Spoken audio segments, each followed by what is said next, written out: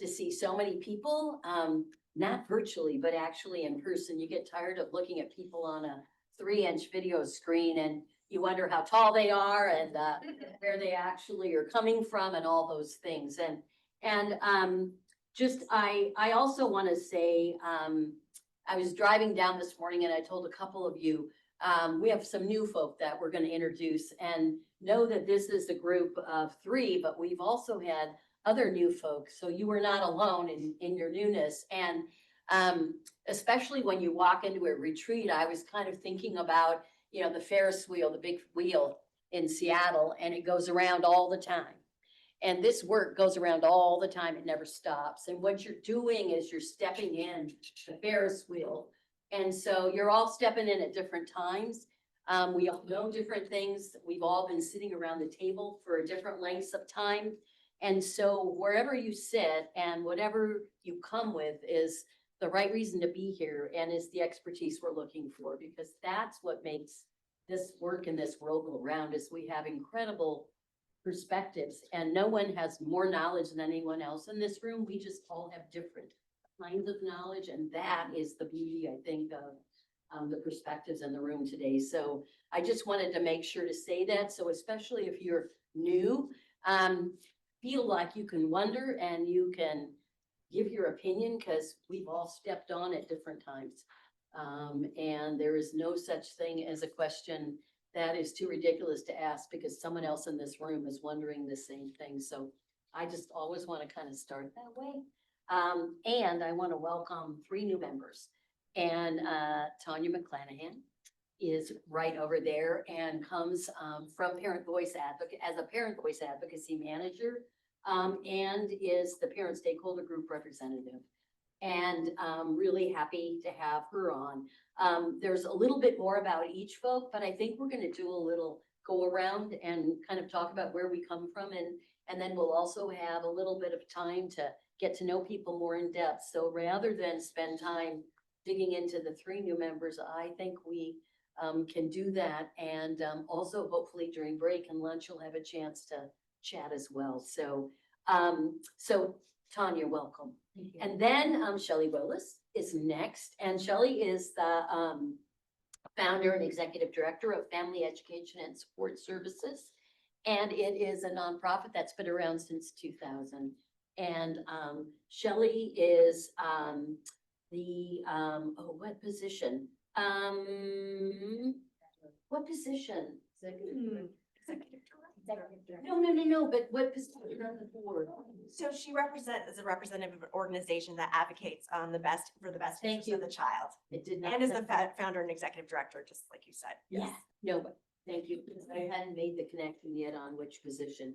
So thank you. And then Stacy, hi Stacy Williams. And Stacy is a guardian ad litem or GAL in Cowlitz County and Clark County, for Cowlitz and Clark County advocates, and is a member of the local Indian Welfare Advisory Committee. And she is here as a member of tribal representation from the west side. West Side. Okay. Right. And I just really want to welcome you all. And again, we'll have a chance to get to know everybody a little bit more in smaller groups. The other thing I wanted to mention was there is the Open Public Meetings Act. So the meeting is being recorded and live streamed. But because this is a special meeting and not a regular meeting of the Oversight Board, we will not have public comment, but we do look forward to public comment at our next regularly scheduled meeting, which is the November board meeting. So this is a retreat setting. So our goal is to have deep conversation together, and then in our regular meetings is when we do the public comment. So with that, Dr. Levy. So welcome, everyone. It's very exciting to see the board expanding and including so many different faces and new perspectives. I think that gives us added strength and depth, which is, certainly exciting to me. We went through the era where we really had a hard time expanding the board, and it's just lovely to see it now coming to fruition.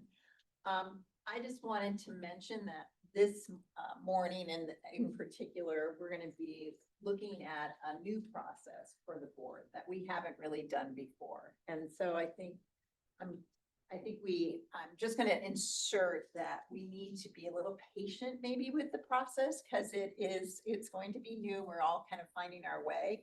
And it could be definitely a little bit messy, but we also would like to know how that process itself is resonating with you, not just the outcome. So looking forward to hearing lots of input, lots of thoughts and of where we're heading. But I'm pretty excited that this gets us in a slightly different direction than we've taken before. Back to you, co-chair. Yeah, well, and I think, I think there were three kind of goals we kind of came up with that we would, what success might look like as we walked out today. And one is kind of agreement with how we're moving forward on the annual report. And you all have gotten some information, and we'll be chatting about that. A deeper understanding of kind of this concept of what 2.0, that work we've been doing about what does our new iteration or what does the new work of the board look like and how we work together. And then also around how we move forward in a relational way with DCYF. And how is it that we move in on behalf of the kids and families of our state and move together in partnership and with accountability to make sure that folks are getting what they need and how they need it. And so the hope is, and we can touch base and check in at the end, whether in fact we've gotten there, and we may not get all the way. I think that's the other thing. You can always expect unexpected. So anyway, with that, are we ready to do your Gonna thing? do the roll call. There we go. And before I do the roll call, I'm gonna start us off with the land acknowledgements. We may have a slide, but if we don't, I'm happy to read it. So I just want to share that land acknowledgements are a way to raise awareness, express gratitude, and foster relationships, and really understand each other's place in history. So for this, I just want to say I acknowledge that we are on unceded Indigenous land, the traditional territory of the Cayuse, Umatilla, Walla Walla, Cowlitz, and Nisqually and Squaxin peoples. So I just wanted to start that way. And again, really welcome everyone here. And without further ado, I am going to start roll call. So the first member is Judge Sharonda Amanilo. Present. Good morning. Good morning. Anna Armstrong. Present. Good morning. Steve Berquist will be joining us a little bit later virtually. Katie Byron.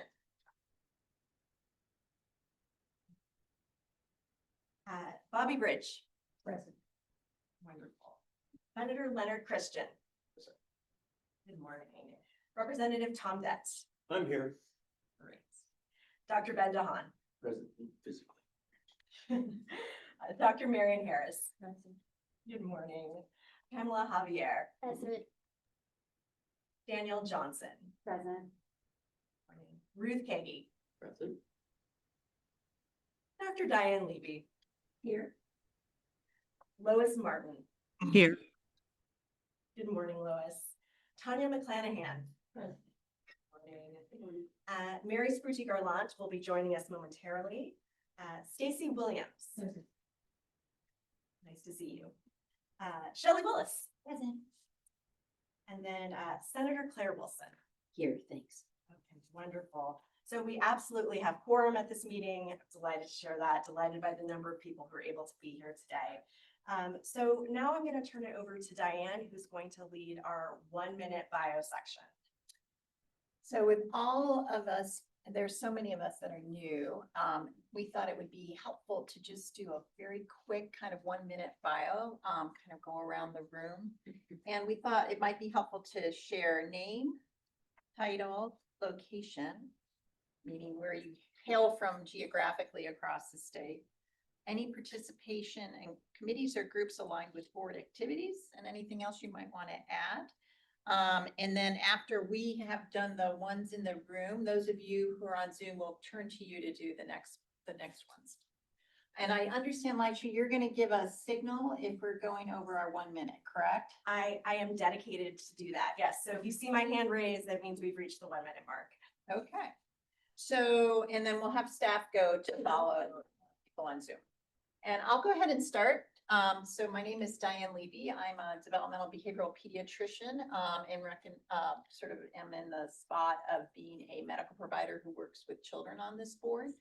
I am currently in practice at the Children's Village in Yakima, Washington. I live in a little tiny town south of Yakima called Granger, outside of Granger. And have been involved with the board since probably 1 year after it's starting. I was asked to join after they made a change in the statute that included a medical provider. And I come with a fair amount of experience with working with foster kids and families. I've also been a consultant for QC and for the FCAT program, as well as some early learning. I've worked with Washington chapter in early childhood and also the SICC, which is an advisory group for early intervention ESIT programs. So and I made it under a minute. Okay, so let's go in this direction. Sure. I'm Judge Sharonda Mamilo. I'm currently serving on the bench since 2020 in Thurston County Superior Court. Prior to that election in 2020, I was 18 years as a child welfare attorney representing parents. I left representing parents to actually go and represent children with the contract with the Office of Civil Legal Aid just prior to becoming getting on the bench. I serve on other statewide committees. I'm on the Sentencing Guidelines Commission. I'm also with the AOC's Family and Wellbeing Commission. And depending on what we need to be working on, it changes from either focus on shelter care or foster youth aging out and trying to address homelessness.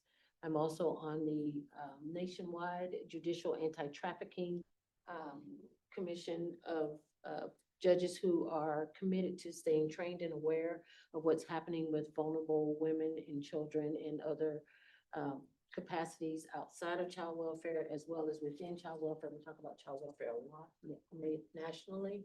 And I'm also on the Alternatives to Incarceration Task Force from the Board of Judicial Administration. That's related because we have a lot of parents who end up in jail and who would benefit from therapeutic interventions versus just sitting in a system that may not be able to meet their needs. And it may not be there may not be a nexus between their parenting and their No, please Okay. finish your sentence. so that's what I'm busy, but it's all related and it all informs my work. So I'm very grateful to be on this board. It is like a feather in my cap. So thank you for having me. Thank you. Okay, I'm Bobby Bridge, and my current title is retired. I have spent 14 years as a practicing attorney with the law firm of Garvey, Schubert, and Bearer, and then I was 10 years on the King County Superior Court, 8 years on the Washington State Supreme Court, and then for 11 years, proudly served as the president and CEO of the Center for Children and Youth Justice, which is a nonprofit which I, together with some of my best friends, formed to better the outcomes for kids in both the juvenile justice and child welfare systems by changing those systems. And that still goes on. I'm proud to say it's coming up on its 20th year in January, so it's very, very fun. I live in Seattle, Washington, where I was born and raised. And of the committees and things that I'm involved in that I could think of in the past 30 seconds, King County Sexual Assault Resource Center, the National Council of Juvenile and Family Court Judges, the Multi-Care Behavioral Health Champions. We used to be a board and now we're referred to as a task force. Behavioral Health Catalyst, which is relatively new to me, but it's a group of philanthropists who come together to learn about where the needs are and to try to get ideas from one another about what would be good investments in the child welfare arena particularly, but primarily related to behavioral health. And youth care, where I served for 23 years on their board, which is a service provider for homeless youth and in Seattle. I'm on their old guard, which I just love because we get to look at almost everything and make things better. Great, thank you so much, Bobby. Don't look at her, you won't. So I'm Danielle Johnson. I am the case caring representative. I work for DCYF as missing from care locator in Region 14. Wrapped into that is the commercial sexual exploitation of children. So I have been working in child welfare, or the sphere of child welfare, for 13 years, 7 of which has been with the department. Did 4 years as adoptions, 3 years as missing from care. But I've helped out with FES, FRS, CPS, CFWS, and I did case carry for extended foster care as well. I'm one of the consultants for the King County Multidisciplinary Commercial Sexual Exploitation of Children Task Force. That's a mouthful. And then I have various committees that I'm on as a DCYF employee. And then I'm also active in my union. So I'm on the executive board and have been for about 2 years now. And I am also part of the DCYF policy committee. I'm Marion Harris. I live in Pierce County in University Place. In terms of boards and committees, I've actually cut back. This month, I resigned from 2 boards and 2 committees. I am officially retired as a professor. Work for myself, actually, doing expert witness testimony in child welfare cases. What else can I tell you about myself? I write. I'm in the midst of writing my 6th and 7th book. The 6th book is on children's rights and protections, and I'm doing the 2nd edition of my book on racial disproportionality in child welfare. And so cutting back on committee work, I had to do it because I'm doing my own research for my book. Bravo. Marion, you don't sound retired to me.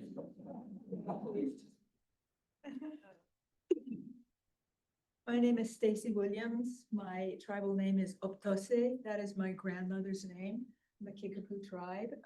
I found that tribe because I was adopted out of my tribe. I found that tribe when I was 25 years old. My biological brother was, he worked here in Washington State in the social service department. He's passed since then. And so I walk in his path and his footsteps to do this with all of you. He also formed the National Indian Child Welfare Association with another partner of his, which is pretty cool that he's watching this, I'm sure. Anyway, I live in Vancouver. I'm part of the Guardian Ad Litem group in Vancouver. I represent and I advocate for Native foster children and families in Vancouver. I'm also a local Indian Child Welfare Advisory Council member in Vancouver, but I also support Region 6, 4, and 3 via Zoom, as you know, around the state, and wherever else they need help, I do that. I have half an acre in Vancouver. I have chickens and ducks and beehives, which keeps me really grounded. I also do medicine ways, and I have herbal gardens, and I do lots of ceremonies, healing ceremonies, both for children as well as families, to help support an understanding of my way and for their own traditions. I approach all of my work that way. I've been doing this for 25 years. Anyway, that's who I am. So I hope. Hi, everyone. I'm Pamela. I am the youth representative who's had experience in the child welfare system. I would say I'm a free agent with DCYF, so I partner with projects with them. The most recent ones that I had the wonderful opportunity to be a part of was the negotiated rulemaking meetings for both group home care and foster care. I was so happy to be the youth representative for that, so it was fun to be a part of that. Let's see what else I do. Oh, I do partner with like nonprofits. I don't know if you guys know Samuel Martin and his consulting firm, but we do national and international presentations together, which is really fun. Our recent presentation was about power sharing. And I also, what else did I do? Oh, I got to moderate a panel out in, was it May for Passport to Careers. And I have a panel tomorrow, but so a lot of the work that I do at these panels is talk about my experience as a lived expert and ways we can all come together. But yeah, thank you all. And P.S. you're going to school and you have 3 children. I do, yes. Just thought I'd throw that. in. Don't take it with you. Follow. Thank you. Shelley Willits, Executive Director of Family Education Support Services, or FES. We have 3 family resource centers in Thurston, Mason, and Lewis County. We served 28,000 families last year through a wide variety of evidence-based strategies that include parenting classes, home visitation, case management, and basic needs support. So whatever we can do to help adults influence healthy child development. I'm also adjunct professor at 3 different community colleges and teach early childhood and psychology. And let's see, location is here, Thurston, Lewis, and Mason. Welcome to our beautiful fall foliage. And I participate on the Kinship Oversight Committee as well as our Fatherhood Council. I'm a proud Rotarian and current president of Zonta Club of Olympia, where we advocate for women's rights. And probably my greatest honor to date has been to receive the Peacekeeper Award from our Dispute Resolution Center alongside Justice Mary Fair. So was honored to have her as a producer. Congratulations. Yeah. Well, good morning, everyone, and welcome to all the new members. We're really glad to see you here today. My name is Tom Dent, and I serve as the state representative for the 13th Legislative District in Eastern Washington, comprised of Kittitas County, Grant County, and part of Douglas and Adams County. And I'm also on the Early Learning and Human Services Committee in the legislature and have been since I was first elected in 2015. And you know, I have a passion for our kids. That's why I'm on it. Why I wanted to do this and why I worked with Ruth to create the DCYF so hard. I mean, we put a lot into it because I believe our foster kids, all of our kids are our future. They are our future. Our foster kids have had kind of a rough start in life, and if we can pick up some pieces and give them a start that they maybe wouldn't get, I think that's important. I think early learning is a really important program that we provide for our children. And I think it's, I can think back when I was a child, that, you know, we didn't have early learning that was maybe structured as well as it is today, but it was important in my life because there were people there teaching me things all the time. And the question of why, which every 2 and 3 and 4-year-old uses all the time, was always answered. And I think that's important that we do that and let people learn that they're sponges. So anyway, I am very passionate about our kids, passionate about this board, and I'm passionate that the DCYF is a success for the long term. So anyway, again, thank you, and welcome again to everybody that's new. Appreciate that. And I think this is about as full as we've ever had the board. So. All right. So I'm Senator Leonard Christian from the fabulous 4th District, which I know every one of you know exactly where that is, right? Now, it's Spokane Valley, Liberty Lake. So basically, my district touches Idaho. And so became a senator this year, moved up from the House of Representatives to become a senator. And as such, they asked me to be ranking member on the Human Services Committee. And so I get the pleasure of sitting next to Claire Wilson on the committee. And so when the opportunity came up for with Senator Warnick stepping down to fill this board, it was just kind of a natural thing to do. Just to be straight out, it was not a passion project of mine in any way, shape, or form, mainly because I lived this as a child in and out of foster care, in and out of homelessness. And so it's not something I wanted to have to deal with. But guess what? God had other plans, and here I am today. So with that lived experience, I feel like I'm doing a pretty reasonable job of advocating. And I think my biggest focus on the moment would be, how do we get infant child deaths down across our state, because it's completely unacceptable. And I believe we can certainly do something more to prevent that. And I would like to see us maybe address that today in our draft, because it doesn't speak at all of infant mortality whatsoever. So. Morning, everybody. I'm Ben DeHaan. I'm one of the original board members, and I was involved in the earlier Blue Ribbon Commission and the work that led up to the creation of DCYF. I'm currently an associate dean at the School of Social Work, UW Seattle, but I've kind of had a checkered past. When you think about it, I'm sort of equally divided between leading 2 state agencies. I spent 18 years in a public child welfare agency, started as a child protection worker, and then worked in private philanthropy for many, many years. And I've had a few academic appointments along the way. So I really haven't figured out exactly what I want to do when I grow up. So it's sort of a mishmash of things. My work at the university now is, I'm responsible for a number of centers and programs, suicide prevention issues, behavioral health training for conditional scholarships funded by Balmers. So, and I do most of the school's public policy work related to, spend a lot of time in the legislature with my good friend Lori Lippold, who works with me at the university. So, and by the way, is there anybody in here who doesn't know Lori? I don't think I've ever been in a group where people were very, very familiar with her work, and she's just been hugely influential at the school as well. So I look forward to working with all the new board members. This is an exciting time.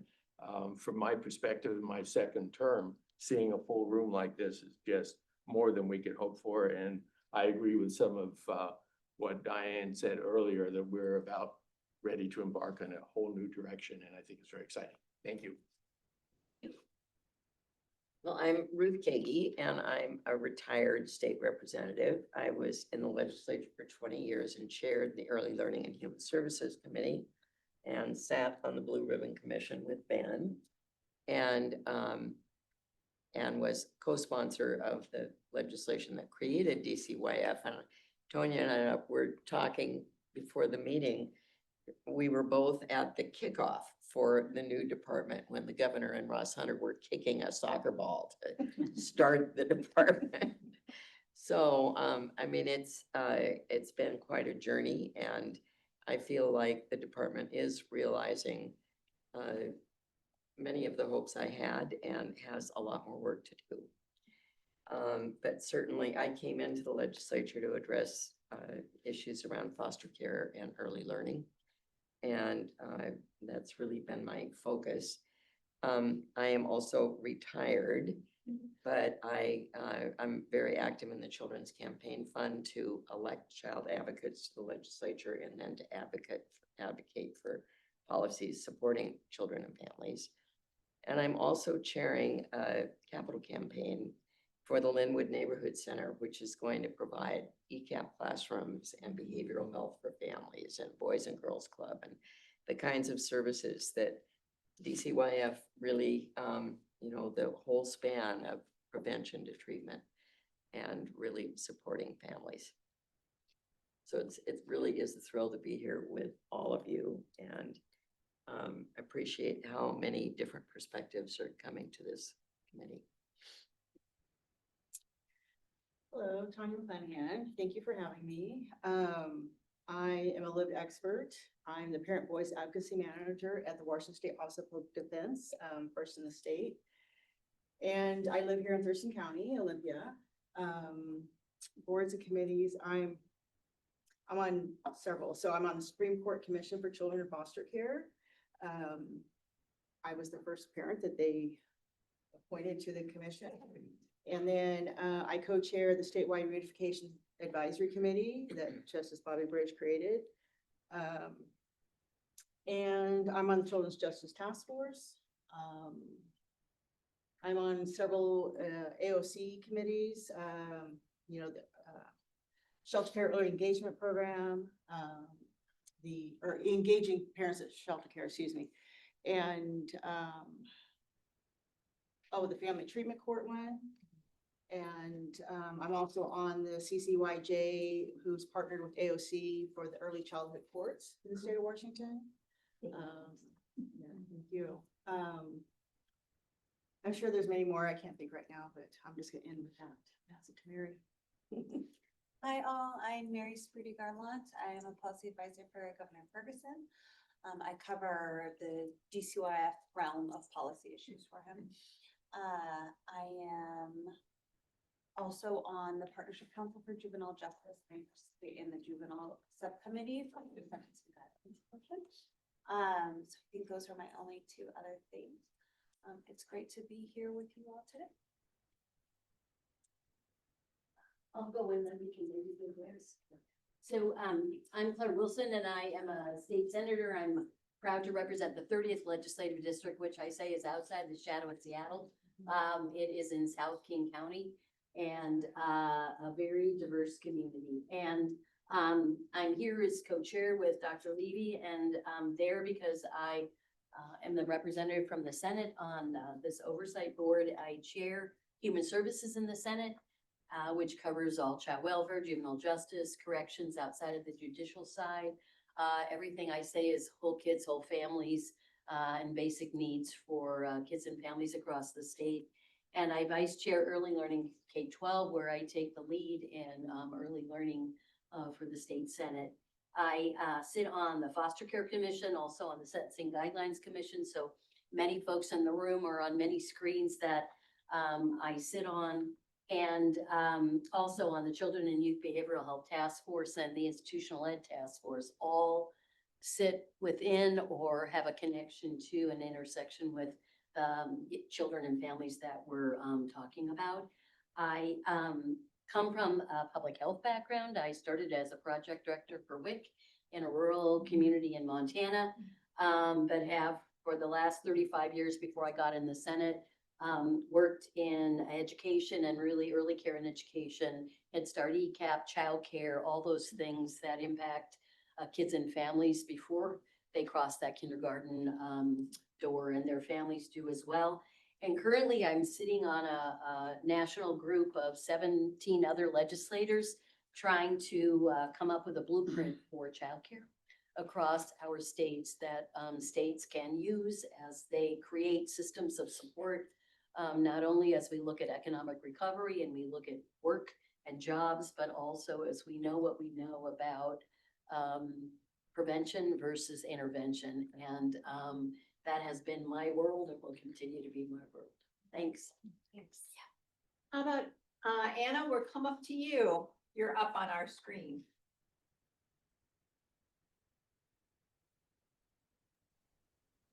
Just trying to unmute myself. Hi, good morning. My name is Anna Armstrong. I am a Kalispel tribal member. I currently work as the director of education for my tribe, and the Kalispel tribe is in northeastern Washington, in the very tip-top corner, Ponderay County, the poorest county in the state. If everyone's talking boards, I currently serve as the on the Cusick School Board, which is our local school district, Washington State Indian Education Association, Washington State Native American Education Advisory Committee through OSPI, the Office of Native Education. I'm also on our Tribal CASA Advisory Board, our Tribal Justice Advisory Board, and I also sit on as a tribal advisory board member for Eastern Washington University, WSU, University of Idaho, and the community colleges of Spokane, as well as serving on the Washington Technical and Community Colleges Advisory Board. And that is also in a tribal capacity. I look forward to the work. I know I'm an educator among all these workers, but I hope that I can bring to, the group the tribal perspective as well as the education perspective. And I look forward to today in this retreat. I really wish I could be there. And just, if you can see by the list of my, by my boards, I needed just to stay home today. So it's good to see all of you, and I'm really glad that I finally got to get on Zoom because I've never called into a meeting in forever, and I like being on Zoom much better. Thank you. And we enjoy seeing you, so thank you for being here today on Zoom. Lois. Good morning. My name is Lois Martin. I'm the Director of Community Day Center for Children. Our school was founded in 1963 in Seattle Central District. Let's see, along with my work in early learning, I'm active in several community coalitions focused on anti-displacement and tree protection. I believe that housing stability and healthy environments are directly tied to the stability of children and families. I also serve on the Early Learning Advisory Council, the Workforce Compensation Technical Work Group, and other committees that focus on early learning workplace issues. I worked with Representative Dent and other legislators to help pass HB 2556 and HB 1648. Both ensuring that early educators' years of service in the field are honored in policy and practice. So if I were to say my perspective comes from running, a longstanding community-based program and advocating for policies that truly reflect the realities of children, families, and the educators who serve them. Thank you. Lois. Okay, we've got our staff. How about you, Laisha? Yeah, so good morning, everyone. Again, Laisha Marcinician, Executive Director of the DCYF Oversight Board. Staff talked before this, and we're going to just do brief introductions at this point, but you'll be hearing lots about me as we continue through the day, and I'll turn it over to Catherine. Hi, everyone. I'm Catherine Roller-White. I'm not on staff. I helped to write the report this year and a little bit last year. I have a background in child welfare. I worked at Casey Family Programs for many years.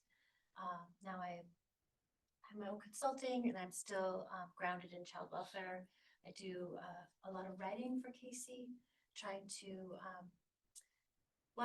we write briefs that try to address topics of relevance to policymakers. And really one of the things I love most about it is lifting up the voices of people with lived experience. That's something that's a big focus. I'm also an evaluation coach for CPCAP grantees. That's how I got to meet Shelley. And lots of things here and there. And I'm based in Seattle. Hi, I'm Nicholas Colvin, Administrative Coordinator. I'm very sorry I didn't get to properly greet anyone upon arrival today. I was hacking it out over here. I look forward to meeting some folks later today during lunch and fun. Well, thank you so much, Nicholas.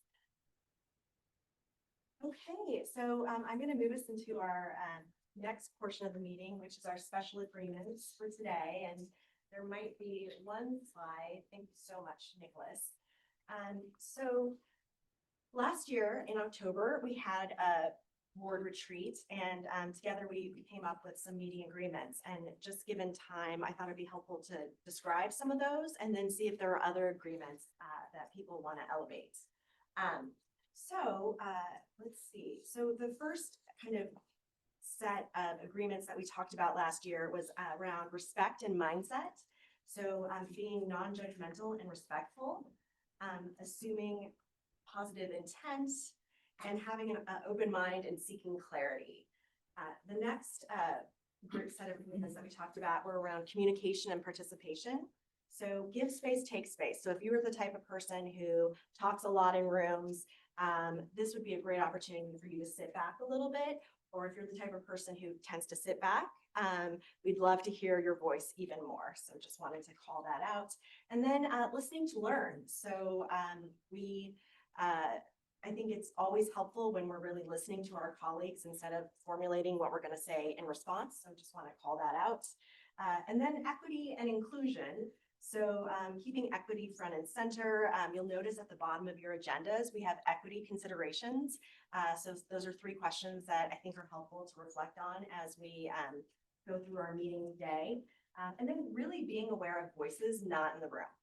And we've already had some acknowledgements of that as well. And the last section was really around action and accountability. So in thinking about action, I'm hopeful that we can leave here today with some concrete steps, and just would encourage everyone to lean into discomfort. So I just gave you a very long list, and we do have a couple minutes here despite what's on the clock. So what are some other agreements that people would like to elevate? And I can get them down on the whiteboard.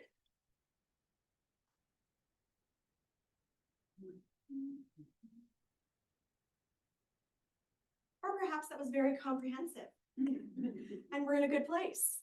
I'll just pause for a moment. Okay, wonderful. And then if we could just move to the next slide, I just want to quickly highlight the meeting objectives for today. And these are also at the top of your agenda, but I think it's always nice to kind of ground us. So one of our meeting objectives is to affirm the board's vision for impact as a group, review and decide on the Oversight 2.0 proposal. And then a third objective is to discuss suggested board priorities for 2026. Just wanted to mention that. And then with respect to some housekeeping, I want to point out where the restrooms are to completely switch gears. So I believe you exit through this door, and Catherine, you might. Or you don't want to go to the elevators, but just that way. Yeah, stop. If you've gone to the elevators, you've gone too far, turn around, and it's just a little corridor. So great. Thanks, everyone. And I think Claire, Senator Wilson. Right. Yeah. That's my name. My name is Claire. That's good. We're gonna do an icebreaker, and you might go, oh my God, please don't make me do this. So we're gonna make you do this. But hopefully it'll be painless, not painful. It's always nice to have a conversation, and what I loved this morning was people were doing that. Sometimes you walk in a room, right, and people just sit down and say nothing, and this group did not do that, which was hopefully nice for new folks walking in. But what we wanted to do was on the back last page of your agenda, there is a little box that has folks divided into groups of 3. And so what we want you to do is find your group of 3. And I'm going to turn the timer on for 2 minutes. And the goal is that one at a time, you talk for 2 minutes. What's on your mind? Anything. You could talk about yourself. You could talk a little bit about what you weren't able to finish in your 1 minute. But the goal is not to have people stop you and ask questions. The goal is to have you share something that's comfortable for you to share, whatever, and have people listen. And it's just a practice on both sides. And it's just an opportunity to kind of start getting to know each other in a less than a professional way around a table. And so what I'm going to do is I will be a timekeeper, and I'll keep time. And I will say go, and the first person who's so brave can start. Then I'll tell you when time's up, and then we'll switch to the next person. But again, it's not about stopping somebody and having conversation. It's about just listening. And if you are one that doesn't think you can fill 2 minutes up, trust me, you can. Thanks for taking part in that. And it didn't look like people had too much trouble filling up 2 minutes, and it may give you some things to wonder about over lunch or during a break. And I know I learned some things about Stacy that I might have to follow up on. And I think I'm passing it over to Diane. You are. Thanks. Yeah, I have to say, I was struck with those bios and then this session that it's fun because we keep learning more and more about each other, even those of us who've been on the board for a while. Oh, that's interesting. I didn't know that about that. All right, so now we are at the section that we are calling discuss and confirm the board's vision for impact and oversight board 2.0 proposal. And so I'm gonna, everybody should have a hard copy for those of us who do better with access paper in your folder, which is the final draft. I'm excited to see the word final or draft, because this is after a lot of revision. Our hope is that we're going to discuss this a little bit more. We are going to have kind of not a roll call vote. What do you call it? It actually will. It is a roll call. This one is a roll call vote at the end to see we want to proceed with this. And we want to kind of clarify how we're operating with DCYF around co-identified priority items to achieve shared outcomes. And we are not going to talk about priority items in this section, but we do have a section to follow where we're going to talk about the priority items. So just sort of to set this up for us, this is really to look at this document as a whole. To give you all some, especially you newer members, some background. At the start of this year, we had a subcommittee called the Annual Report Subcommittee that was brought together to look at our current annual report and to decide whether or not there should be any changes in that particular report. And as that subcommittee kind of got working, and they're going to also present a little bit later, I understand, in the agenda, they began to develop kind of a vision, if it would be, about how not just the annual report could morph, but kind of a vision for how the board could be hopefully more effective and more focused. So to channel Ruth Cahey, you know, we are asked to be reporting on, I think it's something like 19 different performance measures. Yes, 18 outcomes and about 34 performance indicators. Yeah. So it's really hard for us to track all of that. It's a lot of work for the group that puts together the annual report. And so the sense was that we're sort of skimming the surface on a lot of things without going into depth on anything in great detail. And sometimes what that looks like is we end up being reactive to what's the latest kind of thing that hits the media. So we wanted to be a little bit, and correct me, those of you who are on the annual report committee, if I'm erring at all in how I'm presenting this, but we wanted to be a little bit more focused and thoughtful in order to boost our effectiveness. So the annual report subcommittee had started with crafting this, this draft. It has now gone through, you guys, everybody at the board level saw it, who was on the board last month for our board meeting. So you have seen this before. It has had a little bit of some changes incorporated into the final draft after the themes emerged from the last meeting. And also we took this to DCYF leadership, specifically Secretary Sen, who also gave us some input that we then incorporated into this. So does that make sense? Is there any questions about where we are to date on where this came from? Okay. So with that as the background, now what we'd like to do is kind of consider this document. And I think it'll help us just to go through the different 4 categories. But remember, this is not a this is the final draft. Yes, we're going to vote on it. Yes. But the process is that this is not in statute right now. So it can potentially be a dynamic document that we can change in the future if things are not necessarily, if we want to change things in the future. So it's not like legislative statute where it is written in, you know, stone, basically. This potentially could be something that we can change if we need to. Did I say that correctly? Absolutely. It's a living document. And once we talk about the priority areas, obviously we will want to be responsive to current issues. The one thing I would add is that with respect to the statute change that is being proposed, it really is focused on restructure the annual report and some general cleanup of the statute. These other areas would not be in statute. Right. Yeah. So just want to clarify. And that was a point that came up to us when we met with DCYF leadership about the draft. Initially, they thought we were planning to change a whole bunch of things. The reality is the main statute change that we're looking at is this number 1. And I don't know if you want to just go to number 1.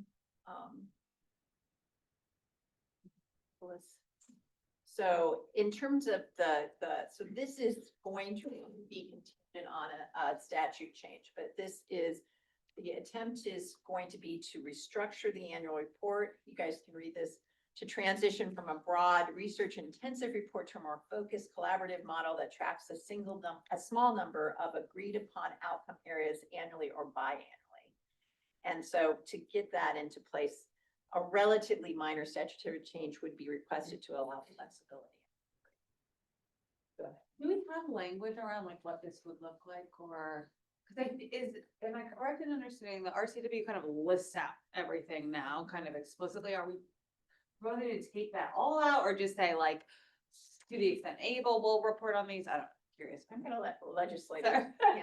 So I know the conversation was, and I don't have a document yet, but working on a draft that actually would, focus and be more in cadence with what the legislative process was. And that when things were duplicative or repetitive, because a lot of those reports are already being reported out. Yeah. That we go through those and you'll see the conversation around later on around kind of where the data is and data that may not be there, how we kind of do this. And I think part of this is we want to do this in a way where we're working together to create our work as a board that is in support again of kids and families, but in partnership with DCYF and the leadership there. So we want it to be a tool, not a task. And it feels like right now, a lot of that reporting is just a task. And I can, I know Catherine's gonna speak to creating the report because you've done it for us for a couple of years, but it's just a lot of things that I think it's an opportunity, especially after 5 years or 6 years now, to do some reflection and decide what will help us move forward. So it is a tool for change, so. Okay, that makes Yeah, is sense. that? Yeah, that's clear. Yeah. Go ahead, Senator Christian. Thank you. Just as a question, so like as a realtor, when we did our advertising, we had to have something called one click away. So if we advertised a house, we had to add one click to our corporate website. And so when it comes to these reports, instead of regurgitating the report, could we have legislative fix that it's one click away to the actual report from whatever organization, to where we're not having to reorganize it or be responsible for that report. But yet in our reporting, we simply have, you can click here and get that report, and we review that each year to make sure the link is still accurate. Yeah, that's more operational than it is, I think, a statute or a statutory nexus, but it's not getting rid of reports. But as legislators, we get them all. We don't get them in a way that then says, here's where you can go back and look at them, which is kind of a repository, if you will, and kind of where can I go to see those things. But those are things we get on a regular basis because they're required to report out to the legislature. But those are some things that we could talk about that don't really, I think, have to do with the actual work of the board, but more about how we manage and how we help board members find the things that they may be looking for, if that makes sense. Because I agree, you sometimes have to dig, especially if you're not sure what you're looking for and where it is. Yeah. Okay, how about Representative Dent? Thank you. You can call me Tom, it's okay. We've known each other a long time. I just wanted to point out that a couple of things. One is in the legislature, they kind of hit on, we get so many reports, it's just unbelievable. So what happens is we don't end up with, and we wanted to get this more short, concise, so people would read them. Okay, and not only just the folks on the board, but if you're outside of it, are watching this and want to know what the oversight board is doing. So we wanted to make that work. The other thing that I wanted to make sure, because I was on the subcommittee, we don't intend to change the basic mission, nor do we want to, of the oversight board. We just wanted to kind of clean it up a little bit so we would have the time to do the things that we should be doing, and writing reports might not be where we best spend our time. So anyway. Yeah. And then as far as language that you mentioned there, we'll have staff, working on this, and that's what I always say is in the house, down on the second floor is where the smart people work, and they're going to write these bills and make them work and make it make sense. So we kind of count on them for language. So. I did have another question. So I did spend all day Saturday carefully reading over all this, everything you sent to me. And the one thing that I quite don't understand is it seems like the board's responsibility is to be reviewing contracts for performance based, but yet been on this board since I think January, and I've yet to see any contracts that we are reviewing. So is that not what our purpose is, and why do we drop the ball? No, that's a great question. We actually have a slide on that. I don't know if we want to do that now or. Sure. So, there is some, or we can, once we get there, I think makes sense, but there is some general cleanup that, that needs to happen to the statute. For example, reviewing of licensure is not something that, we can do, but it is in our statute. So, Contracts. it's not that we're out of compliance, it's just that, we actually we're not able to do that for that particular, piece of the statute. So, there is a proposal to clean it up a little bit. And I can show you, I have a slide up here, but kind of saying, you know, what seems to me, areas that, may no longer be relevant. And so there are two areas that I identified, but I absolutely want to hear from the board, thoughts about that. And sort of the next step, I would just, if I can frame this, so the next step for this part, from what I understand, is this goes to legislatures to craft with their aides the statute changes. And in that would be the final report piece, but also potentially clean up the current statute and eliminate some of the things that we're not doing or can't do. You know, there are pieces in there where we really can't do the licensure piece, for example. So getting rid of some things that are basically irrelevant at this point. So it's more reflective of what we actually do. So you're absolutely right. There's stuff in there that we haven't been doing. Go ahead. And Senator Christian, I'm very familiar with the process of fashioning legislation where everybody has a concern and they all get put into that legislation. And that is kind of what happened with the Oversight Board. There were a lot of different concerns about DSHS and how, and issues we wanted addressed, and performance-based contracts were one of them. There were a whole list of other ones. The Oversight Board actually did look at performance-based contracting, I think the second or third year, to make sure that it was, the department was moving in that direction. But the fact of the matter is we have one staff person, and the number of mandates that were given to the Oversight Board were just not doable. So I think that's part of why we are really looking at this and figuring out how can we be value added, and really focus on some things and work with the department to make sure that we really are providing perspective that will be valuable and terrific. So I guess my being on the time on the board, and I would appreciate that. I've lied. I just don't know what the board does. I mean, I'm here, I come to meetings. I don't know what our ultimate goal is. Why are we, being performed?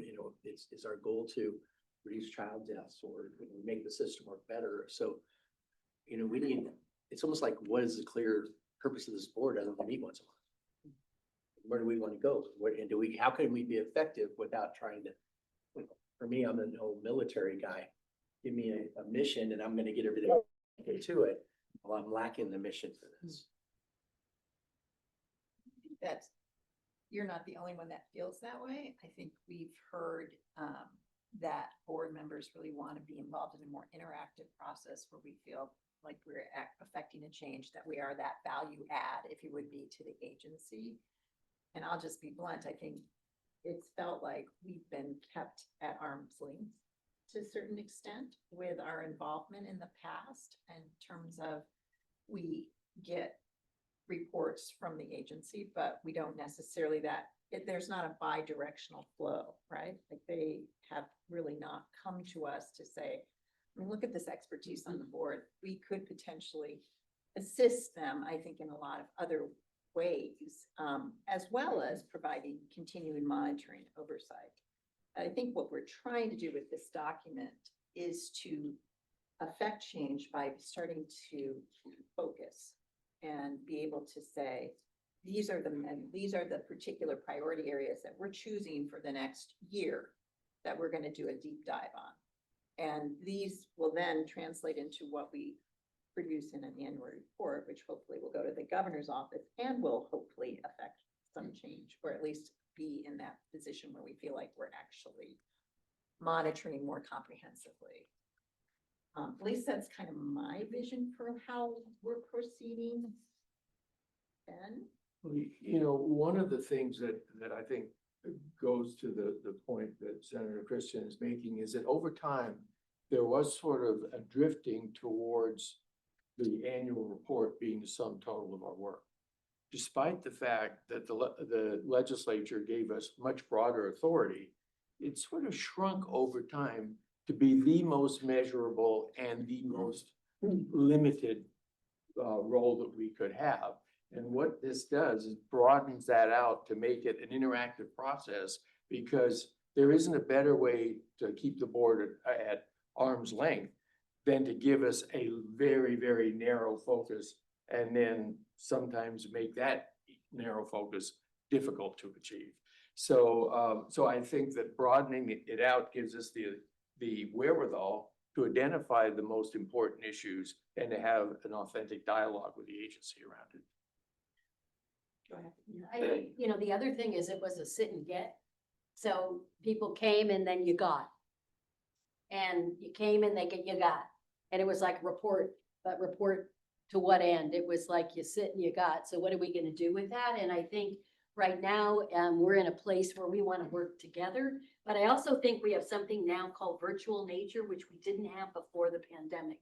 And so the other thing for me is there is a real change in how DCYF has done their work with constituents and with advocates and with supporters across the state because of that virtual nature. And so for me, it's an incredible opportunity for the board to get engaged and involved in what is already going on. And for example, Judge Bridge got engaged in the Sentencing Guidelines Commission Juvenile Rehabilitation Subcommittee because that was a committee operating totally separate from the Oversight Board JR Subcommittee, which was totally separate from all the advocates and the constituents out in the world working on things. So it's like, how do we then, rather than recreate, not only are we asking DCYF to come and to share, but also to use us and use our expertise before it's a problem. But also, how is it that we perhaps engage in our own expertise and are part of the groups that are out working? So we also are hearing from folks. So to me, it's a great opportunity to kind of marry our want to work together and to move a needle, but also to think about how maybe things have changed since the original Oversight Board was created and how we build on that. It was incredibly helpful to have Judge Bridge in the room. Judge Abamilo is on that as well, and to be able to bring that expertise and that information back and then support in any number of different ways the work of DCYF. So I think if it's okay, when we move on to the second part. So this part is probably the most concrete, piece that we have in this. The second part is about what we have termed at this point an annual progress report, which better reflects statutory requirements, legislative intent, and DCYF impact areas. So identifying and tracking high priority matrix and areas of focus that reflect legislative intent, statutory outcomes, and the agency's strategic plan. This particular bullet is what we're going to get into more discussion about next, which is what will these high priority areas actually look like. This is just basically saying that we will identify high priority areas. And at this point, it's looking like maybe on a yearly basis, but that is one of those parts that could change depending on how realistic that is. And that those would be not exclusively what we look at. For example, if we choose something and then something, we get a report about, say JR crowding, for example, we would still maybe hear about that. It might not be the priority that we chose. Okay, does that make sense? Because for me, when I started thinking about these priority areas, I started thinking, well, does that mean we don't look at anything else that DCYF is doing? Because obviously they're doing a lot, and that's not. I don't feel that's the case. We will still be hearing about those other areas. It's just that we will have high priority areas that we will devote our share of a greater share of time to. Does that resonate with people? Does that sound, Ben? It sounds just right to me, but Could you say a couple words about the conversations at DCYF? Because my understanding is that they've been very supportive of this approach, and that makes a world of difference for the board. Yes. Yes. Well, I think it really helps us, honestly, that Secretary Send was part of our board for years before she moved into her position as secretary. Yeah. So she has that sensitivity to what it's like to have been on our board. And now she's also, and we're going to hear from her. So I don't want to totally speak in her stead because she's going to come in and talk to us. But now balancing her role as secretary. When we've had conversations with her and leadership, it's clear that she wants to be in the room to talk about how this relationship is going to develop. So she has not, for example, relegated this to some of her other staff. She is clearly the point person, which to me makes us feel a lot better because we realize that if she's engaging with us, then everybody else is going to follow, right? Because we'll have her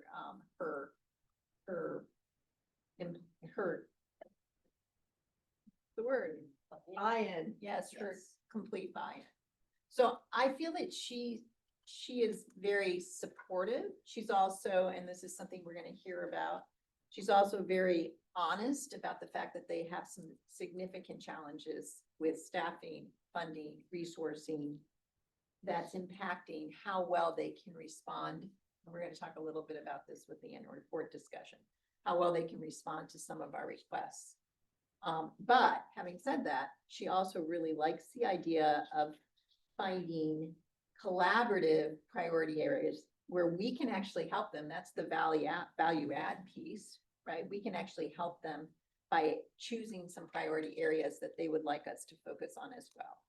Does that mean we're not independent, that we might pick an area that they would maybe prefer us not to focus on? No, but it does mean that she's willing to look at and collaborate with us on choosing at least some of the priority areas. Go ahead, Bobby. Well, I think what you're hearing, and this is my second term here too, and is the tension that resulted between this board and the leadership of DCYF, which was very stressed and strained itself because it's a new department and they were trying to incorporate various divisions in the case of child welfare, the Children's Administration, and then ultimately JR, and all together with early learning. And so that was difficult enough. Then, of course, COVID hit, and that just changed everything. Changed the direction, it changed what people could do. And so we kind of lost our way. But if I had anything to reflect upon what the problem with us trying to define who we are and what we are, is that there was this tension between, the attitude that we were just another advisory committee. And that's not true. We're not a committee and we're not advisory. The legislative words are oversight board. Now, what we probably should have done is to spend, half an hour at trying to decide what oversight meant. But that's for the Supreme Court, right? To figure out, those kinds of words. But the fact of the matter is that we know it's different. And the way it's worked out now with new leadership, et cetera, is to say, okay, how do we make how do we really get to the legislative intent? What the community, what we've been hearing also, we've been hearing frustration from the community who keeps coming and testifying to us, why aren't you, meaning us, doing something about fill in the blank, which either we've never heard about before, or we don't have the authority to do, or we don't have the resources to do. And all of that just has created this kind of mishmash. And what we're trying to do is figure out, okay, what is really our best use? What were we intended to do? And I think at a very minimum, it's got to be that we are treated with a respect, that we do collaborate, and that the department doesn't just come in and report what they're doing or have done, but they come in and talk about what they're planning, and we're part of that planning about priorities, et cetera. I could give an example. For example, we didn't have to start reading in the newspaper about what was going on in Green Hill, and that young people were shunted over to DOC in mass to relieve a terrible situation of overcrowding. They knew they've been overcrowded for like 2 years. They also knew that they did have rehabilitation to 25. They knew it for 5 years, and it's like, where's the plan?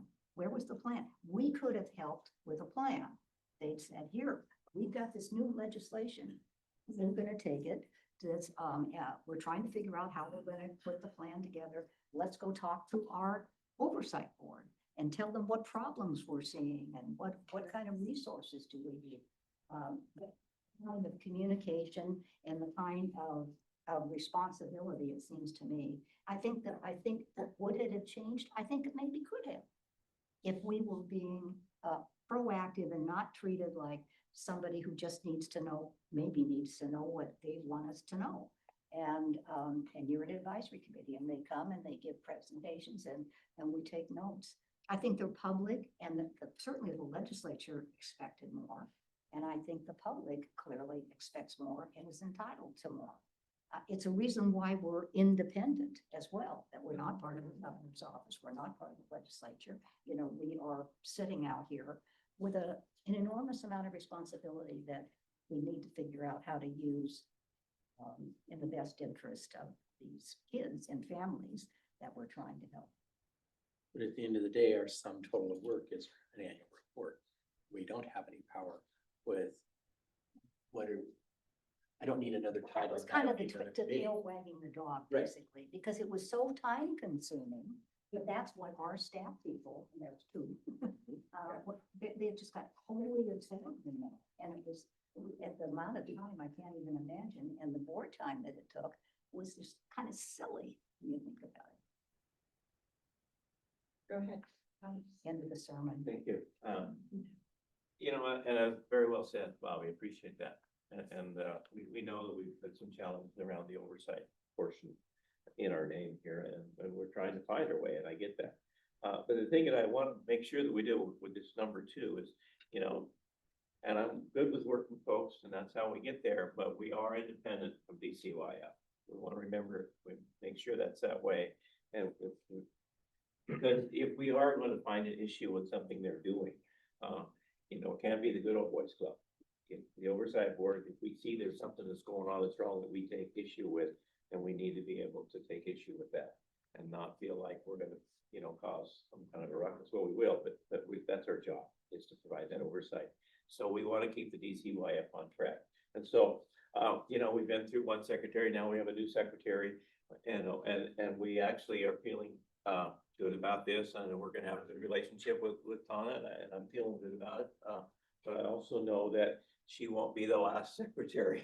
Okay, there will be another one and another one. Okay, and then we want to kind of keep looking towards the future, so the oversight board can provide that oversight. To maybe the next secretary won't like us, right? Maybe they won't want us here, and so we'll be working it. It'll be different. So just kind of keep that in mind for the future. Is what I'd like to make sure we do, so we don't get ourselves in a trap.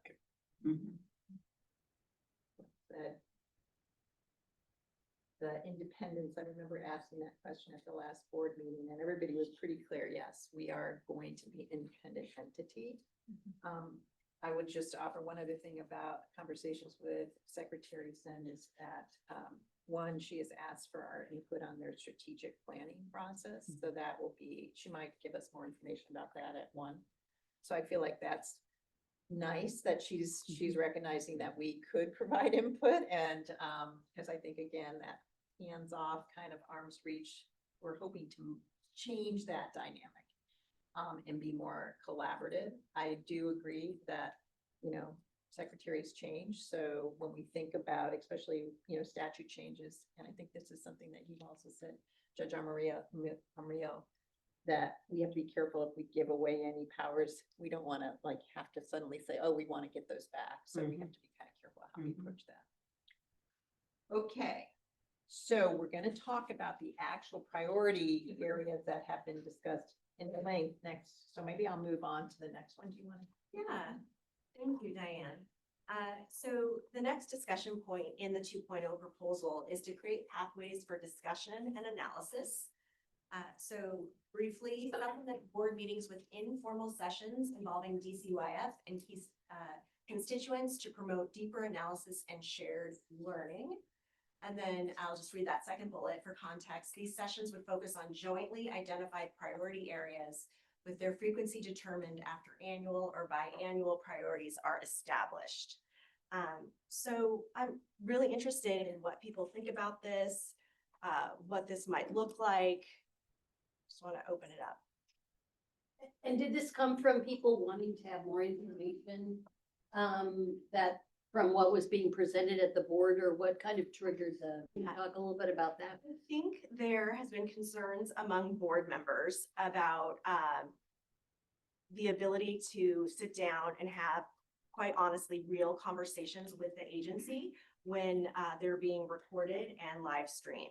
And in some of our subcommittee work, I think we've been able to delve a little bit, for example, the Juvenile Rehabilitation Outcomes Subcommittee, we've been able to delve a little bit deeper with one or two members of DCYF leadership, and then take that to the larger group. So I think with respect to being productive, I think this is one pathway to get us there.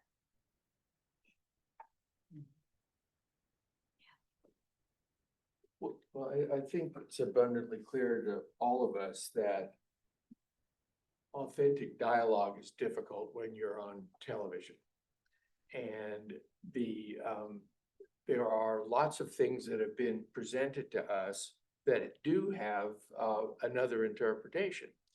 And a joint interpretation between DCYF and us would be the desired outcome, but nobody has the time in a board meeting to go through the data and to express interest in hearing the other side of the story. A great example, I think, Bobby, you gave, and that was Green Hills School. How many times have we heard that 25-year-olds are much more difficult and dangerous to manage than 18-year-olds? That may be true, and it may not be true. And we have disciplinary reports coming out of our ears from the institutions that could be analyzed. That's just one example, but you can't do that on TV in a board meeting. So creating a pathway to have the dialogue about, well, let's look at these disciplinary reports and find out how many of them are actually in the older age range group. That's kind of a nerdy thing. You're not going to do that in full public view, but it could yield information that could be beneficial for our work and theirs. Super helpful. Thank you, Ben. Other thoughts? I have a question, Marcia. Yes. When you mean like supplement board meetings, is that saying like these informal sessions are during like the board meetings, or we're adding more meetings to supplement the informal sessions? So that's a great question of clarification. So what we were thinking was they would not be occurring at board meetings, just given some of the dynamics we just discussed, but would be in addition to. Okay. And would that include every board member that can join, or? I would imagine so. Yeah. I would think we'd be remiss to have limitations on who can participate and who cannot participate. Okay. That's a great question. Yeah. Okay, I'm just kind of looking at some faces, and I think we can transition. To number 4. Nicholas, if you could please advance. Thank you so much. Okay, so pursue philanthropic support for some capacity for the Office of Innovation, Alignment, and Accountability. So that's a large data group at DCYF to support a shared agenda. So specifically, propose philanthropic support for distinct OIAA support of joint oversight efforts and analysis of co-identified priorities. This would enhance public trust and increase the board's effectiveness. The board is currently exploring options for philanthropic support for this proposed objective.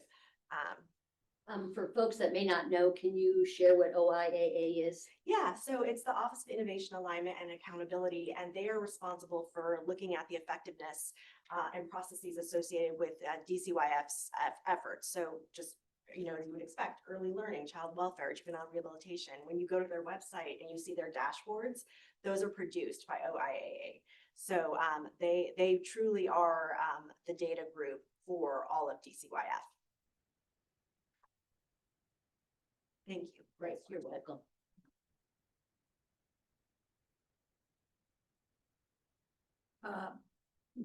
So we've had some discussions with philanthropy to support this. So this is not an extra ask from a financial perspective, but actually this could be that value added, right? Like we can get philanthropic support. We can actually do this even more independently than if we were having to be contingent on funding from DCYF.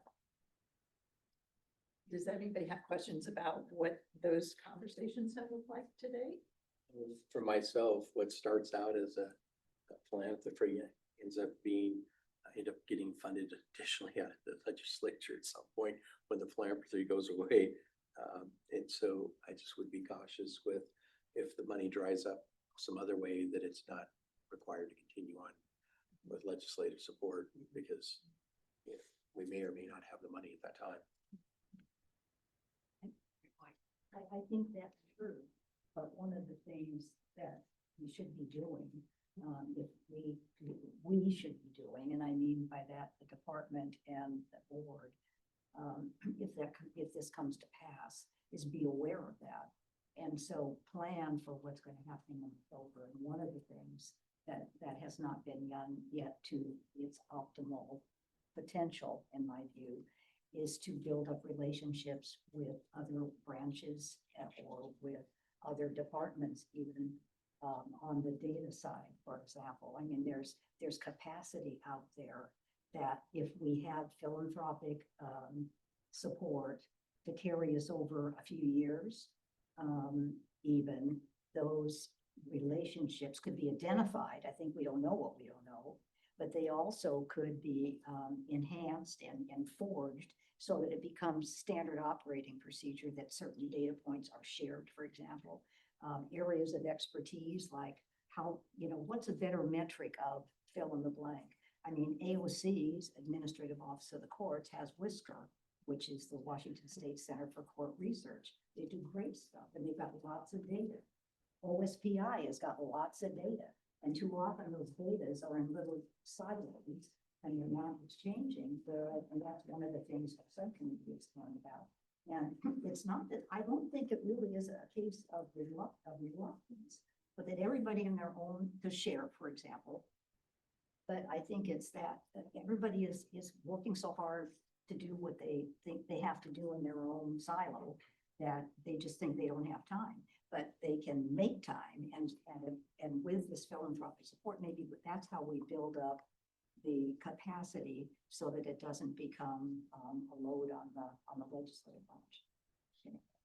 In other words, it wouldn't cost additional monies because the patterns of behavior are established different. And I think that DCYF and we agree that the current data needs one more translational step.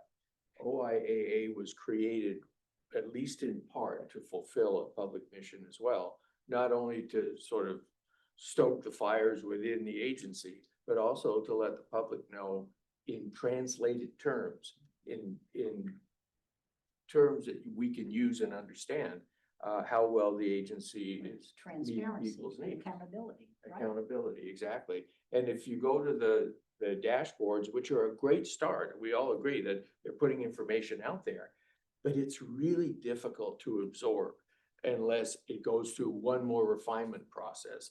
And I think the leadership at DCYF and we agree that if private philanthropy could help us get there, then that refinement process can continue because we've got the data. It's just not very usable in its present form. And I do think that that there's the will to do that across these agencies and departments and branches of government in the case of EOC. Can I ask a clarifying question? I know the data sharing agreement that all went away and stuff like that. Has anything been done to rectify that, to bring this information out of these silos and together in one spot? Cross agency?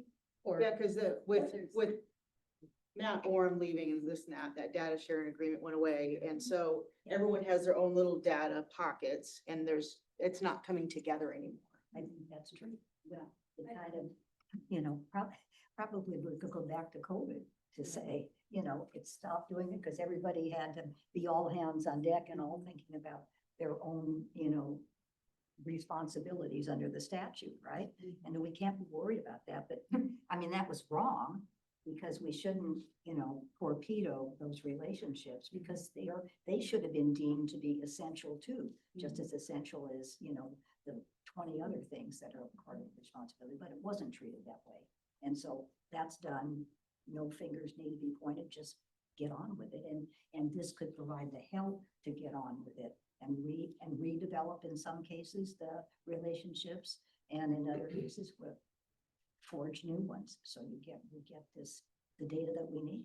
This was supposed to be the secret sauce about this new department, right? Coming out of the commission. This was going to be the secret sauce, which made it just, hum along. And it could be because it is about accountability and it's about transparency. That's what, and it's about, what things that we do are important to us and what isn't. Bobby, can you talk just a little louder? Sorry. I don't know from where, but Okay, okay. but anyway, the bottom line is that this is so important, this OIA. I mean, it's a part of our public responsibility and the department's never going to reach the level of excellence that we want it to on behalf of our kids and families if we don't have this one working along, and it needs outside partnerships to do that. And the limitations to data sharing aren't all financial and workload. There's a huge chunk of politics in that. Right. And it's not technology. It's not technology. It's just the willingness to show people how well you're doing and how well you're not doing. Right. And be willing to live by There's also some sensitivity, I think, because it's very personal information, especially with DCYF systems. Very personal information for people. So I do think, yes, there's a lot of dynamics here, but I do think there is some just wanting to be very cautious with people's data and their information and how that gets used, especially I think in this climate. So I think there's some of that as well. I think all of what has been said is fair, but I think there is some honorable sensitivity and kind of being cautious with data. And I also think our systems don't talk. So we have DSHS that's created theirs. We have DCYF that's created theirs. We have OSPI that's created theirs, right? And there is work going on. WATAC's been involved in that. Senator Benke's been involved in that. The House, we've been in ongoing conversations because it is like a duct taped system, right? And things that should talk don't talk. And so trying to look up and out, but we also want to make sure we do it in a way that makes sense, that doesn't continue the history of just taking care of our own and not looking up and out, which is what you're describing exactly. So, but we still have paper records for corrections. That tells you how far along we are. So for our health records are still paper. So we have a long ways to go in investments that need to be made. Yeah. Additionally, Secretary Sen has mentioned that she is interested in having our assistance with potentially looking at what they are collecting, what data they have collected, and whether that's the best, most purposeful measures that they're looking at and what might be obsolete. So that would be a value add again that we could potentially add to this process. Just one thing that might make people a little more comfortable about this fluidity of moving data from one place to another. Our statute does not permit us to get information that's child specific or family specific. It's all protected under confidentiality rules, and we would never, ever ask for it.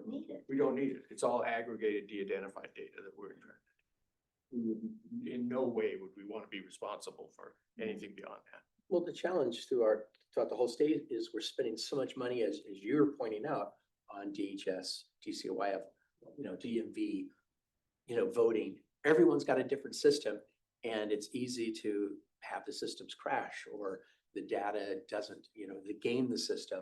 Why is the state not spending, the money that we're spending, all of these different entities, WSP, everything else is asking for money, but at the same time, a lot of them are collecting the same data.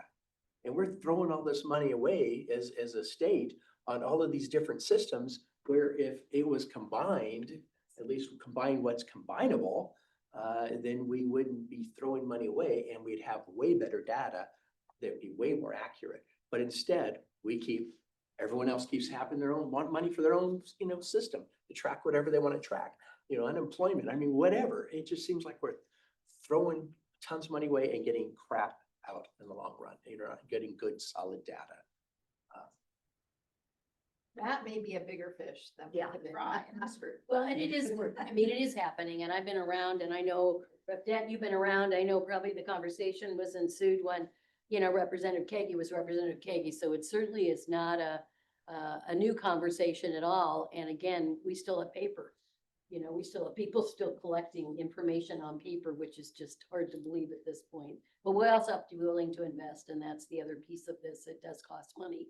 And so, and this is all discretionary, who we're talking about and what we're talking about. So when we're tight, these are the things that are the first to not kind of oftentimes be funded, but these are the things that could save us dollars in the I outset. just have to point out, this building was initially built as a data center building. Yes.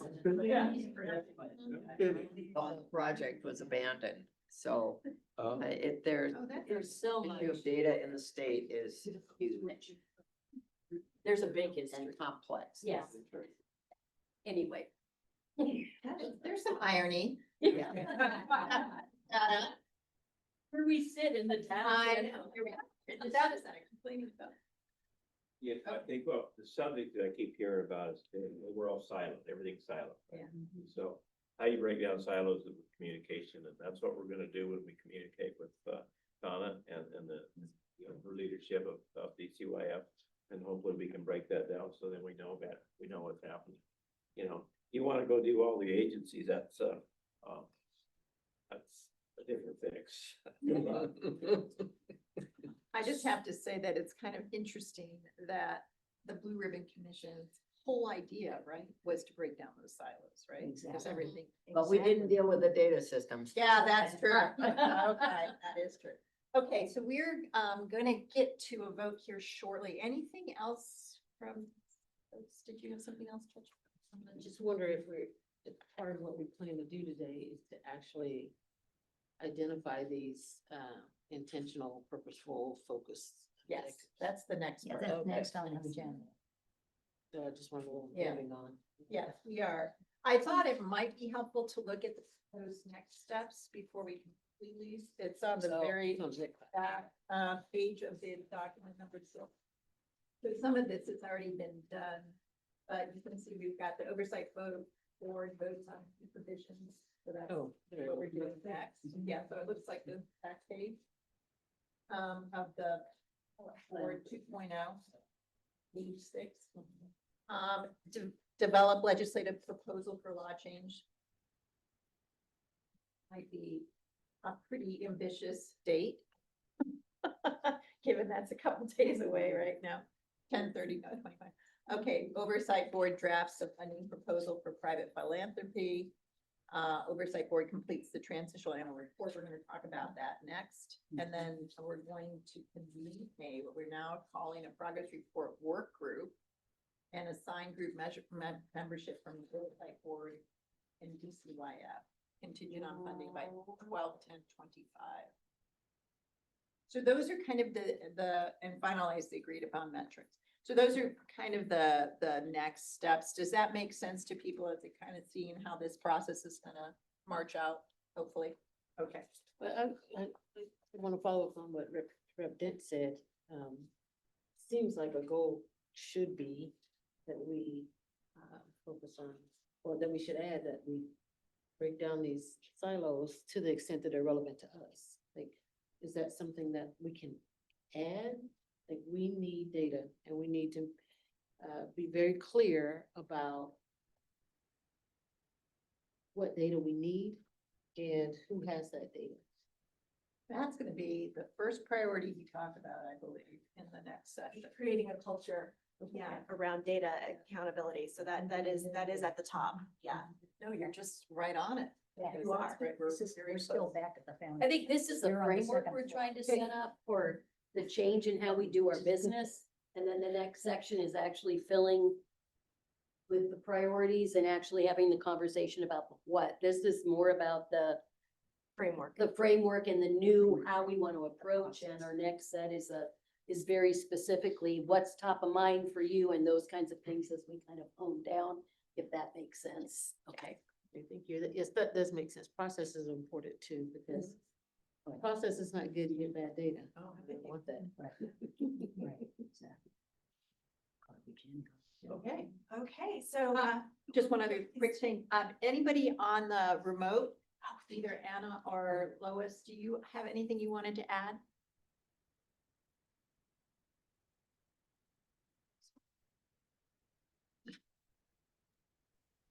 I'm good. I just like listening to this again. I have a million questions, but I'm guessing that it'll come out as we move along. Being on the school board, that oversight is very specific. We have specific tasks that we have to carry out, and I understand that we want to increase our oversight. So I'll chime in as we move along, just the things that I've seen being on a school board. I know that there's a lot of relying on like the superintendent. So we rely a lot on what we're told. So understanding that, I like reports and I understand that we don't need to know who the children are, but we should know maybe areas. Is Spokane struggling with a certain thing? Is Tacoma struggling with another thing? Knowing that stuff is important.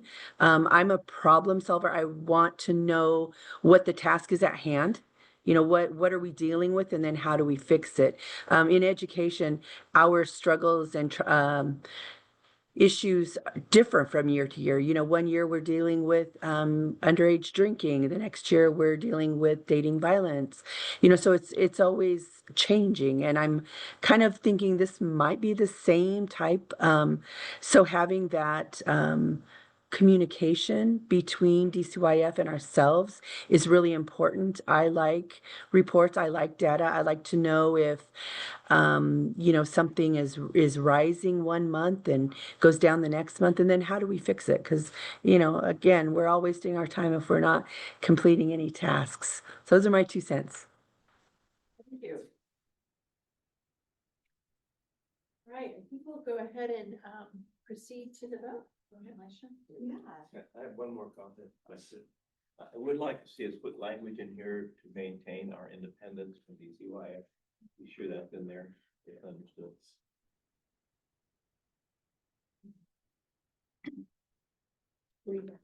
Sorry, Again, were you addressing me? oh, I was talking to everybody. Okay. Yeah, I think we're all in agreement. That's critical, but I really appreciate you calling that out. And what are we looking at for a vote? So I just referenced the bylaws, and this is actually a majority vote. It's not a roll call vote. So I'm gonna set this up. Oh, was that your question? No, my question is, what are we voting on? So we are voting on the structure of 2.0 and how we are going to operate with co-identified priority areas with DCYF. We're also saying we are okay with making a minor change to the annual report in statute so that it no longer says we are required to report on these 18 outcomes. So basically, we will have flexibility around these 18 outcomes. And what we're really voting on is these 4 things on the front page. Is this acceptable way to kind of structure, if you will, the structure, right? Yeah, absolutely. Yeah. Go first. I have a question. Is on the especially with these co-identified priorities, are we gonna have our own set of priorities along with the co-identified priorities? I don't know that that's No. clear to me. I don't think so. For this particular framework, it would be co-identified, but I think what's critical to understand is that the board will always have priorities. And then in order to be relevant, we will identify them together and independently. So these activities are occurring in tandem, if that's helpful. It's an and both. It's an and both, yes. Okay, I don't think, it's just not clear to me from reading the priorities, or reading the structure that because I think that goes to the independence concern. If we don't have clearly identified within the statute, within our authority, identified priorities that we want to pursue along with the co-identified priorities, I don't know what kind of impact that would have on the independence of the board. So Doesn't preclude that. yeah, right? absolutely. Yes, it's just that it's not No, I'm clear to just me that trying it's in there. Well, Yeah. to clarify. Well, No, I just wanna, I guess I just wanna make sure that when we're doing statute, we wanna make sure we don't do procedure and operations inside a statute, because then it has to come back to the legislature in order to make any kind of change at all. So I think what we're trying to do is set a framework up within statute that then both we have co-identified priorities in our work with leadership at DCYF, and we as a board say, these are our emerging issues and things we want to see. So it's an and both, and that part's gonna happen after we kind of say, does this feel like it's a vessel, if you will, that we can do, can kind of, and because that's never been, these 4 steps have never been identified before. Well, If that's the clarity I need. Okay, So, okay. Thank you, Senator No, that's- Wilson. Yeah, no, I Thank mean, you for that's really, keeping asking, it's, yes. yeah, thanks. That's what I needed. Yeah. Thank you. I think we need to state it clearly for the record that because we have a joint agenda with them, it does not preclude our doing other things, because we're not giving away our authority. We're simply stating that we're gonna collaborate in these areas, but that doesn't mean that we have to get DCYF's permission Correct. to do other things. Right, and those areas read as suggested priority areas. Yes, Right, so exactly. you can always. So because we have so many new members and then this, kind of interesting topic here. Perhaps we'd be better if everybody, we took the vote after lunch. And so those that are here might could read through this again and make sure they have it in their mind. Because I don't want anybody to leave here today feeling like we pushed them into something they weren't ready to do. Because we've lost some members on this oversight board because they didn't like what we were doing. I really appreciate that historical context, because I actually did not have that historical context. I do want to share, we do have 3 new members since the September meeting. So that is a point well taken. The rest of the board members have sat with the proposal, which really hasn't changed that much since September. But I do think, with the members that just came on, they could perhaps abstain. I'm just throwing this out to the group. Well, what do people feel? Do people want more time to think? Yeah, I think that's a great question. Thank you. Well, I can say I was going to abstain initially. But I know Elisha and Nicholas asked several times for us to look over this, or at least look over this before coming to this meeting. And so I did read over it several times. But sitting here listening to all this, I feel more comfortable now voting on it after listening to everybody in the conversation. Yeah, I do too. And we did review it a lot of times, believe me. So I have a pretty good understanding of it, even from reading it, and definitely with the conversation. I feel comfortable voting on it. Are there other concerns that people have that they want to express now? Or questions about the document for those who haven't been around it as long as we have? Hearing none. Well, I'm very good with voting on this work, but there's so much more I also want to see happen, and I'm hoping that we'll have opportunity for more discussion for sure. So it's great that we heard from our 3 new members, and it sounds like are there anything else that we want to discuss or concerns we want to elevate? Just want to scan. Okay, so I'll start the vote. So next, I'd like to request that the board consider approval of the 2.0 Oversight Board 2.0 proposal. We have noted a caveat that a joint agenda doesn't preclude our ability to identify our own priorities. So that will be incorporated into the final language. Is there a motion to approve the 2.0 Oversight Board proposal? I'm wondering if we also want to address that question of the type of data that I think was Mary that you raised that issue. That might be a sticking point for other people as well. That Meaning that whatever it's exchange of data disaggregated- takes place Aggregated It's information. aggregated. is all de-identified data, just so it's So it's consistent. very clear, yes.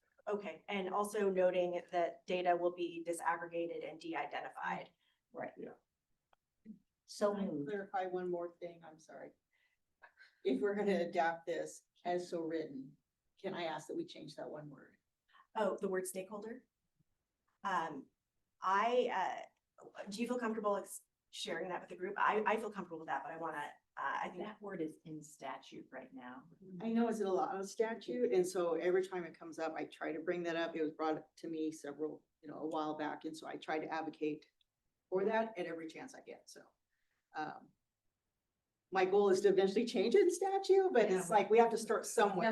Yeah, I will just share with you, I already have that as a change. Okay, thank you. That way, I like to see myself as doesn't change the content or anything, but it does align with our equity work as a state and would like to. And what other language would you like? A constituent or I don't. Yeah, or partners or community or whatever, constituents, I mean, just about anything. But yeah. Thank you for raising Thanks that. for bringing that up. I appreciate it, truly. Okay, I have moved if there's a second. Okay, We still can so, have this conversation. Bob, yes, Bobby has moved. Is there a second? Second. Okay, Dr. Bendahan is second. All in favor, say aye. Well, Now we can. Aye. Aye. Oh, Aye. I'm so I sorry. just wanted to get the motion formal. Oh, yes, thank you, Rep. Dan, for, yes. I'm about 14 months in but I should know this. Thank you. All right, sounds like there's some other. Yes, I had a question about this language, and if this is too much drill down, just let me know. When I think systems, I think in a funnel, so you'll learn that over time, but I think this goes to Anna's point. I liked it, obviously, we have to have de-identified, I think that just makes sense. But disaggregated, would that take away from the ability to know what the needs are in different regions? So the response would be different, and the advice would be different. Just means no individualized. No, I don't think so, because our statute basically says that we don't have access to anything that's covered by confidentiality statutes, which identities of people in the child welfare system aren't covered under that. Right, but I'm just, my question is, de-identified makes sense for those reasons, but would disaggregated take away from what Region 6 might need versus what Region 4 needs? But I don't think so, Just because wanna make sure. what happens is that we would ask the agency to give us the numbers, and they have a code.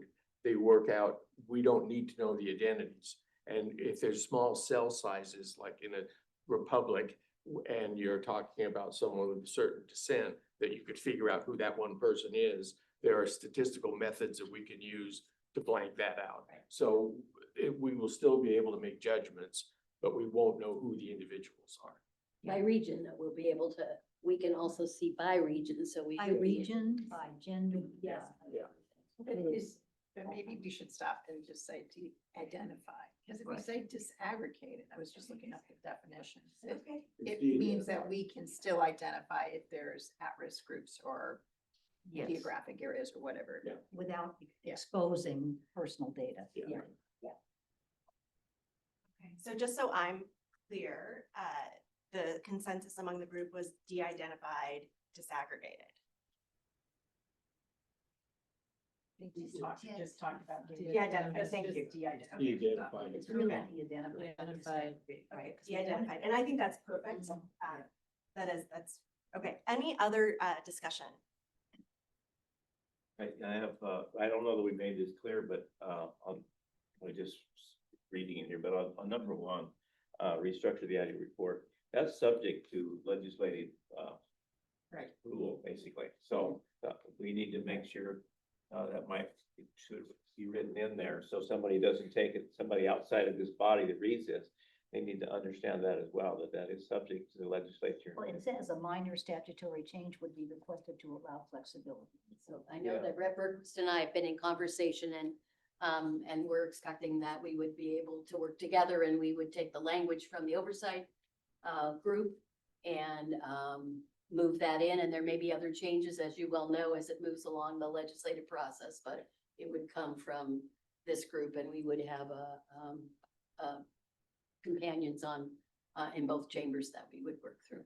Yeah, and I think that second sentence, if I'm getting your concern right, which is that this is a legislative change, it's a requirement, it's not something we can do by ourselves. I think that says.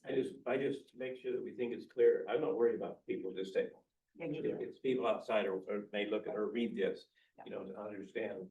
So Elisha doesn't have to feel, Yeah, would be 17 hours requested. of questions, right? I get that. This is a really helpful discussion. What other things do we want to elevate? Okay. So, and again, I should have these procedures down pat, but what, do we do another motion here? And, okay. Okay, but I do want to call out that we will be proceeding with language that is de-identified and not including disaggregated. So with that, let's move to a vote. All in favor, say aye.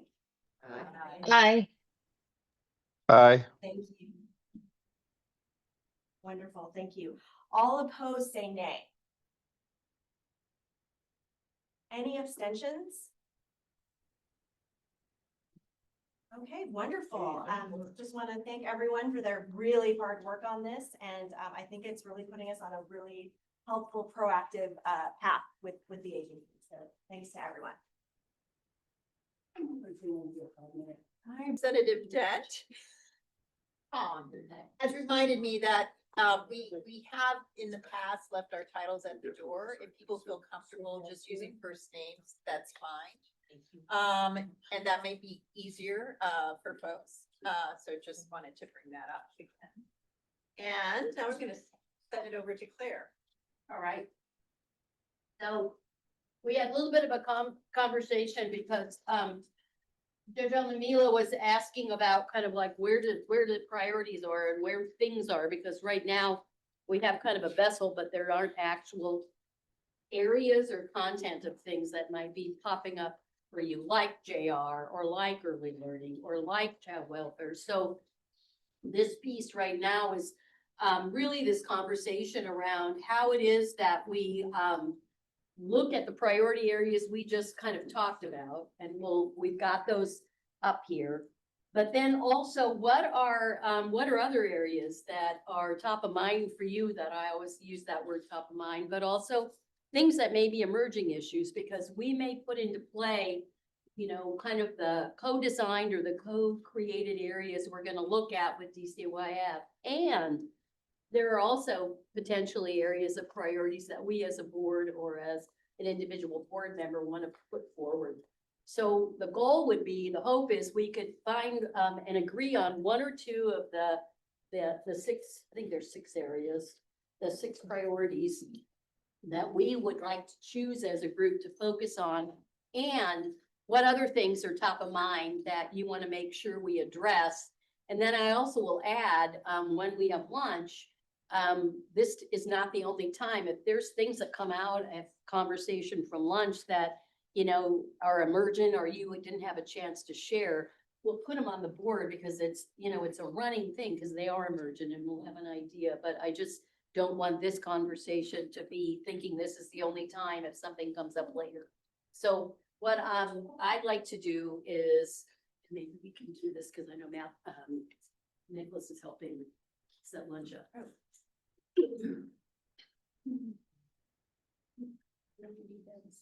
Is it here? It's the keyboard, I think. Yeah. Okay. Do we know how to? How I'm advancing, my advancement? Okay, here we go. You're good. It's like, you know, how do you split Nicholas in 4 places? You can't do that. So, the first priority area that we had kind of co-created and have thought about with DCYF is around building the data informed, accountable, and innovative culture. We had kind of just had a conversation a lot around data. So it's around effective ways to measure, support, and strengthen the work we're doing and around continuous quality improvement, quality assurance, and Senator Christian, your performance-based contracts show up right there. DCYF's quality assurance efforts. Have to be, must include input, and that's nothing about us without us. And I think that's all, again, this issue around transparency, but also having things be easily understood. And I think that kind of goes along with our conversation around potentially the work with philanthropy, that beyond just collecting the data, how someone might be able to help us communicate that outside and even inside. And then the work again on looking at the assessment of the data that's currently available, looking at how statutory obligations are being met for transparency and data-driven practice. So that's the whole building a data-informed, accountable, and innovative culture. Second priority, Claire. yes. I just want to direct people, so in the 2.0, sorry, yeah. This is on page 4 in greater depth. So we just went through the first bullet at the top of page 4, and you can be summarizing as we go to priority B. Yes. Thank you, and I did not have my paper with me, so I appreciate that. I am one that wants to have something that I'm looking at. Senator, yeah. question. So that first priority, that is focused specifically on DCYF data and not cross-system. correct? Say that again? That is specifically on DCYF data collection and not necessarily cross-system data, or is it also? It would be the data that DCYF has available to them that I think that we've been using. So, which may include data from other places, but we wouldn't, I don't think, be asking DSHS to provide data to this. It would be data that would come from within agency. Is that a correct assumption? They may collect it from other places, so that's what I'm. I think it could include other data sources. In fact, I think one of the things that we were interested in is having both other data collaborate what we're hearing from DCYF. That's what I'm very. Yeah, yeah. So I just was clarifying. Right, but I guess Like formally, reports, OSPI. Enforcement. Yeah, I mean, I think there's that is something that we could definitely look at as part of this.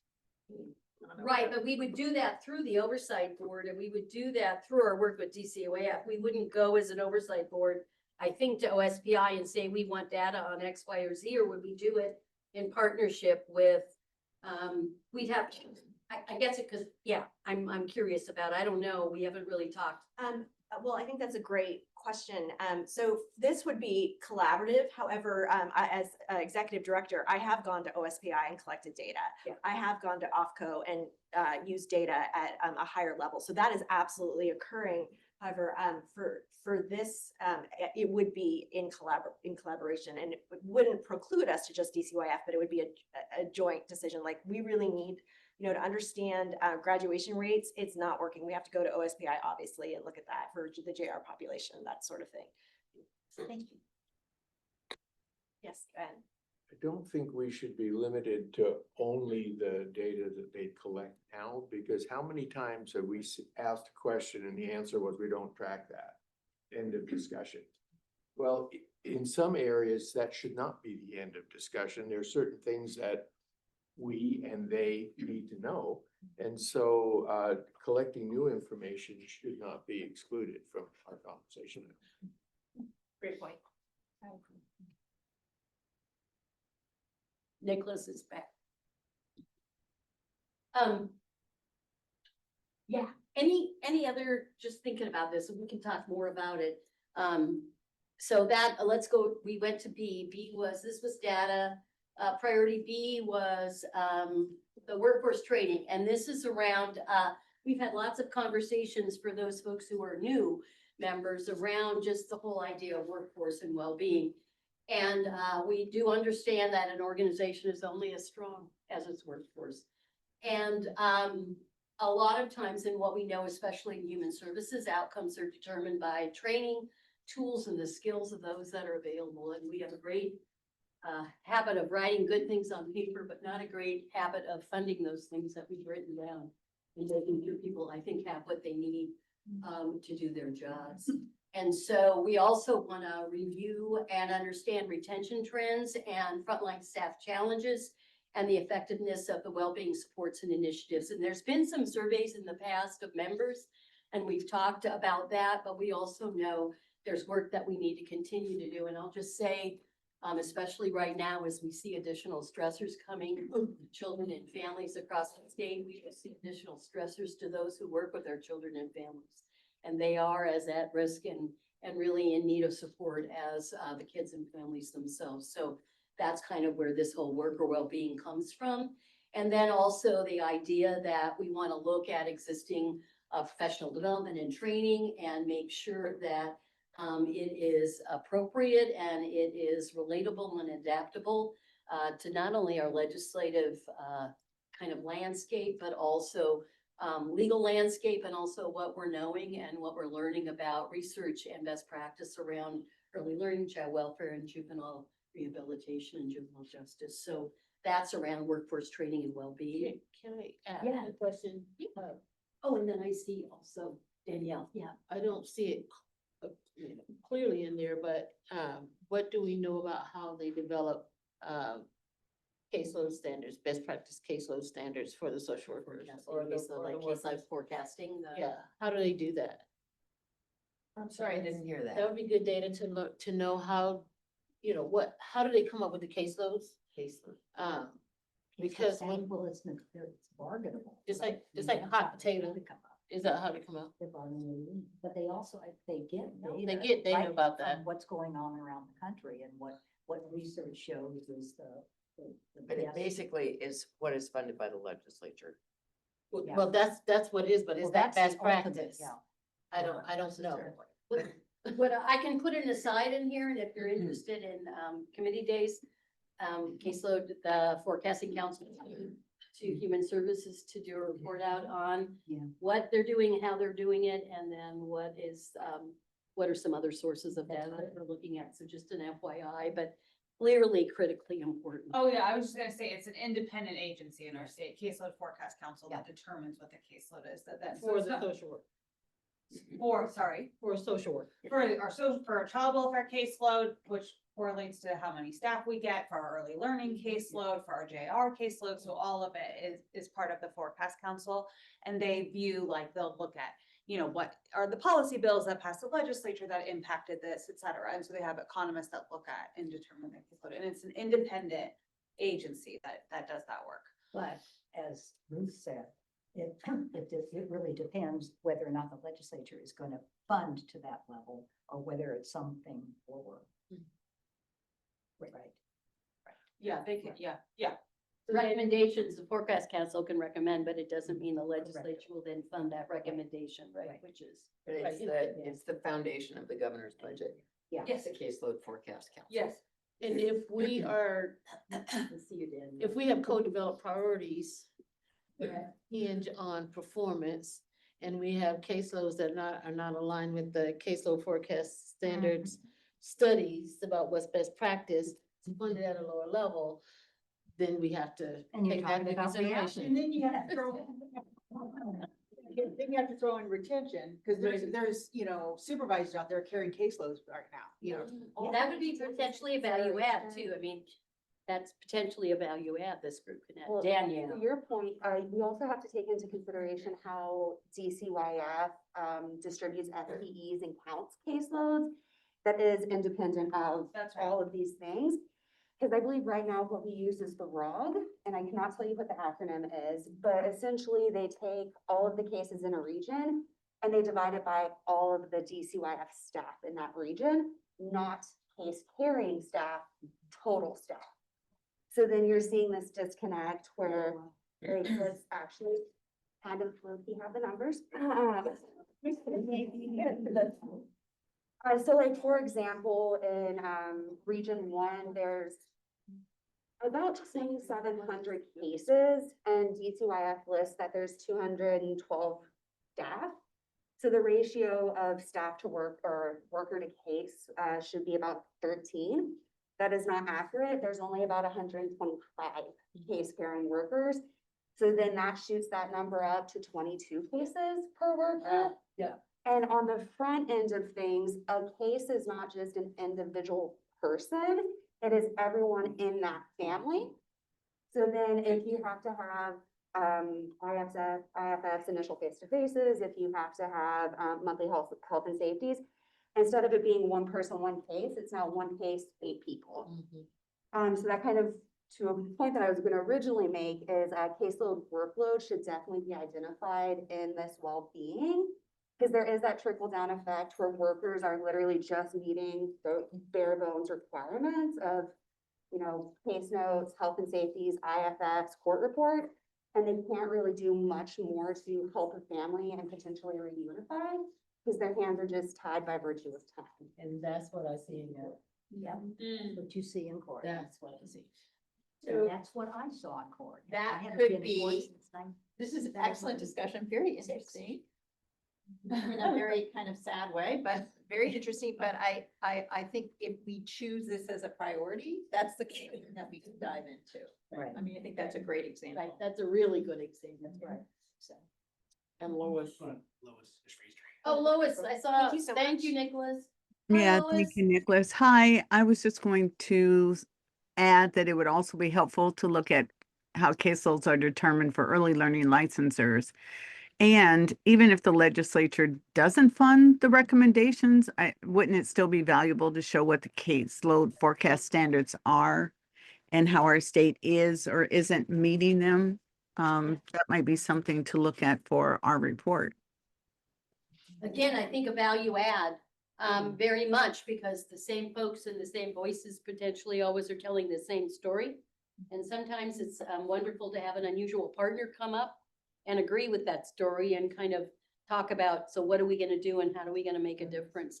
I also want to say, I see Katie and I also see Rep. Berquist have joined us, so I just want to welcome them both on the screen. So we can't see you, but we know you're there. Okay. Let's go to priority C. So workforce training, keep that in your thoughts. Priority C is desperate outcomes for children and youth of color. And in particular, we're particularly interested in revisiting how disparities are examined and addressed. And when we look at culturally relevant and responsive supports for families of color, whether it's around access to early care and education, whether it's child welfare, foster care, extended foster care, any of those kinds of things. So really looking at, examine and address the disparities that we continue to see that follow young people and follow people through our systems, not only through early learning and JR, but DOC as well. Can I ask why Yeah. it just specifies children and youth? I mean, because just proportionality is across the board for all people that come into our systems, you know, parents included. That's a great point. That's excellent. Yes. Thank you for calling that out. And do we want to get to any more, maybe this is in a later, disparate outcomes. What are the outcomes that we're looking at? What do we value as the outcomes that we're supposed to be delivering, presumably? So, but needs to be some kind of clarification about what those outcomes are. For example, health, employment, or self-sufficiency, or however you want to phrase that, education, all outcomes, things like that. What is it that when we talk about outcomes? And I'm curious whether when Secretary Sen joins us this afternoon and talks about the strategic plan, whether that might be also something that she addresses or something we could wonder aloud about. But that maybe, I don't know, included in kind of her thinking as well as we think about that. Because it is not just about, it's about what are the outcomes we're actually looking for and then how do we go back. Exactly, and that, you know, when we first started this JR committee, subcommittee as we call it, the JR committee was that, the first question was, what are the metrics that we're measuring? Are they really what we want to know? For example, we didn't have educational outcomes and they say, well, we don't collect that data. Okay, so there's no there? No, OSBI has it. I mean, you can cross, right? So that's the idea. Why the conversation around getting engaged in committees that are going on is so important for this board, because it's an institutional-led task force that's been going on for 3 sessions, and it would be a wonderful addition to have expertise from this board to bring that back here, because we could have heard that and known that together. So anyway, that's the kind of thing we're talking about. Thanks, Bobby, for bringing that up. So what are those outcomes? So that's C. Any questions on that one? Yeah. Did you say parents or youth and parents? Is that what you were suggesting we add in there? Children, youth, and parents. I mean, because Could we make it families? Because Yeah, you have parents, families, grandparents, aunts, uncles. Yeah. Would that be okay to make that in? Other caregivers. Thank you for calling that out, Daisy. No, I think that that's perfect. And I think, again, as we're addressing, keep families together and the issues we know that that DCYF is dealing with related to child fatality and all that, it is around a family issue, not just the children we're looking at, so. Well, deepest go back to what the appreciation. statutory mandate is for DCYF. I mean, it's about children, Families, yeah. families, caregivers. Thanks. Okay, next one is, the potential for the implementation of new initiatives. What we had talked about was that, as any new initiatives or requirements from the legislature are created, that the oversight board, we'd like to be, able to examine the specific data collection and outcomes that are anticipated and funded, so we would have a better idea, and then would also help guide the kinds of things we're looking for as far as outcomes and accountability. Right now, we don't know that because it doesn't come forward that way. It usually comes as a problem, right? Or things are just reported out. So again, in cadence with the legislative session, it will help us, I think, being able to really be responsive and do that. So that is the priority D. I think that goes back to the example I was trying to use about the chaos that came to be in Green Hill. Had we had a session on new state laws, we would have seen JR to 21 or rehab to 25. What is it that you guys are, what's the planning going to look like for this? I mean, we would have been more proactively trying to to think about the statutory mandate, the new mandate that they have. And what's that going to mean to population trends? And all kinds of smart people could have provided more information so that they could have a plan for that. I will also say, stakeholder groups, if you will, or advocates and constituents also often sometimes don't agree, and it's difficult to get them in a room to come to agreement. And so this board also could be that independent voice for not talking about the politics of things so much as talking about the practice and how it is we move things forward. And I think sometimes, whether you're on the defense or if you're on, prosecutor, I've learned all kinds of things. There are folks that speak and work together. There are folks that aren't. And it's really helpful to have a place and a space where somebody can come and that profession is not in the way. It's just around our purpose and our practice. So awesome. Yes. So I just will put in this perspective that we are going into a session and probably a series of sessions with very restricted fiscal capacity. And there aren't going to be many proposals for transformational change because it requires money to do that. So, I expect there will not be any big proposals like JR to 25 on the table. There probably will be some, but it's not going to be like it has been over the last decade. And I would say the money we do spend is a big, great place to see if we're doing it in the right place. Yeah.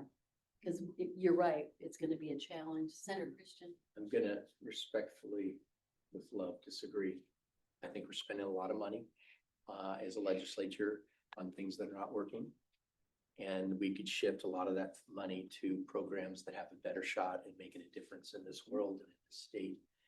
And I'm gonna directly point out JR 25, which DOC cost us about $170 a day for an inmate. DOC is about $1,200 a day for an inmate. That is almost, almost 10 times more to put somebody through JR than DOC. And the outcome of an inmate in DCYF Green Hill is not necessarily better than what they were able to do in DOC.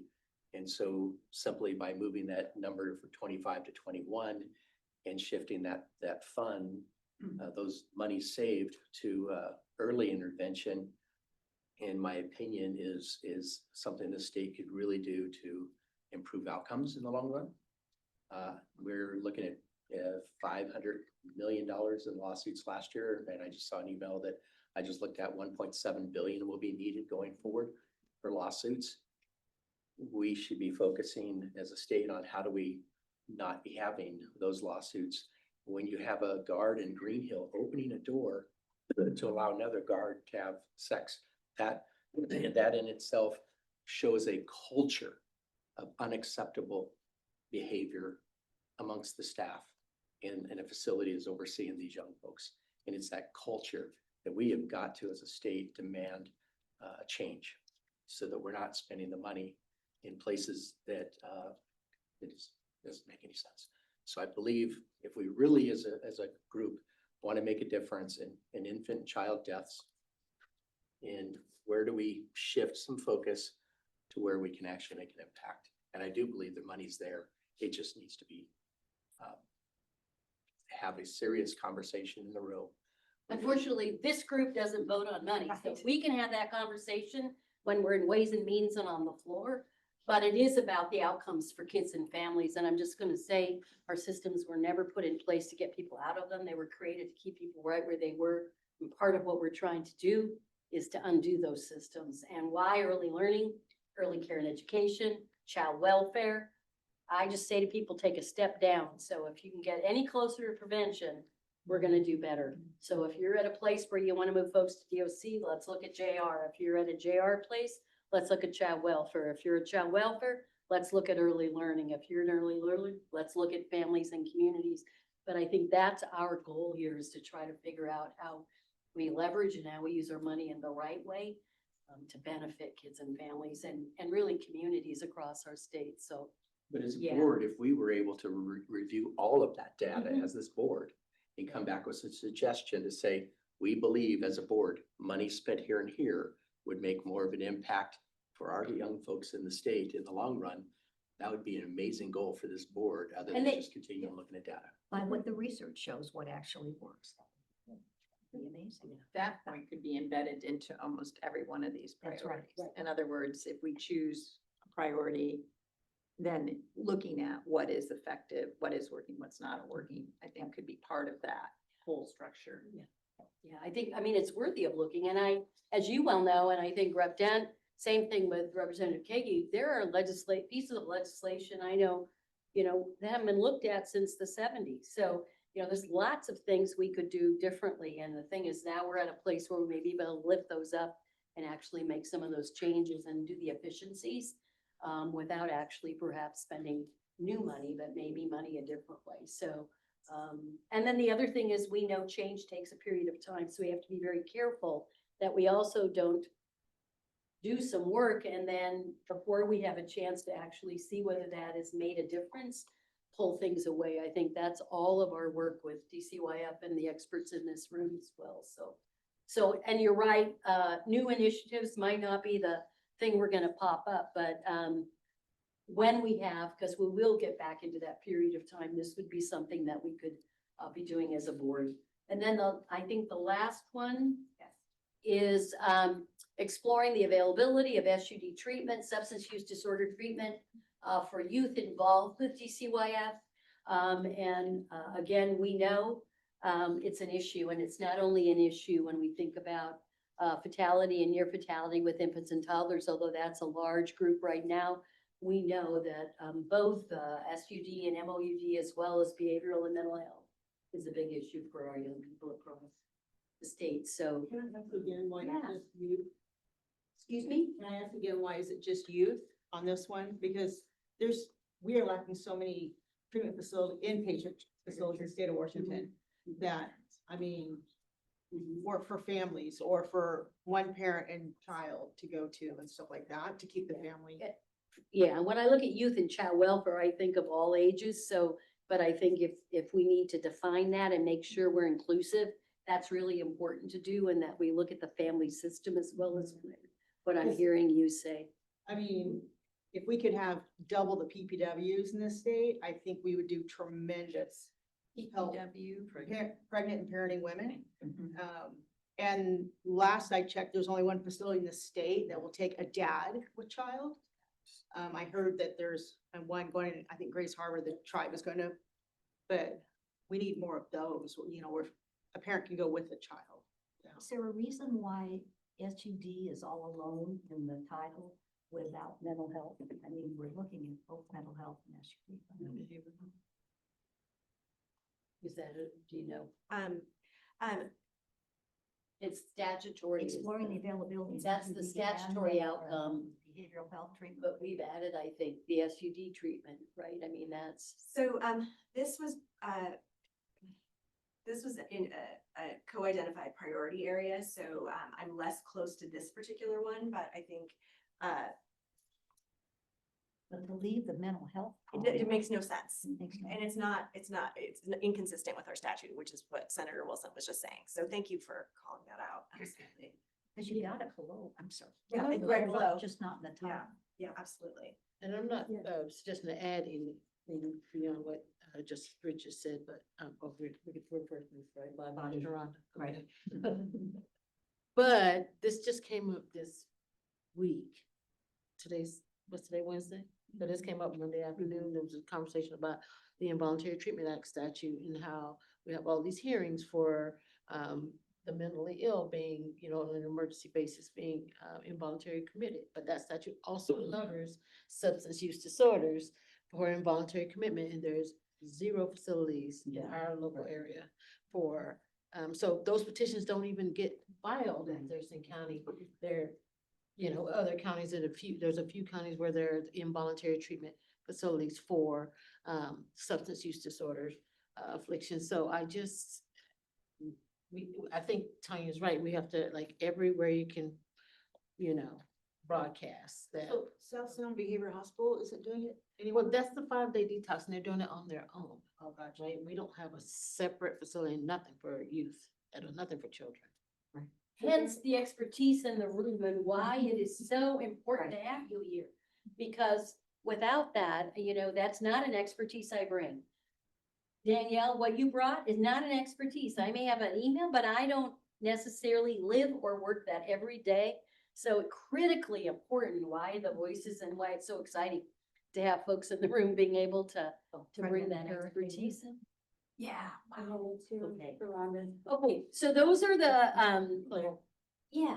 Also, Danielle. Too sure on this point, we have Joel's law and Ricky's law, but we have 0 bed spaces in the state of Washington to enact that. And then as far as co-occurring SUD and mental health treatment, there's only 1 for youth in Bellingham and then 2 inpatient SUD treatment centers outside of that in the state of Washington for you. Yeah. Thank you, Dan. Yeah. Oh, I'm telling you, you know, woof. Okay, so these are not the only things I know that are on your mind. These were the things that were the co-conversation with DCYF. And what I would like to know, what we'd like to know is, what are those other things that either are top of mind for you, and I like to call emerging issues, because there's things that we will planfully do with DCYF as an oversight board, right? That they'll come and that we'll respond to based on what we've planned. And then there's other things called unplanned or emerging issues that we don't want to ignore, that also might be top of mind or issues that you want to bring forward that we we'll have a conversation on. And that information, I think, will then go to the progress report group. Is that the kind of the goal of? Yes, we'll share what comes out of this meeting or future conversations, and that will go to the progress report committee. That will take it and make sense of it for Yes. us. But right now, And then come Yeah. back to the board. And then come back. so really, I'm curious right now, like of the priorities A through E that you saw, are there one or two that are top of mind and that you would like to see us as a board focus in on? And those are the ones that are on pages that we just went over, pages 4 and 5. And are there also then any additional considerations that you're thinking of that you feel like we've not addressed at all, or you just don't want to lose thought of? And I will put those on a flip chart. Is I can do that. since Okay. you're facilitating. So, yeah, Ben, So one of the things that is not emerging, it has emerged, is the retrenchment of federal funding. About half of the child welfare system in this state and many other states comes from the federal government. We've already seen and I think that Marion and I were talking about this yesterday, there are credible reports that there's a plan afoot to block Grant 4E. That would have a disastrous consequence. We already know about SNAP, we know about retrenchment and Medicaid, all of which will have a disproportionate effect on children who are interacting with the system. Take into account also the number of families who will not be able to get medical care for their children. All of that has impact on neglect caseloads and all of that. So I guess to wrap it up into a bigger picture, I think we need to stay abreast of federal changes. The agency will hear about it before we will. So having an understanding of the tectonic forces at work on this system when the feds are backing away, I think is critical. no, I cannot disagree with you at all. And what we know is the cases of child abuse, neglect, and maltreatment will rise as families are under greater stress. We know we had to cut childcare, so we also know we have newer requirements. We also know we have a shutdown, so there's not only the big bill, but there's also what's happening right now with the inability of our federal government to come together and come to an agreement. So very, very, and then you look at individuals on the margins anyway, it puts them either further away and under greater stress. So I could not disagree with you. SNAP is 2 days of work. Yeah. SNAP is 2. Yeah, and Governor, just FYI, put 2.1 million into food banks, Ryle, and they're also filing suit against, there are a bunch of states going against that. But while those things all happen, families are incredibly worried, as we are, how they're gonna make ends meet. And to me, the places I have to think about where kids are, where while we're not getting food to homes, where we can get food to where children are, whether it's schools, childcare, or whatever. So that's a big one. I just want to follow up on Dr. Bendahan's federal. There is an active plan right now to restructure the Adoption and Safe Families Act in offices being discussed right now in Congress. So that's another conversation for another day. But there is an active plan legislatively to change the entire landscape, and that will be by design to have an impact on every state. Yeah, and if 4E gets block granted, that goes against 45 years worth of history. I mean, none of us have ever seen a change like that since the Reagan administration when they block granted the social services grants. So I'm guessing that'll be front and center for the agency and to be front and center for it too. Maybe that's something that because we don't know enough about it to even develop a priority, but just to put on the radar of the agency that as they, to stay at the, aware or hyper vigilant about it, that they don't develop any priorities in response to it without including the oversight board.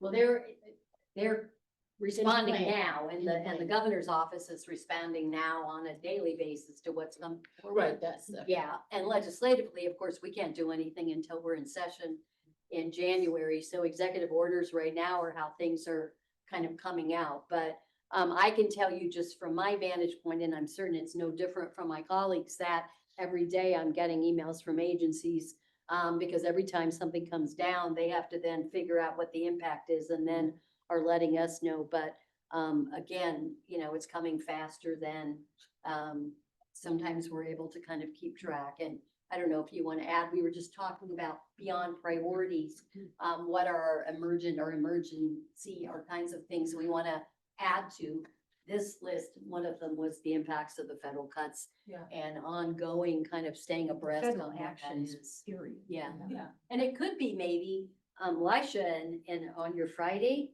updates, it could be if there's anything new that's come down from agency, that would be a good place to kind of put that information for members in between our meetings. And then maybe we would have a spot in our meetings that just say kind of, here's the latest update, if there are any related to what's happening at the federal level. But the Friday connection might be a way to just anything that new that comes to keep people abreast. And the of resources. committees too should be poised to kind of do deeper dives. even. Yeah, yeah. Let's get some more. Go ahead, Representative. Oh, sorry, Tom. Thank you. And then we see you, Lois. So, yeah, Lois has granted too. So I just wanted to caution us is, we don't get too enmeshed in policy. Because we're the oversight committee of the DCYF and the oversight board. And we should be focused on where DCYF is going, what they're doing and not doing. We're careful about getting enmeshed in some policy here that we really don't have, you know, any power change or to do, even though we all would like to see some changes. That might not be a good use of our time. So to stay focused on, you know, what's happening within the agency is, you know, that's kind of with our charge. No, good. Go ahead, Lois. Well, that's interesting. I was just going to ask that question because I know it's been shared with me several times too. That is not the role of the oversight board, which is why I wanted to be on, you know, to be able to talk about 2.0, because I feel that there has to be some type of cross between or some type of intersection between what is happening on the federal and state level and how it impacts our families and providers and DCYF staff in real time. So that takes me to the point I was going to make, which is a little bit has to do with just wondering what DCYF has looked at. This might be a question for Secretary Sin this afternoon. Rumors they've heard, things that she's tracking that that will impact the way we're able to utilize funds in our state. Because I think it directly ties into the work that we do. Because if DCYF, if we're an oversight board and we're supposed to look at their outcomes and we're supposed to partner with them, and then we need to know I believe, the obstacles that they'll be facing. So that Secretary Sin would be able to utilize us as thought partners. So that's my take on that. It's a little bit different, but otherwise, I guess, why are we here? Okay, so Lois, it sounds like we're gonna have 30 minutes with Secretary Sen this afternoon for question and answers. It sounds like you're poised on that one. To go. That'll be good. Okay, other priorities. Ruth? Well, you know, as I look at the original goal when we were creating the department, a big part of it was recognizing the importance of the workforce. And that the workforce was under a lot of stress and it impacted particularly child welfare and JR big time. because when there's turnover in caseload, it impacts all the people who work with those kids. So I really think in terms of our oversight and having a focus, that original goal of really trying to transform the workforce and support the workforce is something that it would be very valuable for us to look at. So that's the second, 2.0 priority. A couple things I'm wondering process-wise. So I'm wondering whether, we have dots, but we were trying to decide whether to use them, and we have 12:06, which is lunchtime. So I'm wondering whether on a flip chart, we can put the 2.0 areas and we'll number them and kind of give you what they are. And then have another sheet that's just like emergent issues or whatever. And during lunch, and we need to be back at 1 o'clock because Secretary Sen is going to join us. But during lunch, if you could take a minute and put a dot by the 2 priority areas that pop up to you that we discussed, the 2.0. And then if there's other emergent issues, we could add them if they come up or you think about, you didn't get a chance to say them or they didn't get added to a sheet.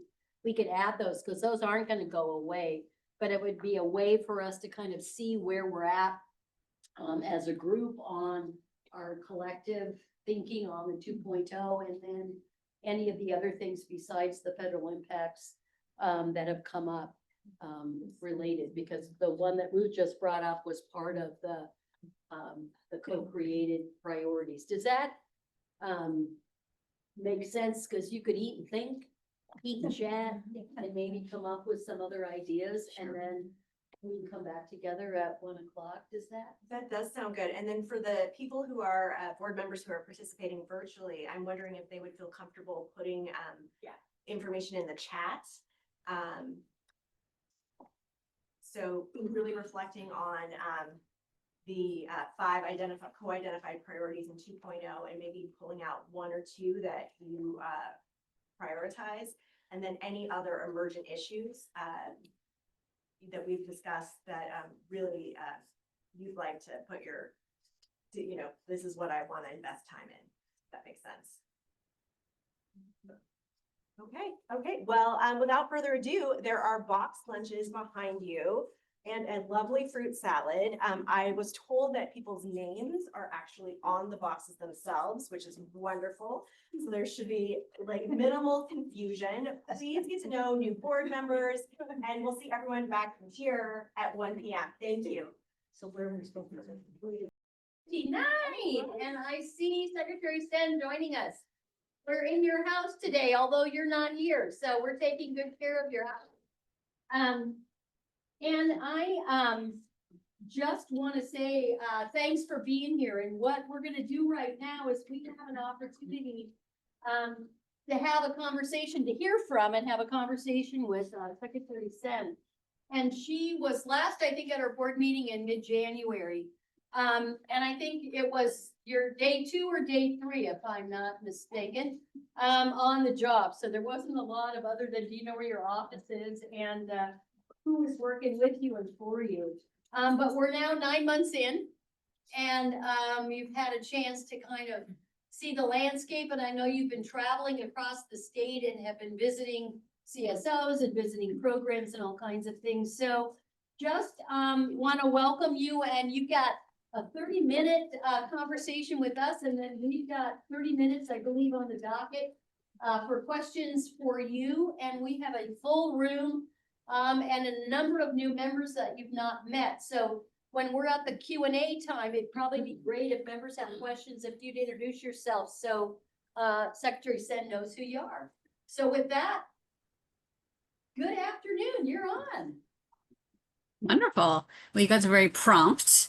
Welcome to 1500 Jefferson. Sorry, I'm not there in person, but it is a thrill to be back with the Oversight Board, both in this role and just overall. So I'm thrilled to share kind of my last 9 months, or first 9 months, I should say, 10 months on this job, and it has been wonderful. Can you guys hear me okay? A little louder, I think. Okay. Perfect.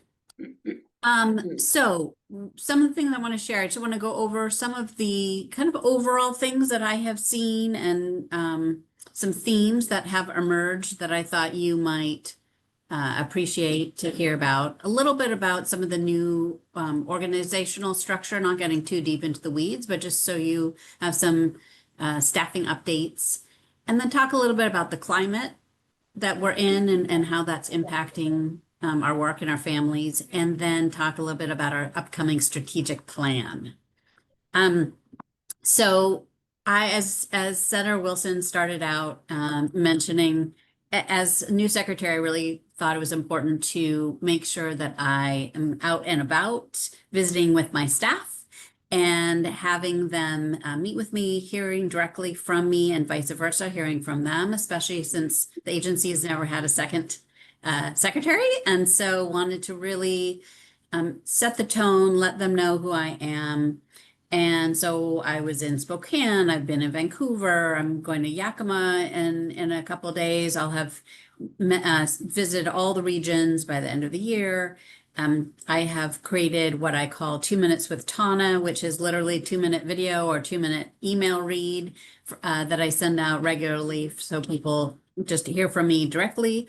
And then I've also started open houses where people, and I have one actually this afternoon, where people, any staff member can sign up for a 10-minute slot, talk to me about anything they want, and so that they really have that direct access to me. And so oftentimes I know that it's important to hear not only from leadership and what they're hearing, but directly from the line staff too, and at every level, giving that opportunity to really have insight at all levels of the agency.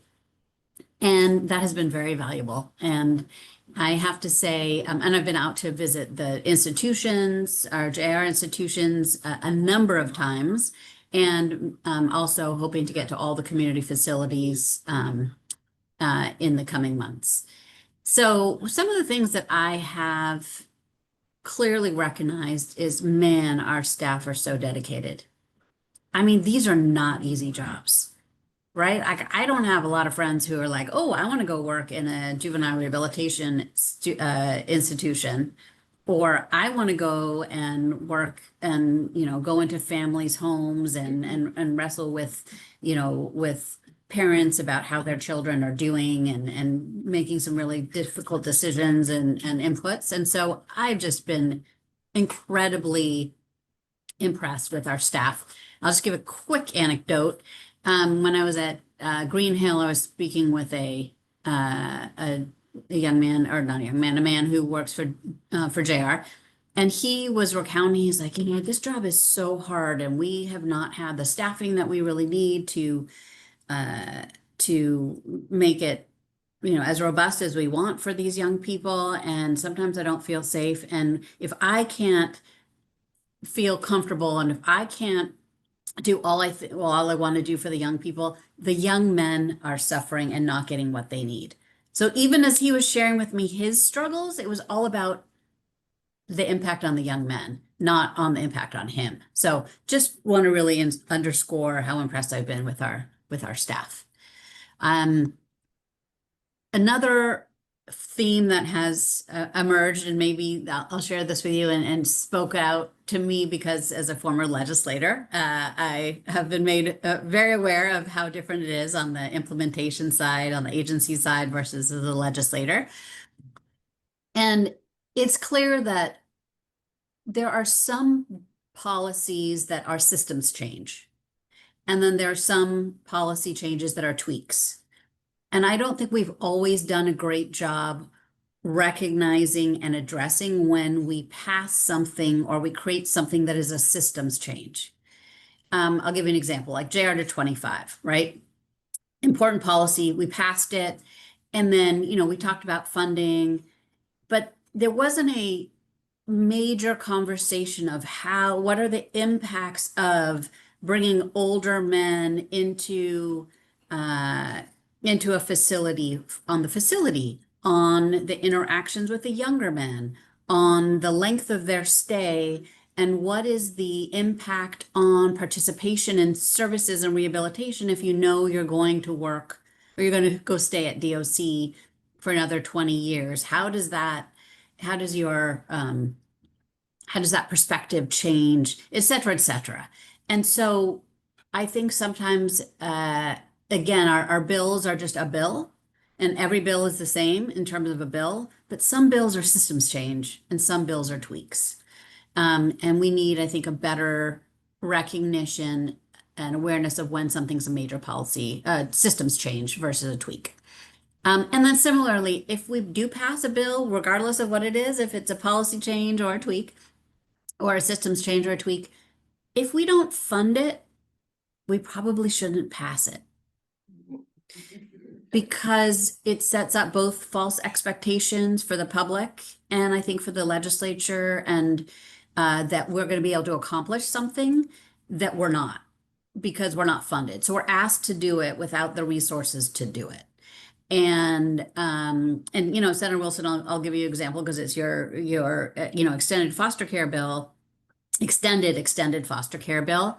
We didn't fund the additional staff people to, when we brought in hundreds of new extended foster care folks to be eligible. And so we're just asking the same staff, same social workers who had a laundry list of young people they were working with to take on more young people. And we didn't give any more resources. We gave, I think, like 4 across the state. And even there, I think there was also some systems change that we can talk about at another time. But right, again, if we don't fund the bill, I don't think we should pass it. Another awareness that I want to just make sure that you guys are aware, and that again is taking up a lot of my time and our agency's energy, is around legal issues. Both liability, Supreme Court cases that have been decided in the past 5 years, in addition to legislation, has dramatically opened the door to liability for the agency. And when DCYF was created, if you think about it, we took all of DSHS's, or a lot of the liability of DSHS, to DCYF. Because we brought JR over and we brought child welfare over. And now, right now, 87% of the cases, of the liability cases that we have before us, and there's about 1,500, 87% of those are from before the year 2010. 65% are from before the year 2000. So these are not about policy changes or practice changes. These are about the past. And that's taking up a lot of time and a lot of money. And they're not going to lead to practice changes. But even on the legal issues, there's also our interaction with the courts. When we did a study of why staff leave, social workers in particular leave, we were surprised to find out that it was the number one reason was because of their interactions in the courtroom.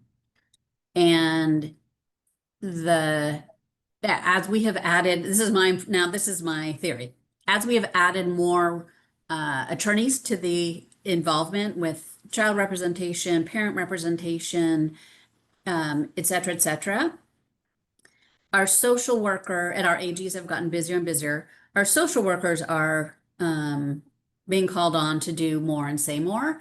And I don't think they're used to maybe an attorney on attorney conversation or debate, if you will. And just, I think there's just so many more different parties who are looking out for them because they've got their client that they want to represent. And it's not coming back to what's best for the child overall, but it's, we got to represent this view and this view and this view, and everybody wants to win. And it's just creating a different atmosphere in the courtroom. And that's just been tough on our social workers who might not be as used to that.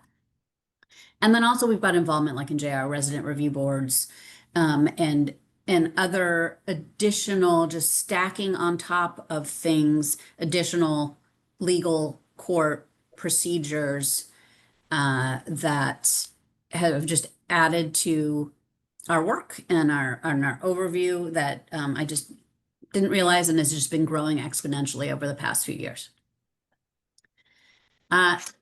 Another kind of key takeaway is that I think there's a lot of impression in the public that DCYF, when we work with, let's say, a family and child welfare, that once we've closed a case, it's closed because we have fixed the family. And that is not what we do. We don't fix families. We help families get to a point where a child can be safe. And that is our charge. And we are, working on how do we support the families more, and how do we, connect them with other resources and make sure that they are better off than when they came in to DCYF. But I think a lot of people in the public assume when they hear that a case is closed and then something continues to go on in the family, they're frustrated with DCYF that obviously you didn't do your job well enough, you didn't fix the family, that there's a problem again. And it's just an interesting perspective that isn't our role. We're there about the abuse and neglect and trying to connect the family with as much resources and support as we can. And also it's been awareness for me that, we often say the state is the parent to foster youth. And I understand where that comes from. And it's surprising when I've been thinking about, looking at and speaking with folks about the work that we do is really significantly with the parents. We work very closely to give the parents the support they need, to get them the therapy they need, to get foster parents and kinship, maybe some coaching or training that they need. But we don't do a lot actually with the foster youth. The Treehouse does, when their funding got cut. The foster youth are at school.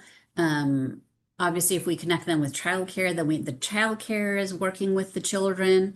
And so again, it's just an awareness that I think there are assumptions about our work and what the impact is, that is not really how it works day to day. And a lot of that is because our social workers have such high caseloads, are so overwhelmed that they don't have time to really sit down and spend time with the young people. But also, again, they're young kids, and we're working with the parent to help the parent, not us working with the children unless it's extended foster care.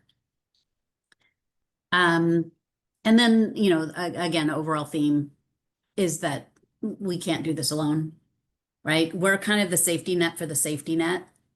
If a family isn't getting the services they need, is not getting the treatment they need, is not getting the education supports, if they're not being able to access, DD services, et cetera, a lot of times all of that together and all of that, not failure, but all of those challenges and intersections for that family that aren't coming through for them. And I mean this very broadly, not my fellow agency leads, but healthcare, food access, jobs, education, everything. That's where we're the safety net for the safety net. And we can't do it alone. We need all of our partners in there. And we work very closely with a lot of our partners, and that has been amazing. But it's something to highlight that this is not about DCYF doing this work alone. So those are some broad themes. Just to, share a little bit more internally. As many of you probably have not heard, Allison Krutzinger, who has been our government relations director and then our chief public affairs officer, is leaving. This is her last week, and she's going over to the Department of Transportation. So that is going to be a big change and a big loss for our agency, and we wish her well. But we have hired, not in her position, but lately we've also hired Erica Lautenbach, who is our new Chief Administrative Officer, and that has been a wonderful addition. We also have a new Assistant Secretary of JR, Jennifer Redmond, who has been with the agency for, I want to say 30 years. I might be off a couple years here or there, but she's been with JR for ever, and people are really excited about her stepping into this role. And we've also hired 3 new superintendents. So the entire JR leadership, if you think about it, 3 new superintendents at our institutions and a new assistant secretary is really bringing some new energy and experience and view and insight into our juvenile rehabilitation, which is exciting. And I did not realize how much being a secretary would involve HR. I'm spending a lot of time doing human resources, and it's great because the people and the leadership and the passion is really critical for doing this work. And then one of the other organizational changes that you may or may not have heard about, the governor had passed signed an executive order in January that that was creating a family separation rapid response team that I was chairing. It was fabulous. And since then, we have been leading that group, and he just signed an executive order last month that created a sub-cabinet on immigration, and that is going over to the Office of Equity. And so this is a new sort of leaving DCYF's domain, which was really focused on immigration and how it impacted children and families mainly, and now it's going to be a much broader look and is moving to the Office of Equity. So that's just another organizational change there that I wanted to share. The climate that we work in impacts us a lot. Just as I was talking about the Family Separation Rapid Response Team, you know, the impacts of just ICE involvement and ICE's presence. We've had a staff person who was arrested at the border and deported to Texas with her 6-year-old child, but has come back just the other day. We had a mom arrested at the door of her childcare. She was dropping off her child. And so we see and feel a lot of that impact from a point of view of family stress, of childcare providers in particular being very concerned about their families and their clientele and what they should do. We've been spending a lot of time educating and sharing with our different DCYF offices what to do if ICE comes to their door, what foster families are supposed to do. There's really a culture of fear, and we have a lot of even staff who are American citizens or have their work permits and want to know if they should walk around carrying their passports with them at all times. And it's hard to answer those questions and hard to and stressful and added stressful environment. Needless to say, the biggest impact is around fiscal issues. We were cut significantly, especially early learning in this year's legislative session. And that is hard on every agency and on DCYF I'd like to say in particular. But partly when DCYF did come over, a lot of pieces of DCYF came over from DSHS. A lot of the back end supports and systems remained at DSHS and didn't transfer over to DCYF. So for instance, we are very low staffed on our back end, our HR, our payroll, IT, all of that compared to other agencies. So for instance, we have like 1 to 1,400 or 1,300 staff people for payroll, 1 to 1,400, 1,300. And most other agencies have 1 to 900 staff people for payroll. So that's just an example. And so when we are asked to do something, or when we do have changes that we need to make, we have less resources, less people. And right now we're also relying actually quite a bit on some DSHS structures that are not really working for us, or some of them they no longer intend to keep up because it's not working and needed for them. But that's going to bring a huge impact on us, and we're going to have to figure out how do we pick up that slack or that service that we've been relying on them for. Federal, issues between the Trump administration's executive order around DEI, trans issues, LGBTQ issues. We regularly get our state plans or our grant requests or our funding questioned from the federal government, spending a lot of time on some back and forth to explain it differently, to get it to a place where it can be approved so we can get federal dollars and, you know, billions of federal dollars, and also hold on to our beliefs, right? Still not jeopardize or compromise our commitment to serving all children and families and supporting them in the way that they need to be supported, and recognizing the historical impacts of racism and our, you know, biased interactions with our tribal nations.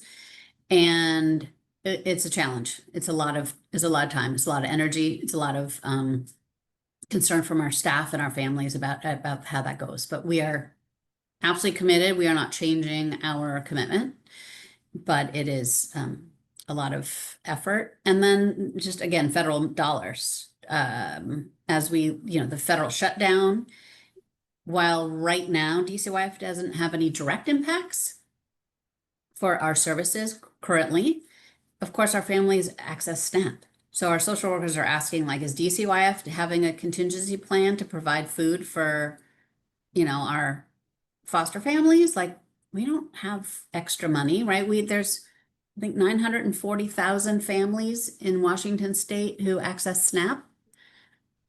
This is going to hurt. And when families are stressed and when they're suffering and when they maybe have to add an extra job if they can find it, and or go get food some other way, it adds stress. And that means that historically we've seen there's going to be more intersection with DCYF at all levels. And so it is, it's stressful and sad to think about. Like, we'd love to be able to support our families even more, and we know that they're heading into tough times. So, we are also, so now we are headed into a strategic planning process. So our 5-year strategic plan is concluding next in the end of next year, or in the middle of next year. And we are embarking on a new strategic plan. And definitely would look forward to, and talking to Lisha already about how we can make sure we have at least one session with Oversight Board about our strategic plan and to get your input and feedback. And it's going to be about a 1.5-year process. You know, we could do one where me and my leadership team come up with our strategic plan, but we want to use this as an opportunity to go out and really talk to everybody about our work and hear from staff and engage folks in our direction and in our plan, you know, with the recognition that probably in the next 5 years, we're not going to have any new money, right? Or very little additional funds. And so what are we doing? What's our work when we're at this stage and when we're at this point, and really have some tangible work forward. And I will share that one of the components of our strategic plan that we'll be talking about and kind of more rolling out is a few weeks ago, I did have a leadership retreat with 3 of my chiefs, my direct reports, and we realized that we have operating principles and values and vision that is set in statute, and our mission statement, and all of these, what we do, and all of these documents on our website. And it was actually a little bit confusing as to what we have. So we decided to just run through all of them and just decide what we want to keep and what we don't want to keep. So the first one was the vision. Fabulous, made tons of sense. We're like, of course. And then our mission: protect children and strengthen families. And it was like, you know, like when you stop a record and like the whole thing just kind of makes that weird sound.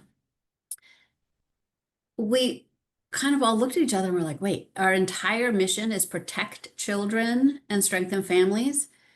That does not talk about early learning or JR or prevention or mitigation or building supports and stability and resources and our systems change work that we also do. And so we're looking at a new mission statement. And when we raised that with our leadership team, our broader leadership team, you know, it was like, yeah, absolutely. And we probably should have done this sooner. When we started, when this mission statement was around, we just come together. We were about 2,500 staff, and now we're about 5,500 staff. Our focus on prevention has grown. The times have changed. That was pre-COVID. This is where we are now. And so we're leaning into obviously the same great work that you all know, but what is going to inspire all of our staff to do the work, and what's really going to illustrate to our families, our staff, to you, to the public, what we really do and what's our work. And we want to capture that. We want to use it as a jumping off point to inspire people to be able to see their work every day, making a difference and reflecting what the mission of the agency is. So I'm going to stop there and just obviously open up for questions and just share with everybody that I'm loving my job. I miss the legislature, mainly the people, especially you, Senator Wilson. And I am thrilled to be here. It's to be able to make such an impact for kids and families at a time like this when things are so challenged. I'm very honored to be the Secretary of the Department of Children, Youth, and Families. Secretary Zinn, thank you for spending time and sharing some of that with us, because you are no longer representative who sits around this table and tries to figure out what we can do. You're the one that's kind of driving the ship right now. And I know I'm deeply appreciative, and I know other members of this board are as well. And really appreciate your passion and your focus for kids and families across the state, and the families that are served by all the work that's done by all those that work under your tutelage, if you will. So with that, I am curious, who has questions for Secretary Sen? And if you let me know, then you could share that, and then we'll give folks an opportunity, because this is a true Q&A, right? You ready for us? All right, who's got a question? Secretary, our secretary. That's Secretary, this would be Senator Christian. Senator Christian's here. Hi. Good afternoon, Secretary Senate. I appreciate you being here. And I'm going to try and give you the softball question as much as I can. You walked into a hornet's nest. I know that at the beginning, and thank you for doing that. What you've learned from doing your tours and talking with the folks, what is your policy changes you think you will be looking at to make the system better? Thank you for that question. And actually, Senator Christian, thank you for your kind remarks during my interview for confirmation and all of that. And it's been a pleasure to work with you over the years. So there are some there before the governor right now as decision packages and agency request legislation. I would say from a policy, like big policy, we are, we're on our way. We're doing fine from a big policy point of view. The challenges oftentimes again are on implementation. When you have 5,500 people, training takes a long time. When you have turnover and you have to retrain, or you get people who knew all the resources and all the ways to do things, and then you have new people, it's hard and it takes time. And some of the implementation doesn't just have an impact on us, but has an impact on our partners. And so when we think about, JR 225, for instance, that has an impact on DOC. And we are, like right now, DOC is our landlord at Harbor Heights. And so that's an interesting intersection. We're trying to eliminate the use of Shelton, which is the transfer place when anybody goes to Department of Corrections. They first go to this place called Shelton, where they kind of, people get like shifted and sorted and their medical attention and their paperwork and all of that. And, you know, when a young person is at JR and goes to DOC, they shouldn't have to go to Shelton. We already have their records. We already know what their next steps are. They should just go straight to DOC wherever they're going to land. We should be doing that upstream, not at that moment. And Shelton can be very discombobulating because it's just like, you're like you're just in this limbo. But our young people shouldn't, just because they're going to DOC, shouldn't have to go through that limbo. So there's more like policy implications like that, that I think we are tweaking and seeing where there's a difference. Another example is when a young person is in jail and they're waiting for their day in court, all of that time counts towards their sentence. So if they've been there for 50 days and then they get a 70-day sentence, they've already served 50 days.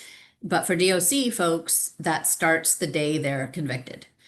And so, but if you are a young person who comes to JR and we want to send you to, let's say, a community facility, and some people think that their sentence length is a certain length, but in reality, it's not, because they were a DOC adults, a DOC sentenced and not a JR sentenced, then it doesn't quite line up. So there's just things like that that are more the policy pieces that we're trying to fix and address. And it's exciting, I guess, from in the legislature, I always felt like I was trying to untie knots. And there's plenty of knots on the implementation side too. And this just happens to be smaller P policy than bigger P policy.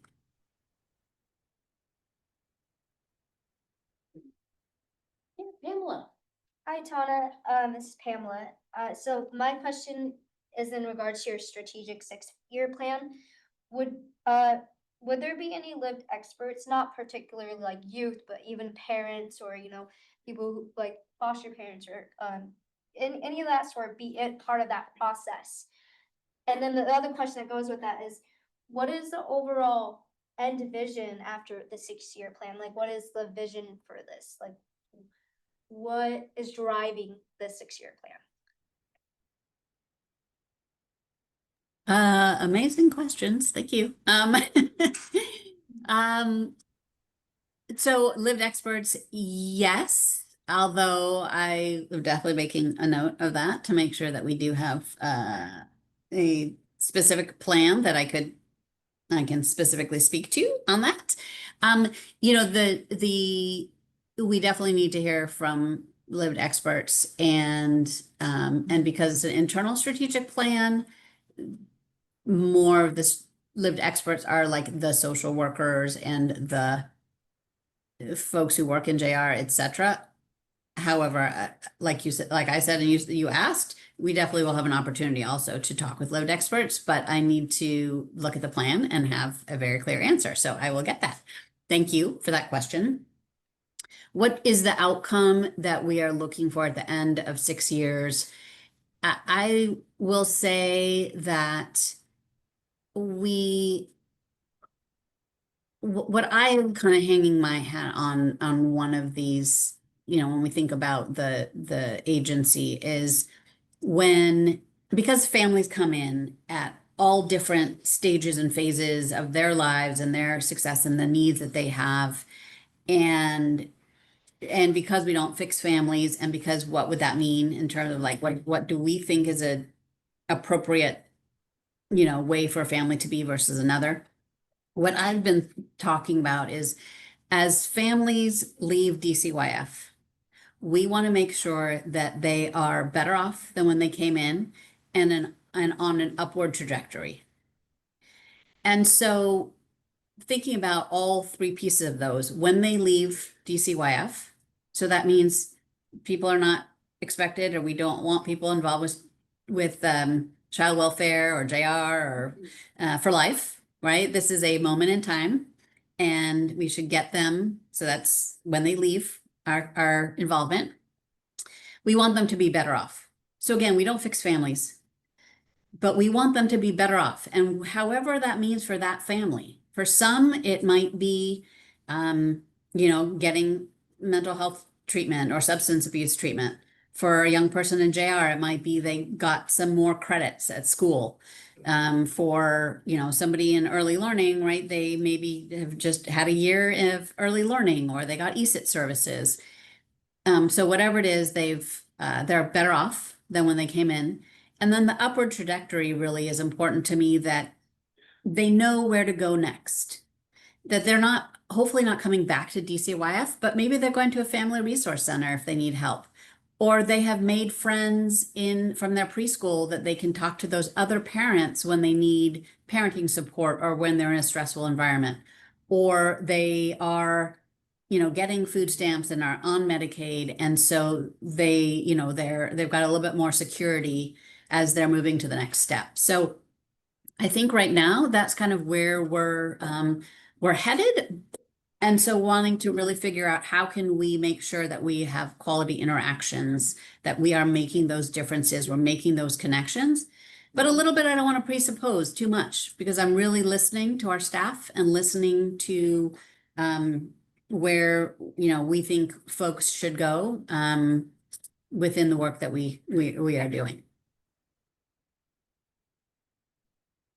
Other questions? Making it easy. I have a question. All right, Dr. Levy has a question. Hi, Tana, Diane Levy, how are you? Doing okay. So Thank you. you mentioned at the start of this that you've been doing sort of a meet and greet around the state with different folks. I'm wondering if we could encourage you to think about doing that with our oversight board members, if they are interested.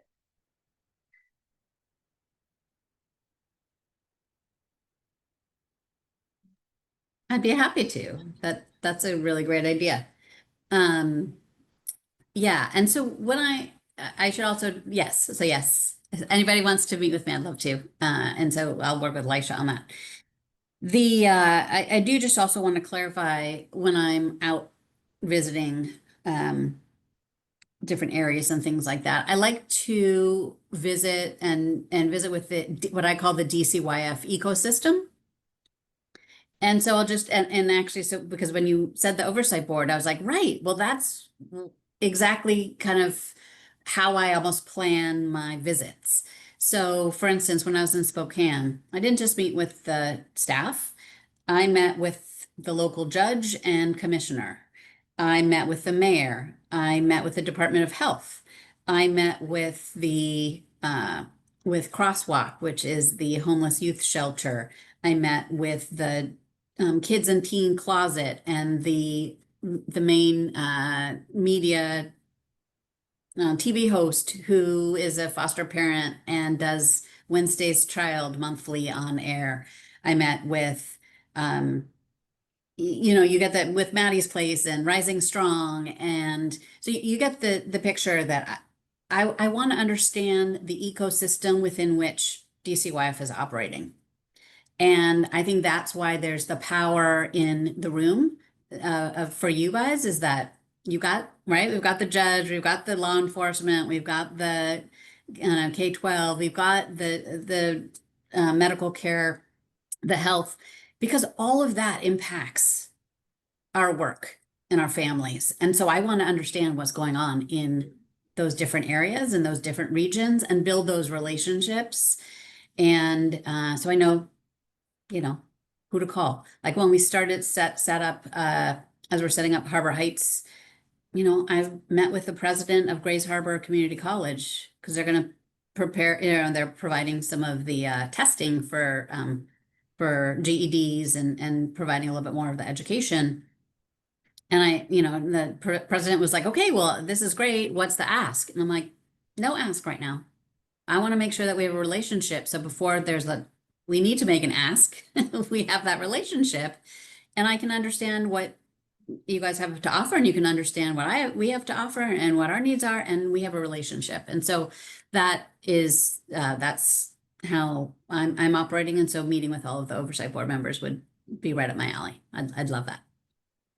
Well, I would just add that our board right now is probably more robust than it's been in a long time. We have many new members with different areas of expertise. And I think that this is that question that we've always had as a board of the value add that we can add to your agency. And I think that the very beginning building block is to try and get people connected with you and your staff outside of these bigger board meetings. Thank you. Yeah, Stacy, and then Shawanda, yeah. Have you met with the tribes? Stacy, tell her who you are. Hi, I'm Yes. Stacy Williams. You have, great. I'm the tribal representative for the Western Washington area. And I'm also a LICWAC member. Wonderful. That's great. Thank you. Yes, and I apologize. I did not mention that. So when I was in Spokane, I met with the Spokane tribe of Indians. I was at the Centennial Accord last week. I have met with the Squamish and the Colville. I'm meeting with the Yakima Nation when I'm in Yakima in the coming weeks. I met with Sklallam Jamestown tribe. So yes, the involvement, I was at the opioid summit, tribal opioid summit. So absolutely. Working with the tribes is critical. And frankly, they're one of the, I really enjoyed it, and it's an amazing intersection. And I talk about my why, about why I'm working, why I'm loving DCYF while I'm there. And some of my tribal interactions really speak to it too, is that, you know, and I'll share with them, like, I'm the granddaughter of Holocaust survivors. And so when I think about tribes and their history of, you know, orphanages and the effort to erase their culture and to remove their children, that really speaks to me, and it gets to me in my, you know, in my gut, because I've got that intergenerational trauma from my history and my family. And so I'm really committed to working closely with the tribes and making sure that we are mitigating and reducing as much trauma there. And it's also, it's just, they're beautiful interactions. And we're so lucky as a state that we have such the richness of our tribal nation members here and leaders here. It's really a depth to Washington State that I think folks don't always appreciate, both in the state, but externally around the country and the world. We are very lucky and have amazing tribal partners. So we work very closely with them. And I apologize that I did not bring them up. And Cassie Anderson is our tribal liaison, and she reports directly to me, which is also very important. So she does not report to a sub person, but directly to me. So we have that government to government. Also, as you already know, because of ICWA, DCYF has to interact, remember, and work through ICWA rules, and that's what LICWAC also monitors. And to your credit, a lot of the DCYF workers are well aware of that and function with it really well. In some areas, it's not so great, and active efforts experts, you know, trying to balance all of that and maintain all of that is challenging. But you know, to kind of keep that aware and keep that in mind as you're kind of strategizing around resource management and cultural awareness also is something that we're kind of looking at. As again, as a LICWAC, I'm in Region 6 myself, but I also support Region 4 and Region 3. So I kind of see a little bit of the dynamics of each of those areas that definitely ICWA is something you guys have to deal with too. So thanks for being Absolutely. Yeah, thank you for that. And I do actually, just for the oversight board's awareness also, we do have a decision package in the governor's office to fund more qualified expert witnesses, which do help us meet our ICWA requirements. The Supreme Court made a recent ruling that is dramatically increasing our ICWA requirements and responsibilities. And so we're going to need more staff to accomplish that. So just, for awareness, and that's on top of some other recent, some other recent decisions. And so we're just for your awareness, that is a request. All right, Judge Amamilo. Thank you, Secretary Sin. This is Judge Sharonda Amamilo, Thurston Superior. It's probably too early, but it sounds like you're doing a lot of great footwork, going around to the different regions to see what's happening and what's working, and maybe even areas that some changes could be made. You've referenced multiple times that you have a decision package that's gone to the governor, and I don't know if some of the answer to this question might be in there, but if you, just in a general broad sense, if not specifics, is there anything that you could be doing better than you are doing now? Or is it region specific and is some of it in the decision package and you don't know whether or not you're gonna get everything on your wish list? Yes and yes. There are, there's no money. I mean, there's Senator Wilson, I'm sure, is nodding furiously. There are no additional, there's very little capacity in the state budget. And so we were very conservative in what we've asked for this year. We also, having said that, know that we both have to ask for what our families need and recognize that the governor has some really tough decisions to make when he proposes a balanced budget. So again, within that environment, just, to be really clear, there's always room for improvement. I mean, if anybody ever tells you that they're doing something perfectly, they're lying.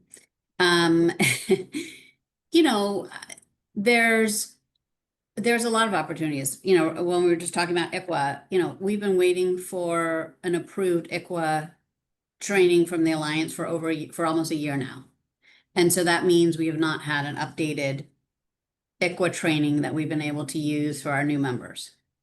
We could do better. We could have better training on that. We have, when we do have tort cases, or, certainly child fatalities, we do child fatality reviews. We look at our liability, our tort, our cases, and analyze where we can do better. And, themes emerge, right? And so therefore we create kind of training documents about how to better recognize when there's malnutrition, and the difference between malnutrition for a 3-year-old or a 6-month-old is usually pretty obvious. They're really not doing well, versus like a 14-year-old. And how do you recognize, right, starvation or malnutrition, significant malnutrition in a 14-year-old is probably harder and different than for like a 2-year-old. So we have those kind of training, those training documents. We in JR, I am pleased to say that we are really, with our new secretary in particular, Jennifer Redmond, has been great, and we're very much on the same page that we want to do as much rehabilitation as we can, and we can't do any of it without safety. And so we are focused on having really clear safety protocols that are done consistently and done each and every time. It's not optional. This is not when you feel like it. This is not, on a good day or when it seems like the kids are behaving. No, it's all the time, so that there's clear expectations, so we can keep things calm. We can, again, keep things safe and expectations clear, so we can do rehabilitation. So we can move young people around the facilities easily enough to get to school and to get to their classes and to their therapy. And we're not having to have, timeouts and shutdowns and other things because of safety. And so we're doing a lot of work on that to establish standards, to have more accountability, to make it very clear what our priorities are, and to implement to fidelity so that we can do good work. Thank you, Secretary. I have one question, then I'll cede the floor, and it's just briefly related to the turnover report that you made about staff and their experiences in the courtroom. I think that's a lot of that is expectations, basically the expectations of what training they received from the department and getting them and with the time to work with their AGs to get ready for court versus the expectations of what the court has to look for in terms of what the agency has, basically what needs to be in their case in order for me to make a well-informed and legally binding decision. So I think some training around those expectations, whether or not there's some disconnect, could be helpful. I certainly would advocate for that because I quite frankly, I need the information. And if it's just a situation where the social workers are not necessarily prepared to fully give me the information that I needed, that they may have it, but if I'm not getting it, then there may be some more scrutiny that they're undergoing from maybe counsel that's, inquiring while they're on a witness stand, because I do know about about the angst around that since I transitioned to family and juvenile court in Thurston County last August. I've been made aware of that, and I've been kind of monitoring for that. Like, let's focus on how to ask questions to get the information that the court needs, and not necessarily setting up gotcha moments, because that's not helpful to me in my decision making.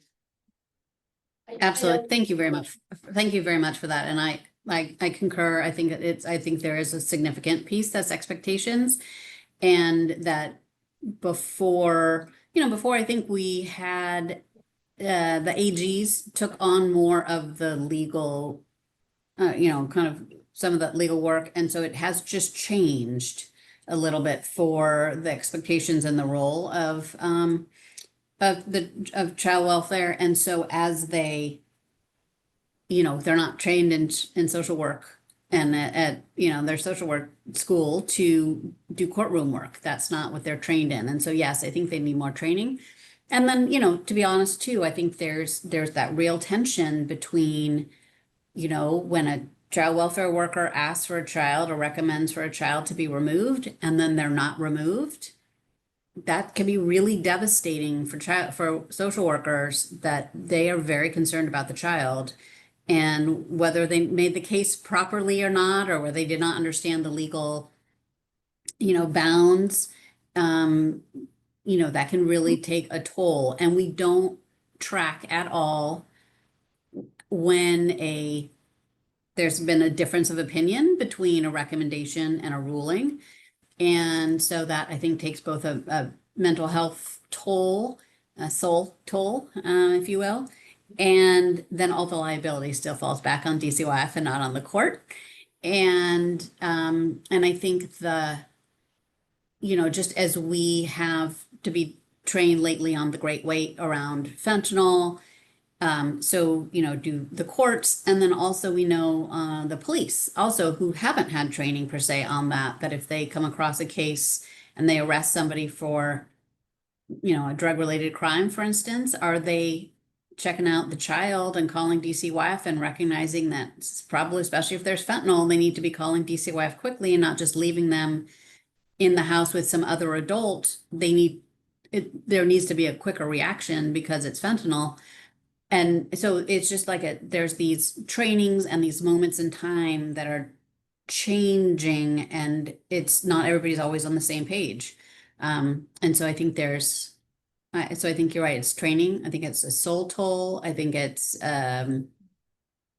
different weights that different courts and different communities give to different things. So I think it's all of that. I think you're right. Thank you.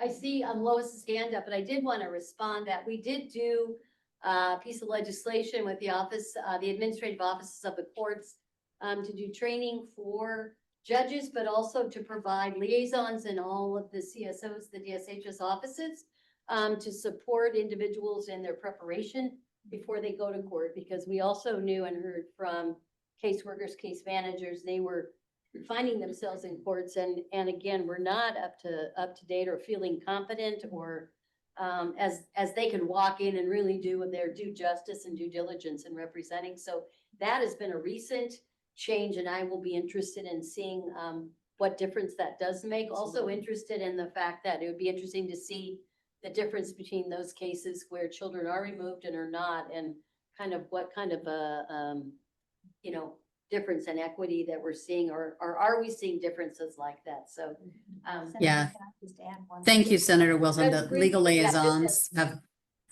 go ahead, sorry. the legal liaisons have been game changers, unbelievably wonderful. All our social workers want more of them. We have one per region.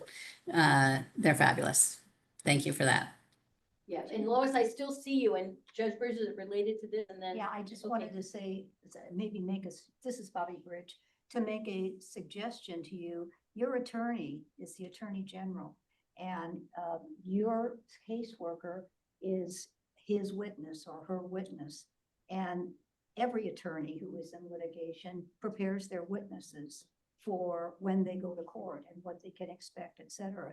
So maybe a conversation between you and the Attorney General. I know Nick Brown would be more than helpful with you as he can, but this should not be on you guys to train your social work, how they should be prepared for a courtroom.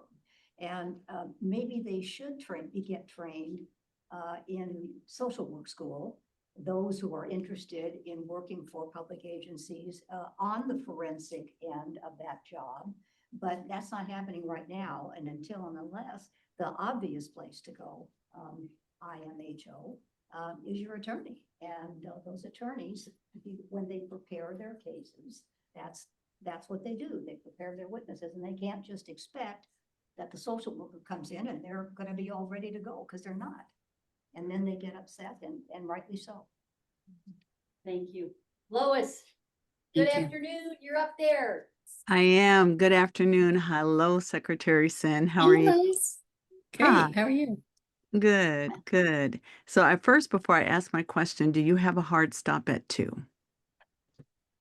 Thank you. Let me double check. Yeah, I know we I do. do. Yeah. Okay. Yes. Well, I actually will share my lengthy question with Lisha to share with you around DEI and block grant. That's more than a 2-minute answer. So I'm just going to take us back 6 months about your hard work. What has changed in that? I know you shared earlier how much you enjoy what you're doing. But what has changed in the type of outcomes you want to see after being in this position for the last 6, 7 months? Well, so when I started, I look forward to your lengthy question. And when I started, I told my staff that I wanted to focus in my first year on 3 things. And in particular, it was communication.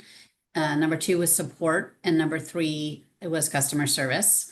And so I wanted to make sure that I was communicating better with our staff, and that we were also communicating externally better. And so that we were sharing more information, we were having it be more clear what we were saying, and that it was very transparent, again, between staff and leadership, and between DCYF and the public, everywhere.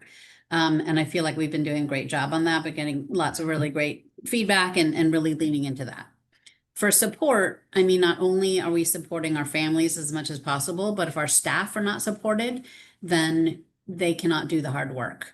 We signed an MOU with the union to acknowledge when there's a critical incident, whether it's a injured child or there's a fight and they've been hit at a JR facility or something, that we recognize their mental health. We recognize that they might need to have some time off, that they might have to have time to prepare for court, and really recognizing and having that support, and created resilience teams through in our HR area to really support them and have more services, and actually go out to the field to meet with them and meet with their colleagues and their staff to really address and respond when they're having an injury or a critical incident. And that has been really very special and important to us, even as the statewide MOU has not been signed. And on customer service, making sure that we're responding when our contractors are frustrated with our contract process. We're going through a whole contract redo process. that we're customer service both internally and externally. So our IT internally should be working to fund or to help our child welfare team, right? They're their customer. So both again, internally, externally, we would love for our working connections call line to be working better, but right now the good news is because we have so many families. We have more kids in child welfare in childcare than we have had in 20 years. And that's amazing and fabulous. And we haven't had any more staff. So our wait times for the call center are high. So, those have been three very tangible things as we start launching into the strategic plan. But I think we have been focusing on some of that. All right, thank you. Good to see you. Nice to see you too. All right, we are at 2:01, but here's the deal. You promised that you would be happy to meet with individual board members, and my hope is if there's anything that you said or didn't say, that when individuals are meeting with Secretary Sen, that you would remember that and maybe follow up on that conversation. But I want to thank you for letting us in your house, even though you're not here. There's always a challenge with that. We promise we'll clean up after ourselves.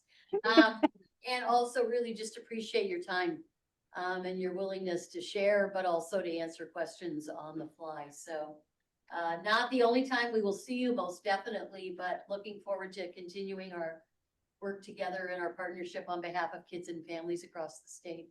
Thank you. Thank you. Thank you so much, Senator Wilson. Thank you, Dr. Levy and Lisha, and all of the Oversight Board. I really appreciate you having me, and I look forward to our continued dialogue. Awesome. Take care. Thank you. Have a good day. Bye. Lisha, it's yours. Okay. Nicholas is getting some slides up and we're gonna just do a quick transition. Oh, no worries at all. In talking with the co-chairs, one of my priorities for this meeting was really talking about the past year. And when I say the past year, I'm thinking about when we met last October in 2024. And I'm so sorry, I'm getting your space. So when we met last October in 2024 and really thinking about what priorities we established at that particular retreat and where we went with those. And so kind of like a progress report. I'm going to dive right in, but just please keep in mind that we're looking at October 2024 through this month for this time period.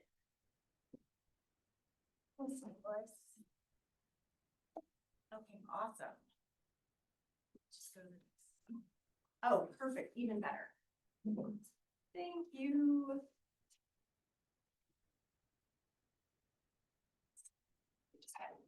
Here.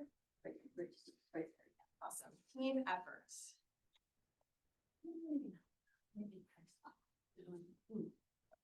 Oh, there we go. Fabulous. Thank you, team. Takes a village. It does take a village, and I have an awesome village. So these are priorities that we set for staff, which I'll go through first, and then some priorities for the board. So this is what came up. Develop a communication dissemination process for public comments. That's something we now do. So our first step in that is when we get public comment written or verbally, that's summarized and now that's sent to DCYF leadership. That feedback loop was not there before.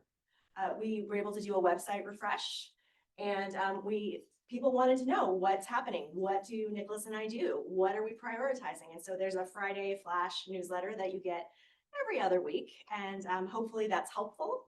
But that's something new that we implemented.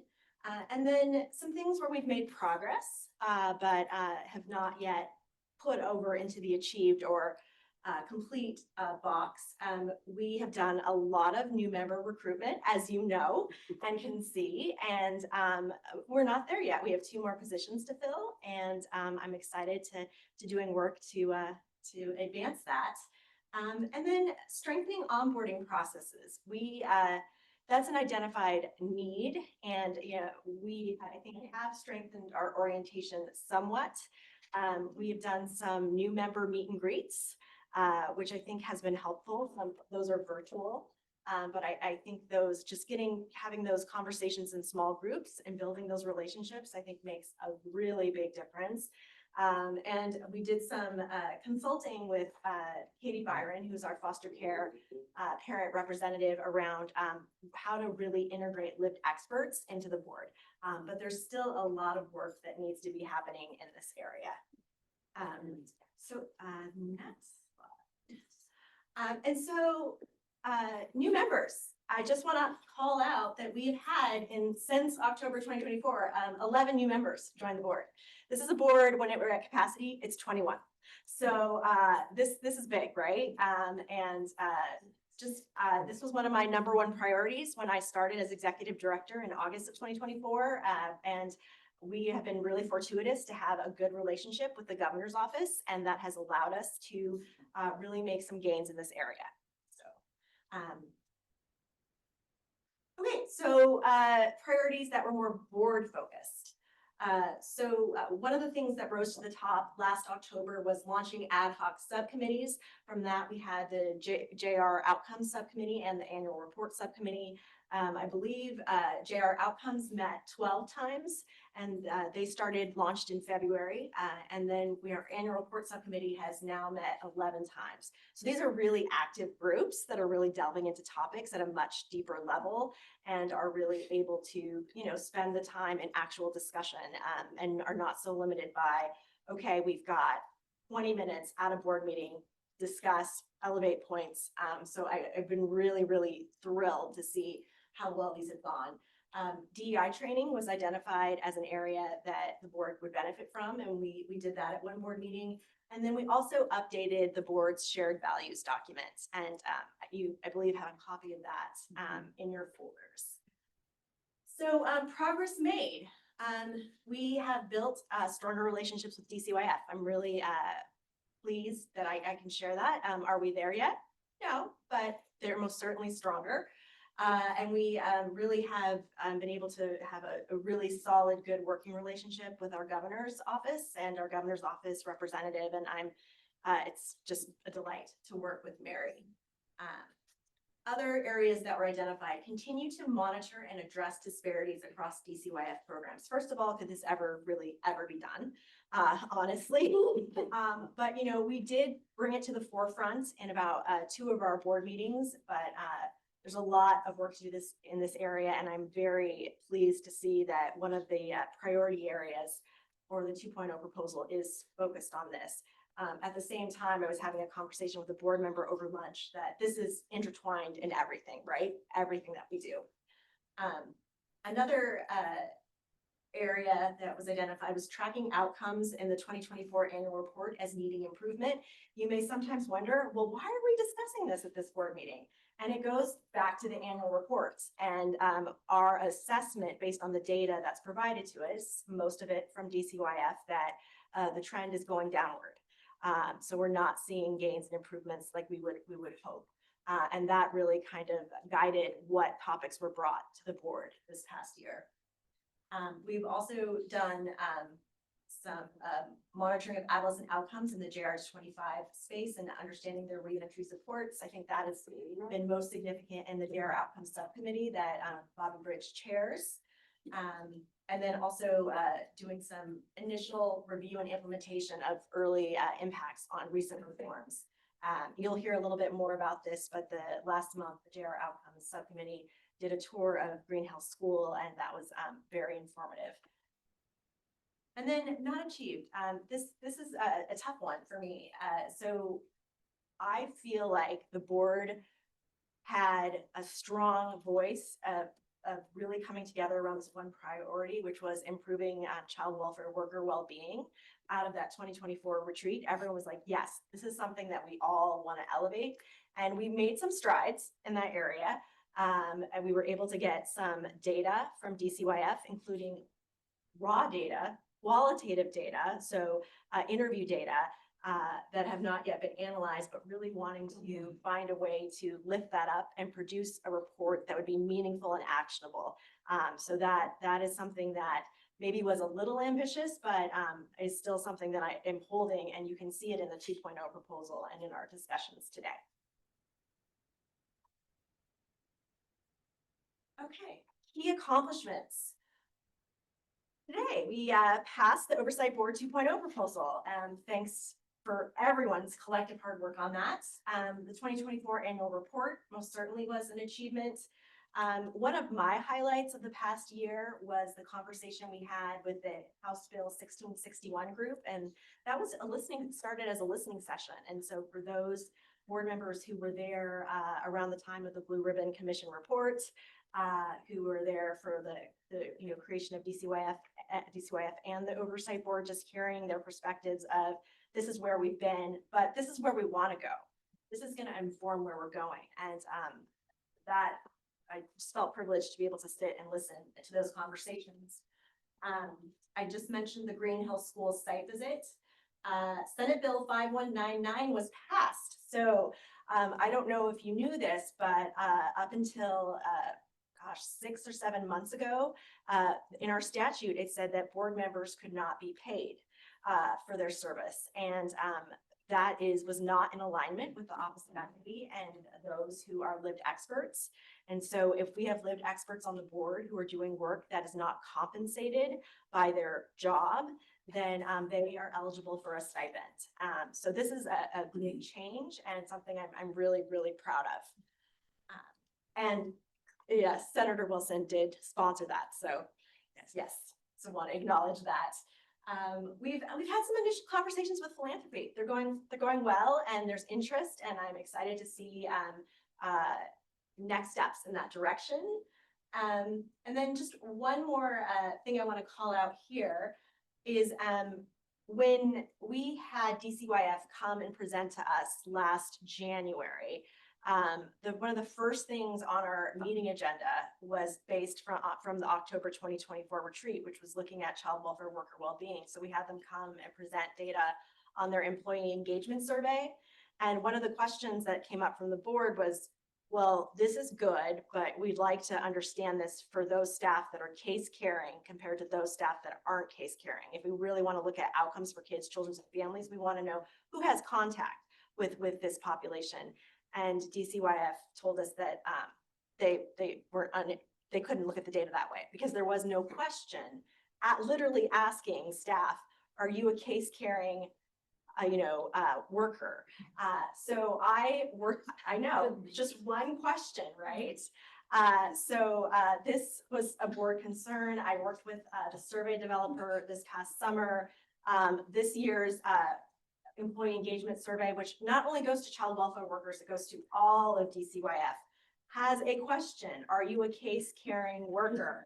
So when we get the data, we'll be able to look at, okay, so we really care about outcomes for children, youth, and families. And of course, it's a constellation of services and supports, but how's this population doing? We can now kind of target a little bit more. So it's a small thing, but it's a step. Okay, challenges and areas for improvement. Challenges. Something that rises to the top is staff capacity. I think as all of you know, we are a small but mighty staff of 2. And it's sometimes a little bit of a challenge, and it's something that I think about how we can be more effective, and I'm often thinking about prioritizing our resources. So wanted to just put that out there. This will not come as a surprise to you. And then, as you all know, the recent budget cuts and staff shortages at DCYF, it does affect their capacity and their ability to partner with us in a meaningful way. See, these are some areas that I personally prioritized for improvement. So the first one is board purpose and oversight clarity. This continues to, when I had my initial interviews one-on-one with each board member when I started, this came up in almost every interview, and in the 2 surveys that board members have completed this past year, it continues to come up. And I think we're, making some progress in this area, but there's still work to be done. So I just want to call that out. Prioritization. I think we did a giant leap forward today by saying, this is one way we'd like to proceed and co-identifying priorities with the agency using the 2.0 proposal, even though we haven't landed on what that co-identified priority will be. I think we're on a great path, and I'm really, really excited about that. effectiveness. And I think that's directly tied to prioritization. If we're going to be effective, what can we do? How can we make smart choices so we can see this time was invested? This is what we got. This is what we're observing from this effort. I'm an outcome person. So let's see. Areas for improvement, also incorporating community inputs. We saw that a little bit more at our last board meeting in September, where we had a licensed caregiver panel. So we had some constituents there in the room, but really making sure that we're getting more voices into our board meetings and not just maybe a show and tell presentation, but actually getting some people who are out there doing the work. And then board member application process. There's been great strides in this area, but it's a slow process. And Nicholas and I have implemented a tracker, so we're better able to see where every application is at in the process. And I think there's a big difference between where we started and where we are right now in terms of communicating with prospective applicants about where their application is. But this is something that I'm hoping to improve upon as we kind of look towards our, recruiting our last two members. And then orientation and mentoring for new board members. I think there's most certainly a need for strengthening there. There's going to be quite a change in the board, in a couple of years. And I had a great conversation with Lois Martin where she suggested a volunteer mentorship program. Why not pair up new board members with more veteran board members who want to, meet once or twice, maybe virtually, maybe for a cup of coffee. I just thought it was a lovely idea and low on staff resource. So when she said that, I was like, ding, ding, ding. I implement that. And then I just wanted to, before I kind of open up the floor, talk a little bit about, we'll get there in a moment. It was suggested that it might be helpful to kind of look at what did we focus on in the past year with respect to our board meeting topics. And so I looked at our topics from October to October and really came up with 4 buckets. And these are the first 2 of the buckets. And this is my prioritization. Someone else may have named this different things, but this is how it kind of washed out to me. So the first one was oversight, accountability, and DCYF Oversight Board governance.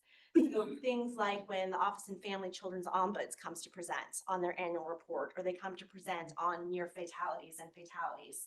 DCYF briefings on, increases in critical incidences and response. We had a lot of talk, not a lot of talk, but looking at a potential statute update, 2.0 proposal, and then, looking at governance, like what are our shared values? Let's revisit those. The second bucket of the 4 was DCYF priorities, vision, and legislative context. I'll just mention a couple here. DCYF came to us and really gave us a focused list of their priorities for 2025. As you heard earlier today, Secretary Sen joined a board meeting about 2 days into her tenure in her role in January of 2025. And then, we have had some legislative updates and updates from DCYF on budget freezes and federal grant pauses. The last 2 buckets are, again, these were labeled by me. Someone else might say, actually, this category is better reflected by this, but I called it child and youth outcomes, education, health, and caregivers. So we had presentations and discussions around supporting K-12 education outcomes for youth involved with child welfare and juvenile rehabilitation. We looked at educational outcomes specifically for JR involved youth and emerging adults. DCYF shared some resources and data with us about substance use disorder and treatment.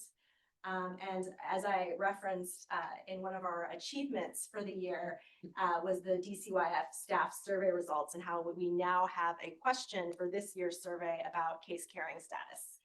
And the last bucket, and I realize I'm talking very quickly, is equity, family support, and prevention. And that's the 4th area where I really see our meeting topics falling into. And that was reducing, we did DCYF did a presentation on reducing racial and ethnic disproportionality and disparities. And that really focused on early learning in addition to child welfare and juvenile rehabilitation. We've discussed the Family First Prevention Services Act, and also did some of our own DEI training, really focused on power dynamics, decision-making, and courageous conversations. So there's only one more slide. I always think it's nice to end with strengths. I am in awe of this board, the brain trust in this board. It is an honor to work with all of you. This is one of our strongest strengths, the board expertise. We have a better relationship with DCYF right now in the governor's office. We're in a really nice position, and it took some time to get there. And you know, we're not to the end of the road, but there's been some good progress on that front. From talking with board members, there is a true desire for more proactive engagement with the agency and not after the fact. I think I've had some version of this conversation with each of you. It has been a pleasure to see the level of engagement and commitment at our two subcommittee meetings, two subcommittee groups. I've just been really impressed by people's commitment to meeting twice a month for months and then going to monthly, and just some of the good work that's come out of that. So I think, we will go back. So I just wanted to open it up to folks. I just gave you a lot of information about the way I perceive things, but I'm interested in your perceptions. And of course, some of this was informed by my conversations with each of you, with some of your survey results, but just really interested in knowing your thoughts about achievements or opportunities for improvement or challenges that we're facing. I gave you quite a list, but just anything that I may have missed, or things that you're like, yeah, that's a barrier, right? Or, you know, have you thought about this lever? Just would really like to take just a couple minutes before we go into the subcommittee updates, so they have time to kind of highlight some of their great work, just to see if anyone wants to share anything. Okay, I'm going to share that the staff time and capacity has really been evident this week. I think you've probably been on your computer like 80 hours the last couple weeks per week. And Nicholas, so I just wanted to say thank you for all your time these last few weeks. You're very welcome. My pleasure. You're very welcome. It's pretty apparent a lot of progress has been made. It's a real credit to Nicholas and the two co-chairs. So thank you for really helping us move forward. Yeah, I'd like to third that emotion too. The newbies don't know this necessarily, or you may have heard it on the grapevine, but you know, we were pretty much at ashes about 2 years ago now, I guess it goes back to. You know, we kind of just withered away during COVID, and then lost our executive director, all good reasons for her leave taking. But we were at stalemate with the governor's office, had not had new members appointed because we lost some members for various reasons, some having to do with work-related things. Others, I think someone has mentioned, maybe it was Ben earlier, about just not feeling a sense of engagement or meaningfulness or what have you, all, really well expressed. And within a remarkably short period of time, you've really brought us, not only out of the ashes, but we've got the fire cooking now. Well, it's everyone right here. It's everyone at this table. Before I turn it over to the subcommittee, any other last thoughts? I don't have a thought, but I have a question. Yes. Can you help me to understand why this application process lags? I think that's a really important I'm question. asking that because I kind of take it personally when I recruit somebody for this board and they're questioning me about, and I reach out to you and I give them a politically correct answer, but it doesn't make them feel any better. Yeah. Yeah, I'm really glad you asked that, Marion, because that I think with respect to things that need to change is pretty much at the top of my list. And it doesn't reflect just, if you probably agree, I don't think it reflects well on the board, and I don't think it reflects well on the process as a whole. And especially when we have members recruiting and these are their colleagues and their peers, it puts board members in an awkward position. So some of the reasons tend to be twofold. In my mind, there are two areas where the slowdown is occurring, even though it's a three-prong process. The first is with us, with the staff, and I most certainly lead up that work. And to a certain extent, it's a little bit of a capacity issue, and prioritization. Things that are happening with the board tend to get a little bit more of my attention with members than recruitment. Lisha has been calling every single reference for every single board applicant herself. And I know she does her job A lot of time. and she takes the time. If I send an email saying, what is going on here? This person is bugging me about this. Yes, and I'm glad you do that because that needs to happen. So I think that's one piece. The other piece is we partner with the governor's office and they need to do their due diligence. Well, it's their appointment. It is their, yes. So that includes background checks. We are one of maybe 30 or 40 boards and commissions. At least. And I believe it's 2 staff. I interact with one, but someone else is CC'd on those emails. So I think it is 2 staff for the state of Washington. So it's both. And at the same time, there still needs to be change. So I really appreciate you elevating that. And it's something that I take really, really seriously. And in terms of like where we need to change, this is up there. But we could not get anyone through the governor's office for about 2 years. Right. So all of the nominations just stopped there. So under this new This is like administration, huge. this is like lightning speed. Yeah. And this is a brand new, this is a brand new. Sad to tell you, but it's very, It's very that true rough. because there was nothing coming out and we didn't have a Mary either. Because we lost our early learning Right. policy lead. And so there was no one in the governor's office even to call before Elisha was here to say, yo, where are things? So, that's with child welfare and all of that. So a lot of it, I would just say isn't with staff. It's really, every single appointment has to go through the governor's office. And if you look on his webpage, every commission, every board, there are hundreds. There aren't just, there are a lot. And so that's a lot of the process is the institution of. Which doesn't is mean why it this can't is change. so remarkable because this is a brand new administration and even though it sounds like normal human pace of things, it should have happened in 2 days or something. It's amazing that it happened in 6 months. But you want to grab people when they're ready and when they're interested. Yeah, You exactly. don't want to lose that. And that's what happens is that we lose that sense of want sometimes when it takes so long to follow up. Totally hear you. Yes, absolutely. Marion, thank you so much for that question. So it's 2:30 and we're going to switch to our subcommittees, but before we do, if people have thoughts, sometimes it's hard to bring things up in a room with lots of people.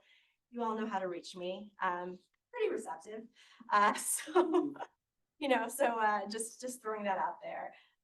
So we're going to switch gears now and I'm gonna ask Justice Bobby Bridge to share a brief update on the work of the JR Outcomes Subcommittee.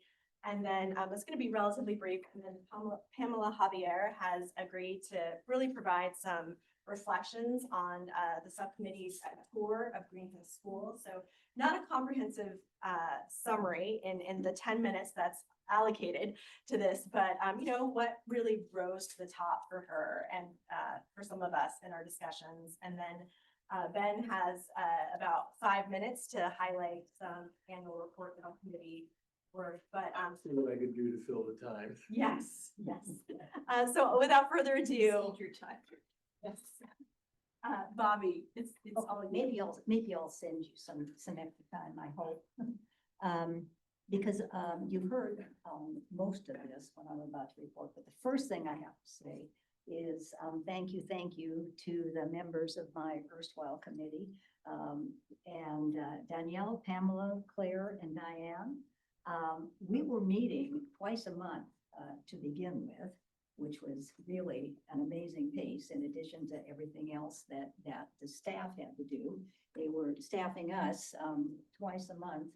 And it was great because we were trying to get ourselves as fast as we could to a work plan. And we had to be semi-informed. It's kind of like, what is this, flying while learning, or whatever that expression is. But we had this airplane up in the air and we were still trying to figure out where the gas is in the engine. But we came up with it. So if you may recall, what we came to you with were 4 areas of concentration, right? Of which, well, we had made decisions, and either decisions or progress in all areas. The first had to do with partnering with DCYF to establish a process for regularly collecting reports about overcrowding, staff ratios, et cetera. Mainly that was the metrics side of it and what is happening there. And that is certainly in progress. Obtaining and reviewing DCYF's current priorities, responsibilities, and work plan or action plan for Green Hill. That again is, we have now visited it, we are in conversation, and the hope is that we would continue that work going forward. Well, the third, I skipped ahead, considering site visits to Green Hill, and perhaps the new one. Well, we are going to see Echo Glen. If you may have noticed, it's beginning to hit the press too for potential weaknesses. And I have heard that on the grapevine for the past couple of years, to tell you the truth. So we've already got a tentative date, I think, in November. But if that doesn't work out, then we'll do it as soon as we can after the first of the year. And then the last one had to do with kind of a nit to pick about obtaining felony data for youth and emerging adults as a data point. And it turns out that that's more complicated than we thought. So to be pursued, but we're not quite sure where going forward. We'll develop our next work plan in the next couple of months. But back to the hard work of Danielle, Pamela, Claire, and Diane. Not only did we meet twice a month, it seemed like twice a month, to do the work plan, but this fly while learning is that we were having regular and routine presentations about folks who were in, to borrow Secretary Sen's phrase, the ecosystem of JR. And so we started out within the JR community of DCYF, informal, formal staff presentations to us a couple of times. And one specifically related to Green Hill. We had member interest in specific interest in educational, carceral education, what was going on in the institutions. Were they meeting educational needs as we are responsible to do, et cetera? So we began that process and learned about the task forces that had been created by the legislature, and got an idea about what we could follow, but that we certainly wouldn't have to duplicate or do any kind of extra work on that. We then heard from Carl McCurley from Whisker, which is the Washington State Center for Court Research, which is a part of the Administrative Office of the Courts, and talked about, and Carl McCurley, as I said, who's been with that agency for many, many years, really not only told us about the work that they do and the data that they keep regularly and routinely, but the degree to which they are happily and would be happy to share that data and, enhance their relationships. And they were not saying that they had been shunted or that there was negatives. It was just that there wasn't any communication. And so certainly that would be something to encourage, but it encouraged us because we knew that we were going to be able to assist OIAA in gathering some of the data that they don't already have. Then we reached out a little bit more. We talked who's doing what. When Clara joined us, she talked about, there's a lot of people out there, advocates, as well as legislative committees and subcommittees and special task forces, et cetera, that, they're doing different work. So, lest you get crowded in the highway, there are things that all right. So we ought to know about those so that we can decide this is an area that so-and-so is handling. Maybe we ping it and say, we should have a report from so-and-so because they should be ready with their report. We don't have to worry about it, but we need to keep abreast of what they've done. And then there are other areas, well, gee, maybe there's a gap and people want to know more about this, and maybe is that in our workspace? All of those kinds of responsibilities. So from the Sentencing Guidelines Commission, which I think Claire mentioned earlier this morning, Team Child, now I'm forgetting, Team Child and the Blue Ribbon Commission and Statute, we spent one whole meeting talking about the elements that we invited board members to come. Unfortunately, other board members did come, but we had a wonderful meeting, and I think you made reference to that, Lisha, and just a moment ago, going back to the old guard, and Ben was with us at that time too, but talking about sort of what are our roots, and that also helped frame our minds around what's our lane, what's not our lane, where can we be helpful to other people, how should we spread out. So that's kind of the basis, and then culminating in the Green Hill tour. I'll finish my remarks and then I'm going to go back to Pamela to talk about, on behalf of those of us who were able to go, what we learned and kind of what our reflections may be. But I think what we've done is that we've got a body of learning. There's more to go because there's more folks out there doing things. And we need to know where we're going to add value and where we think that, again, there are gaps or things that this group is interested, this board is interested in, that are in the JR space that nobody else is attending to. So that's the year. And Pamela, let's talk about our tour. Quick question. Well, when's the tentative date for Echo Glen? I can pull it up on my calendar right now, but it is December 10th and we're inviting the whole board. Yeah, So- we'll get a notice out as soon as we get it confirmed. Yeah, Thanks. and do hope you can join us. Okay, so to begin with, it was a wonderful opportunity. I'm so thankful that I joined. We entered the atmosphere there. There was new staff that had arrived. So, as we were learning everything, one of the staff members, I forget his name, I'm so sorry, but he was learning as well. I think it was his second or third job. The new superintendent? Yes. He was quite lovely to talk with, So and he still looked pretty good. And, Yeah. No bags. Yeah. And the classrooms, yes. So we got to look at the classrooms and how the units looked. It was not how I envisioned it, more on a positive note.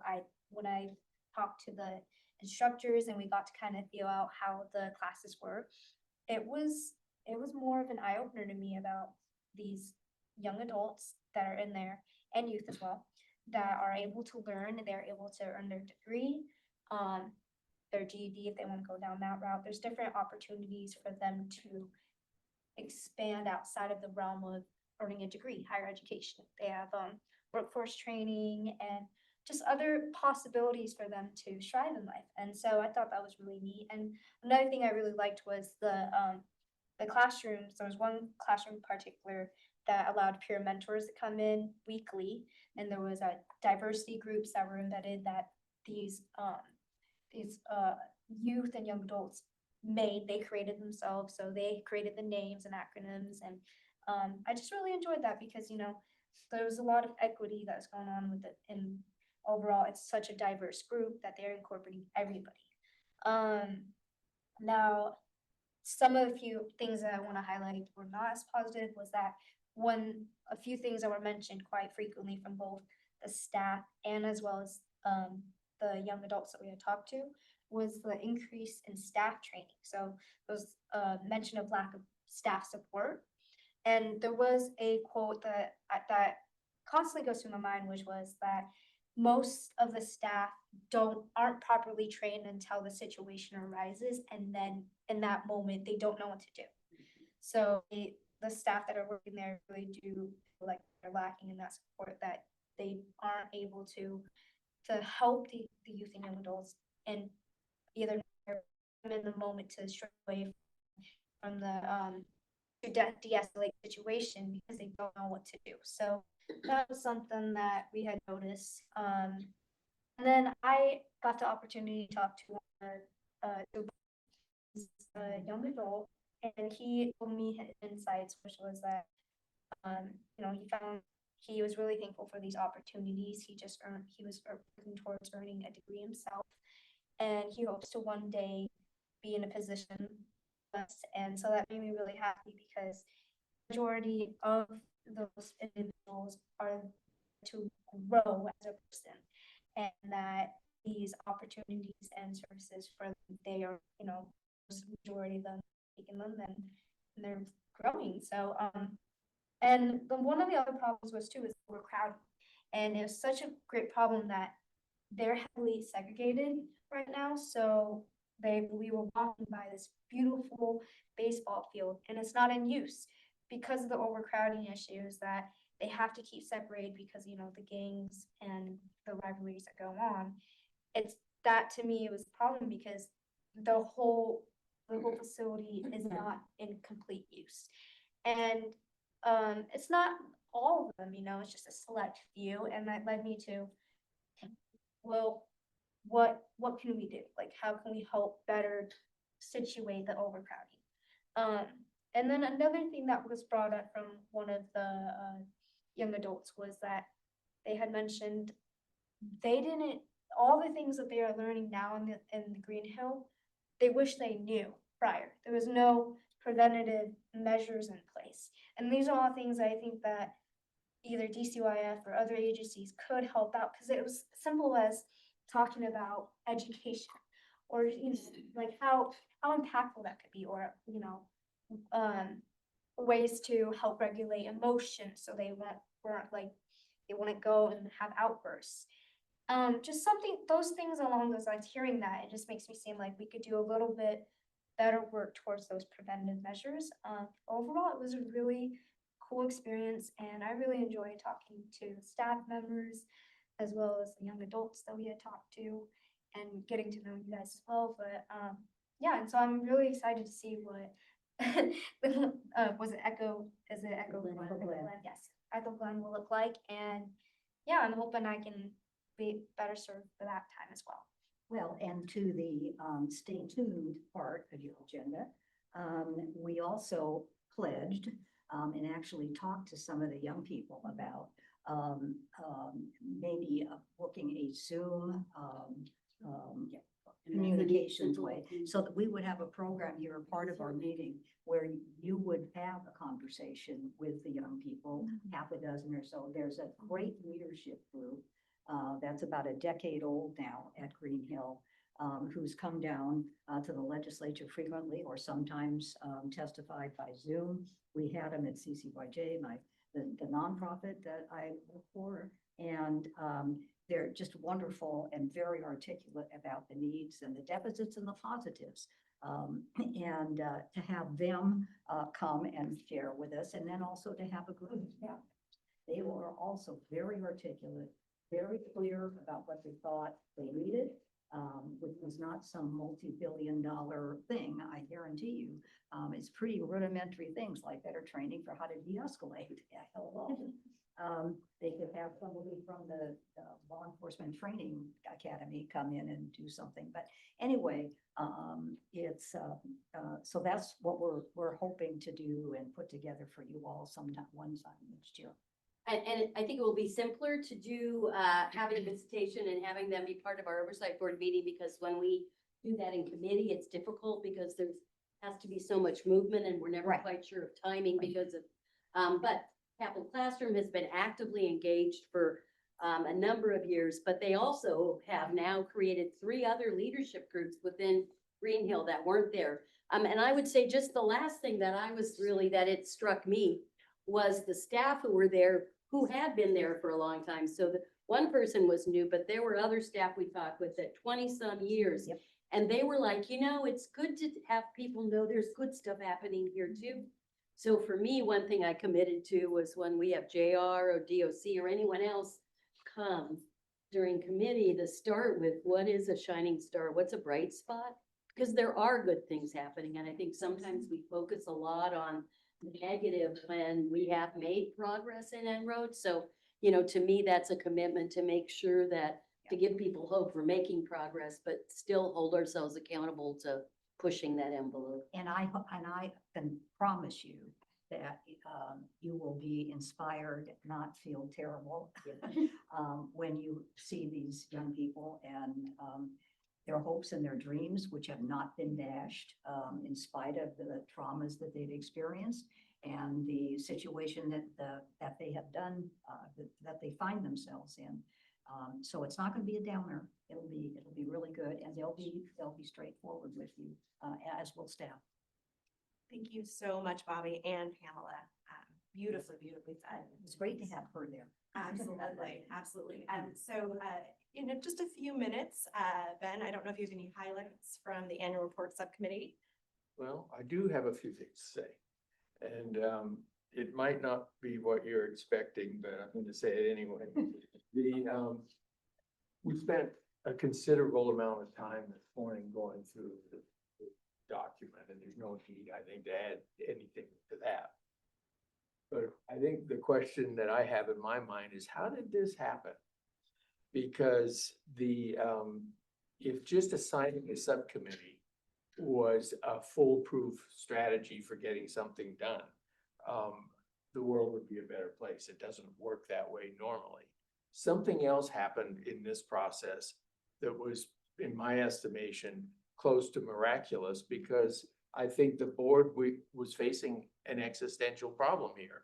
And that is defining who we are and how we build up our very clear purpose.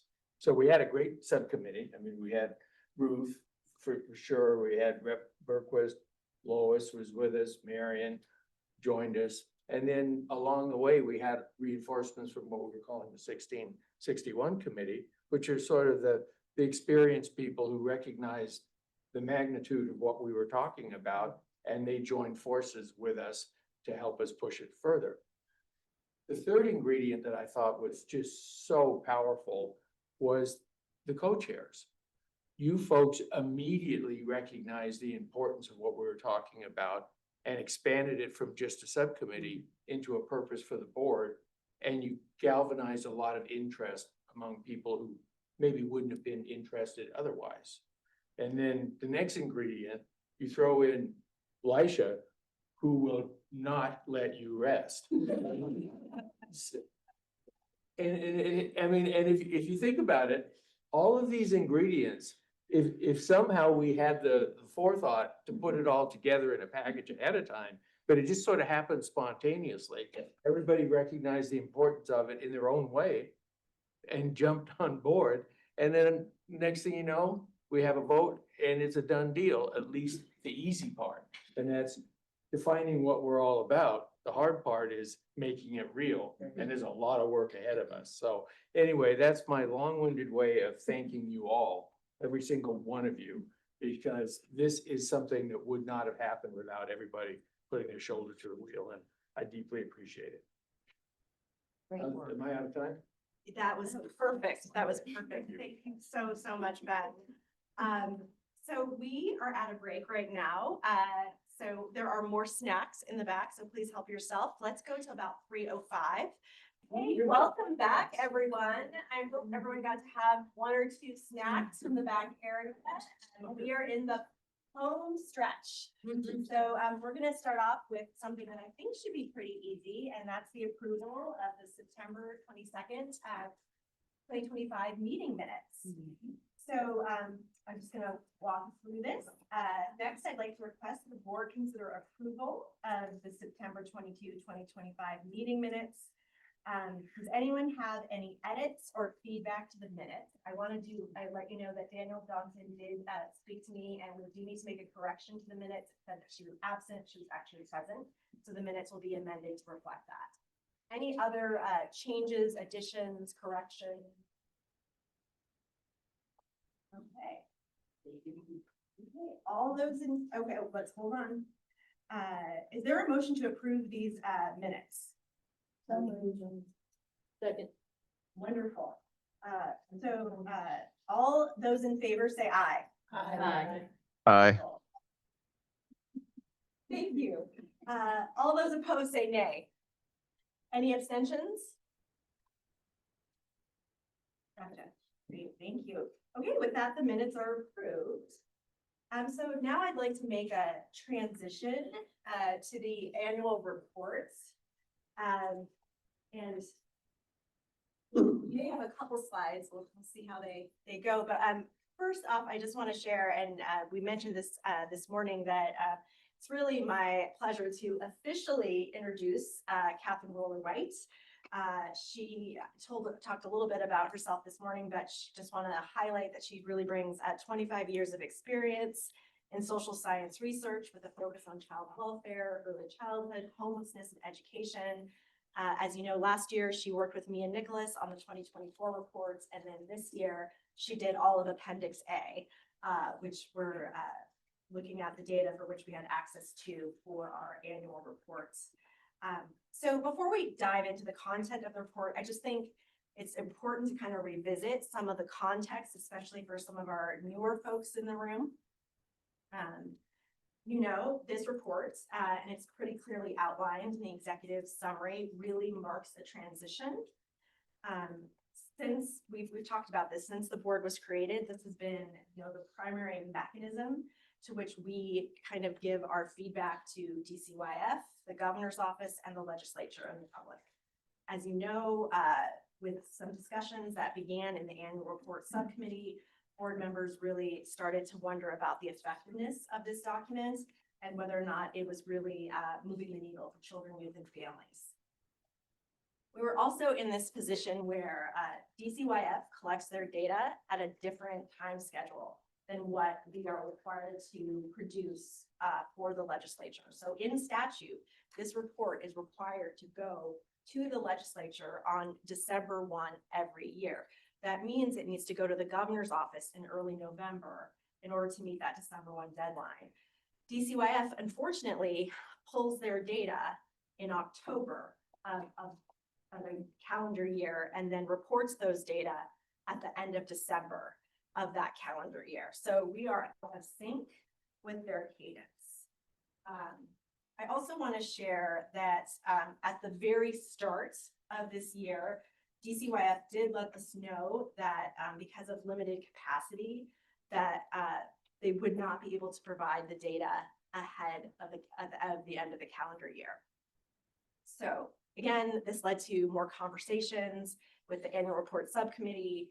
And as we saw today, out of that came the Oversight Board 2.0 proposal, which currently is the bulk of the annual report. It's front and center, or was designed to be front and center, with outcome analysis and recommendations following in that Appendix A. So before we go into the content of the report, Catherine has some slides for us. If there are questions, I just want to give people an opportunity to share any thoughts you might have about this process. But I also want to highlight that just because data are not in the annual report, it doesn't mean that work is not happening. The data aren't missing forever. The data will become available at the end of December. So it's not like anything's being hidden from us. So I just want to make sure I'm clear on that. And I really think the goal is we're going to try to better align our systems so we can really, look at what's working and what's not working for children, youth, and families in our state. So, yeah, just thoughts that people have about the process, questions. Will this data, that's gonna be available in December, will that be given in presentation form, or is it just gonna be given to us? That is a great question. So, traditionally, how this report has worked is that the data are publicly available, usually on the website. And then we collect the data from the website and then do our own interpretation. However, if we wanted DCYF to present, I am confident that they would be happy to share findings. Does that answer your question? No, it does, yeah. Maybe if we could look at the data, and then if there's anything that needs a little bit more clarification, that might be where we ask for some, like, presentation and have them clarify with us. I think that's a great idea. Especially, those areas where we identify as really important to the board, honing in on those potentially as an addendum. Perfect, thank you. Yeah, thank you. Any other thoughts before we kind of jump into more of the data? Are we looking at changing our date of annual report? Have we landed on anything there? Just because it is out of sync, but I know there's also kind of a legislature kind of push to have it at this time, so. We did explore that once we learned that DCYF wasn't able to help us with our statutory obligation, and the result of that exploration, and granted it was just an exploration, was that it wasn't feasible to move the December 1 deadline. But having a cadence that lines up solves the problem, right? Again, this is a transitional document. So we're going to be kind of pivoting away from this and going more to a annual progress report. Right. I guess I would just put it out there that the eventual annual progress report might consider aligning their dates with DCYF to expedite data collection. And we can kind of shift, we don't have to discuss it now, but we can shift it maybe to that group to consider further. I think that's a great idea, Diane. Thank you. Does that make sense? Because there may be some select metrics that we'll want to continue to look at rather than everything that's in the appendix now. So if they're aligned, that's only a benefit. And then it gets to, I think, Senator Christian's comment about you even have a different format where you can just click and get what you need. Any other thoughts about the process, questions? Okay, so I'm going to turn it over to you, Kathleen, and see if folks have questions about any of the findings. I don't know. For those data outcomes for which we did have data, I don't know if you want to do a quick summary of what you found, or. Yeah, I can do a quick summary, and sometimes I can be soft-spoken, so I will do my best, but let me know if I'm too quiet or too loud. I don't want to be either. Yeah, so as you know, there are 18 outcomes that are mandated to be reported on currently in the annual report, and this year we have updated data for 4. So these are the 4 outcomes that we were able to report on in the annual report. For some outcomes, there were a few indicators, like a few measures that we did have data for, but we didn't have complete data for an outcome. So we considered that we can't say anything about it definitively. So these were the 4. And it's funny, there was 1 in each category. So there was an improvement in increasing the available supply of licensed childcare in childcare centers, including providers not receiving subsidies. If it's helpful, we can go look at the slides. I have the slides available. You can look at the figures, or we can just kind of keep it at a high level. It's this conversation just totally open, whatever works for you all. So as far as the matrix go on that, how much of an improvement was made percentage wise? We are at 1 to scale 10. Sure, yeah, let's go to the slides. So the way the annual report has been set up, improvement is defined as this most current year of data compared to the previous year of data. And you can see there's been improvement in the past 2 years, but really when you look across the whole time frame, there's been a lot of improvement. This is looking at the number of licensed childcare providers by type. And it's really gone up since 2018 to now. And then if you look at the licensed capacity, oh wait, yeah, here's the licensed capacity. This one's just a table, not a chart. But you can see that has gone up, both in the past year, it went up by about 8,000, but over the course of time, it's gone up by more than 50,000. How does that compare to need? That I did not look at in this report. It wasn't one of the outcomes, but it's an excellent question. And there are other DCYF reports, I believe, out there that look at need. I think, There's the dashboard. the dashboard, yeah. There's the extreme desert dashboard that WASDEM does, that's on the DCYF website, that's got all the Mhm. capacity, but also where there's greatest need and where there's deserts, extreme deserts within, deserts. Yeah, there's also, it's a couple years old now, but there was the development grant for 3.5 needs assessment that was done about 2 years ago, and need was addressed in this. Good question. So this is not our state funded pre-K, this is childcare only. This is childcare. What is outdoor based? Isn't that interesting? Yeah. There's some. Outdoor based? Yeah, it's, we're the first state to license outdoor nature-based pre-K. Yeah. Mhm. So it's like. They can, they, You're outside. yeah, outside school. Oh. Actually, the little girl who lives 2 doors up from me has just finished treatment for leukemia. And she didn't even feel either they weren't comfortable going to an indoor school. So she actually went to an outdoor school. It was a good option. Interesting. I love that. Yeah. So also this data, I mean, that's the number of businesses or organizations providing that, but it's gone up.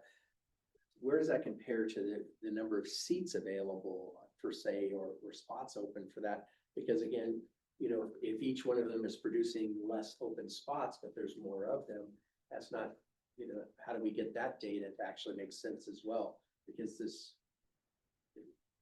so I'm more curious about how many spots we open than necessarily how many businesses we open. We don't have spots that are open, that's part of the problem. Well, okay, how many are provided for? Yeah, I get that. That is our problem. We don't have open spots.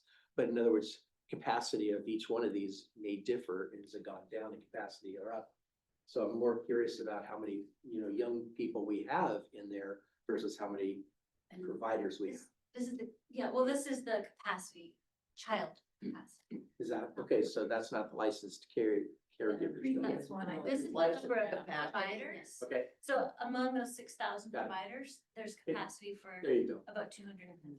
So out of 8 million people in Washington State, rate plus, we've got 209 in a childcare facility is what I'm gathering from this. In license. And it doesn't say anything about the cost of childcare. No. Lois had her hand up. Lois has her hand up. Oh. I Lois, do. Go ahead. I do. So I just wanted to say something from a boots on the ground perspective. License capacity has gone up, but I know across the state that there are several centers who maybe have a larger license capacity, but who are not at capacity because they're having such a hard time finding staff. So even though to the question before, it may seem like, yes, it's gone up, yay, but at the same time, if folk may be licensed for 100, but they can only staff to 50, I don't think it's really telling the true story of the crisis that is still happening across our state in early learning. As people are trying to provide services for our community, but yet are finding staffing and costs as well as the issues that we're having around insurance, where people's insurance is doubling and tripling, making it even harder to be able to stay in business. I know there is this group that is looking into that with the insurance commissioner. I know WCCA, the Washington Child Care Centers Association is, but I just want to point out the reality of what's happening in the field. Thank you for that information. Yeah, that's really helpful. Well, I really appreciate that. And I think I also heard from providers, even though they may have a licensed capacity, they themselves may not feel comfortable filling that all, even they may have staff, so they may make a choice where they may be licensed for 12, but they may care for only 10.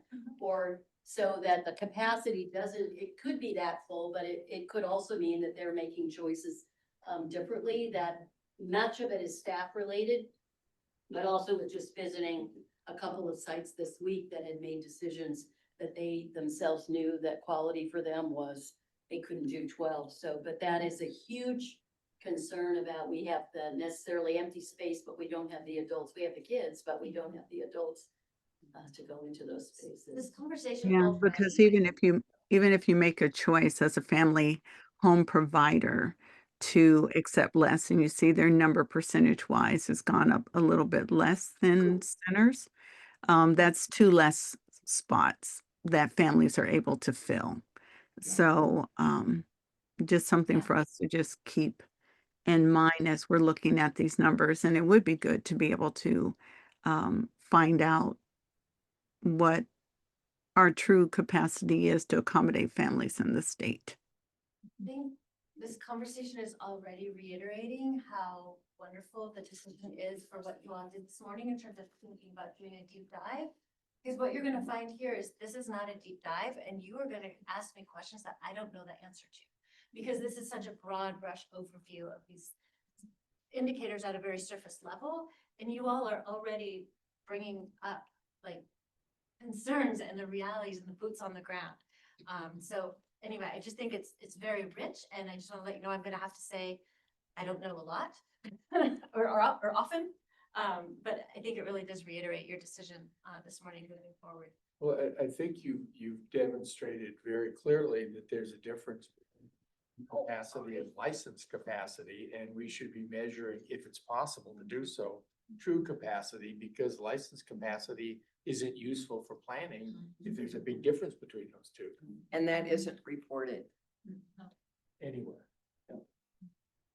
And we really don't have that.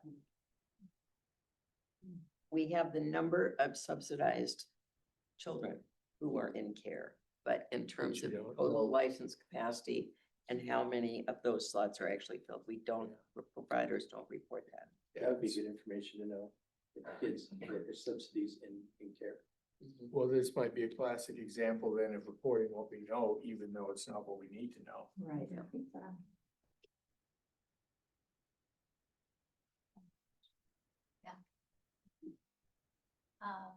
Anything else on, I guess we will be going into the data after all. So the next outcome area was increasing the number and proportion of children who are kindergarten ready as measured on WA Kids. In case you're not familiar with that, let me see the, I don't know if I have the, oh, I wanted to have the 6 areas of development. I can't remember, but oh, here we go. Cognitive, language, literacy, math, physical, and social emotional readiness. You probably can recite them in your sleep. So in this most recent year, the percent ready went down below 4%. There's been an overall upward trend since 2017-18, but took a hit in this most recent year. This is looking across all students entering kindergarten, but I think more importantly is breaking it out by race and ethnicity, and you can see that disparities are ongoing. They are quite striking among some of these racial and ethnic groups.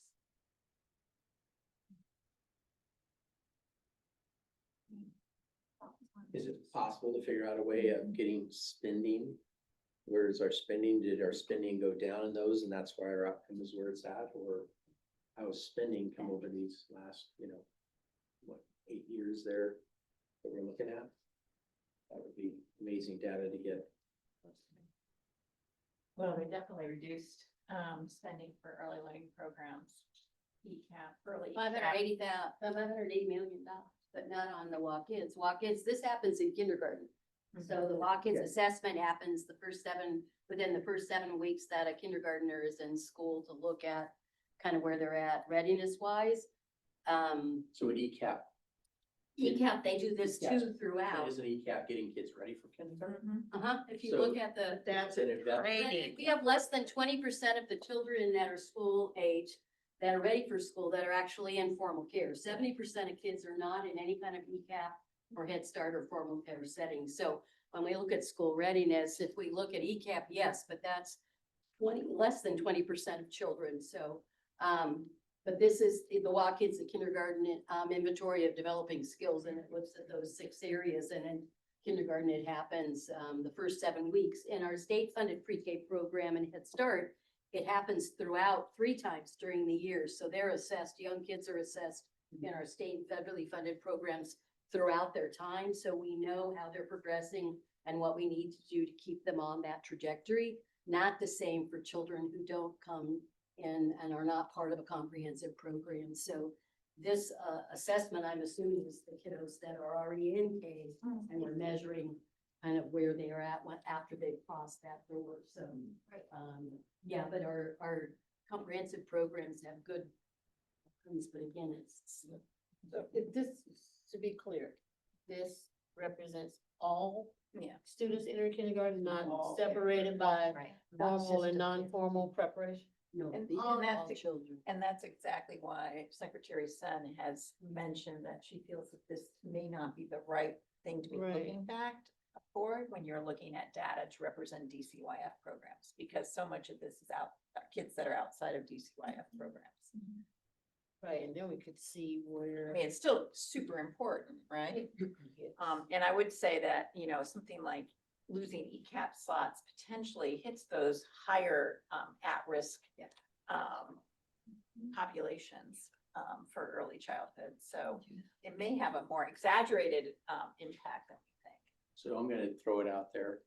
Whatever happened to, Big Bird and Schoolhouse Rock that would get those kids ready with their ABC before they ever hit? Where are we at with that, with the state on those programs? Because it seems like I've watched very little, but some of the stuff now, and it's like, oh, let's go shoot something up and save the world with our.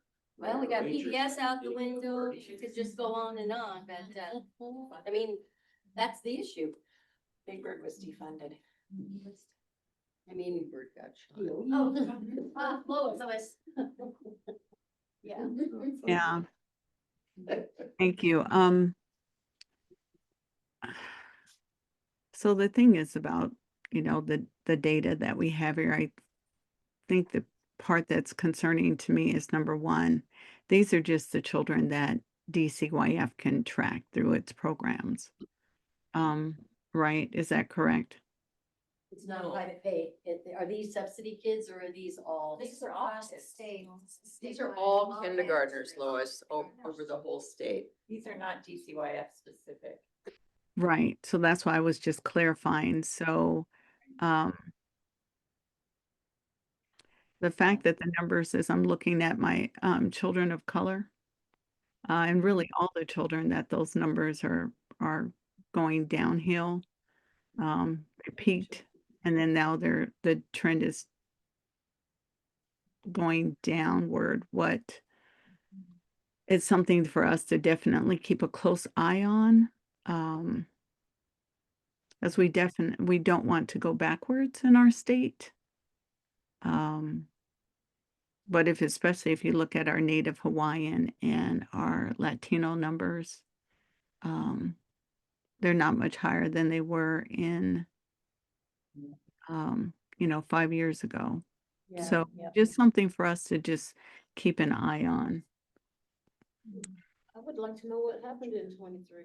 Yeah. What happened? Everybody, Yeah. what happened? Everybody was going up? Yep. Comes down down. I know, part of me was wondering, what is the effect of the COVID pandemic, but those kids were, I mean, this is too late for that. Right, so what happened? That's a question for you, Madam Researcher. We'll find that out. But do you think maybe, because they were, say, 2 years old, 3 years old Yeah. during the pandemic, everybody was home. They were spending more time, even though we No heard otherwise. socialization. Mhm. But there was more hands-on, face-to-face work with the kids, maybe. Well, the COVID kids would be Like, they're going up. represented At that, at the, so say COVID's 20 to 23, right? Mhm. So you'd almost have a couple of year lag before you'd see the impact of the pandemic, Mhm. right? On those younger kids, because they wouldn't hit school age yet. Yeah, I'm just saying, so if they, I mean, they were toddlers, little toddlers Mhm. during the COVID, Yeah. you know? And I know that my toddler granddaughter, who's 2, right now, I mean, just the kids are smarter. I mean, they're on iPads and learning all this stuff, and she's talking and just, it just blows my mind, you know? I mean, But in the same respect, I've seen and what I hear, especially from school age teachers in the K3 space, is they are seeing behaviors and they're seeing still kids that are challenged, and because they haven't had socialization, because they were literally in their homes without any interaction with anyone else. And so part of this also may be, again, developmentally, you know, what happens when you're out and about and what happens in those first, 4 years of life for many of these kids did not happen the way it happened for all those kids that came before and the kids that will come after. And so again, it's gonna be hard to see. What's gonna be interesting, and I think as Lois said, is to keep our eye on it. And are we in any kind of recovery, or do we see things still going down? And if that's the case, we need to take some pretty hard looks at what's going on, because we should see a, trajectory that heads us back up. In fact, if we continue to have a focus on, populations in the margins and those that need support the most, so. And there's Yeah. no way to disaggregate the data to kids who are just in DCYF programs. This data comes from. I know this comes from OSPI, right? Yeah. Yeah. But they don't actually track it in. But ECAP does. Well, we would have ECAP data. And WISIP has done longitudinal studies Yeah. of the impact of ECAP and the cost benefit, and they're very positive. And this is only public schools, right? I think so. So you wouldn't consider private or homeschool. I don't know. Interesting. I So think if private you schools look do at- want kids, don't Do they? that? I think we looked this up and it was, Oh, no. Yeah. Well, This anyway. came up last year too. It did come up last So do the owners of these data have an explanation for this? Because it's entirely likely you've got a reporting anomaly, because everybody's doing exactly the same thing at exactly the same time, and they're all coming back down. That's what I've been wondering. It almost has to be a reporting problem. It's an OSPI. Really? Yeah. Would they be able to answer the question of what happened in that, do you think? You hardly ever see a uniform response like that in Right. all groups. system go down. Something is odd about that year. Yeah. That's a good question for OSPI. Yeah, not us, for them. Making sense.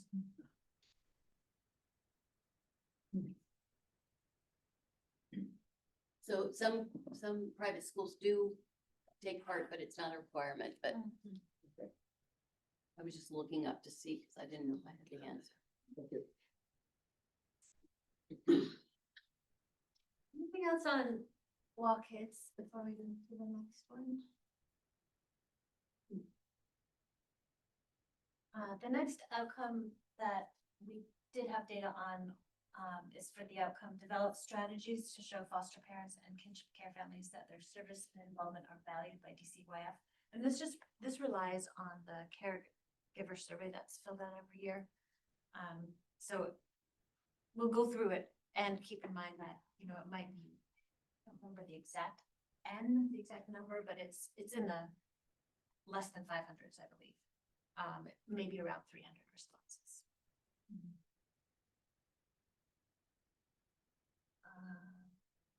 Okay, and it's, well, orange is kinship and the dark blue is foster care, and the kinship caregivers weren't asked these questions in the first year, so that's why you see them at first. But I'll just kind of go through these relatively quickly so that don't get too much time taken with them, but are you treated like part of the team? Do you get the information that you need?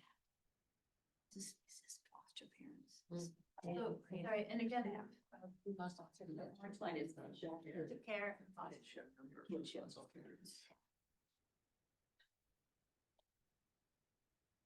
Included in meetings, got a little bit of spaghetti going on there with those two lines.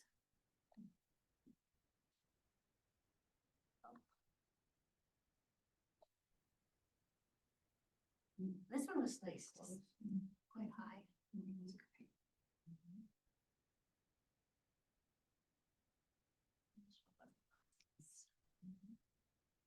think personally supported is a new question. And that's it for that section. I know we went through that kind of fast, but thoughts, questions. It's interesting that they feel respected but not supported. Yeah, I mean, Kind of a, we love you, but we can't do anything for you. Maybe that speaks to staff capacity, like. yeah. Is there, there any sort of narrative that accompanied this data to give some sort of sense of why they answered the way they did? That's a good question. I have not come across a narrative. Was that? I have not come across that, no. Like, I just see the results, but, I'm wondering if the whole licensing piece, because it was very positive, because with the new department came different licensing, different licensing and background check, and that all improved dramatically with the new department. That's one of the best things I think that came out of the new department. Because it was all with DSHS. Yeah, yeah. I mean, sometimes background checks will take 4, 5, 6 months, and now they're like 2 or 3 weeks. Yeah. Big difference. Yeah. And this is. Thank you. Prior to our new secretary's term too. We do love that. Yeah.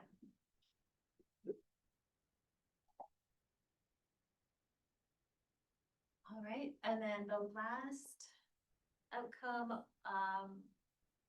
there really wasn't much change between the 2 years, most current years. Percent of youth experiencing homelessness within 12 months of exit. Youth who are, or young adults exiting juvenile rehabilitation are consistently higher than youth exiting other systems of care. Is there a reason why we're at 2022 and not? Yeah, that's part of it. There's a data lag because we have to wait until at least they've exited for 12 months. So that's one piece of it. And the other thing, so last year's report went to 2021. And this year's is 2022. As far as, I would expect new data shortly though. Did you have something? I do think these will be refreshed at the conclusion of the calendar year. So this is one of those where we're just auditing to get the most recent data. But is the most recent, you're saying 2022 or 2023, or do they have data that is more recent than that? It's just not in a. It's not available to me as a Correct. person downloading. Right. okay. Yeah, I mean, you would expect they would have it by now. But it was not available online when I looked, and when we looked today, maybe it is, like, I would expect it any day.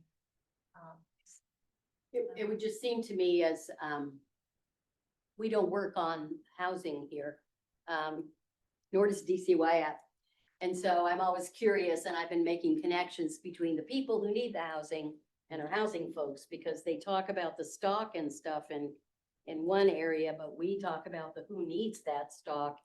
And wanting to make sure that as folks talk about housing and the needs of housing, we're also thinking about you know, these populations inside that. And so, just curious, given the fact that housing and homelessness is one of our number one issues as a state, whether there's some potential ability for us as legislators to perhaps move the dial a bit on getting some more updated, data. But if that's all you all have access to, then it's a whole nother conversation. Because that just seems kind of crazy that it's that much of a lag between now and 26. I mean, my gosh. So DCYF does do housing now. Well, they do housing, but I'm talking about if we're funding housing and funding comes through, DCYF only has what the legislature gives them. And if the legislature is talking housing and homelessness, but they're talking about it in a community sense and aren't necessarily talking about it in an intersectional way, then there may be some more work we need to do. And that's been my conversation when I know we're exiting kids into homelessness. We should not be. We shouldn't be. So we've got to, you know, just figuring that out. But the dates are bothersome to me. And we could maybe move that forward faster than the Oversight Board could if we. And I know with the Mockingbird Society, one of the biggest lags, gaps, whatever you want to call it, is when they're 18, 19, 20 years old, trying to get into their own place. Or even if they're 17 years old, trying to get in a shelter, you know, those kind of things. Yeah, It's just like, it's extended foster care too. It's, yeah. Oh, wait, Claire. I was gonna say too, is like when Claire was talking about the housing, for these youth who just turned 18, some of these services that are provided that DCYF provides is regional based. Like there's some housing, supports that only is in the King County area, but then it's very sparse in the eastern part of Washington. And I know like those numbers, for the homelessness does increase by region, depending on what support systems are there.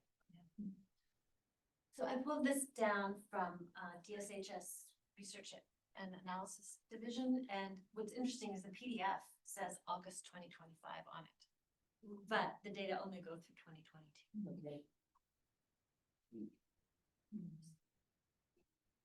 Okay. That's all I got. Yeah, it's brief.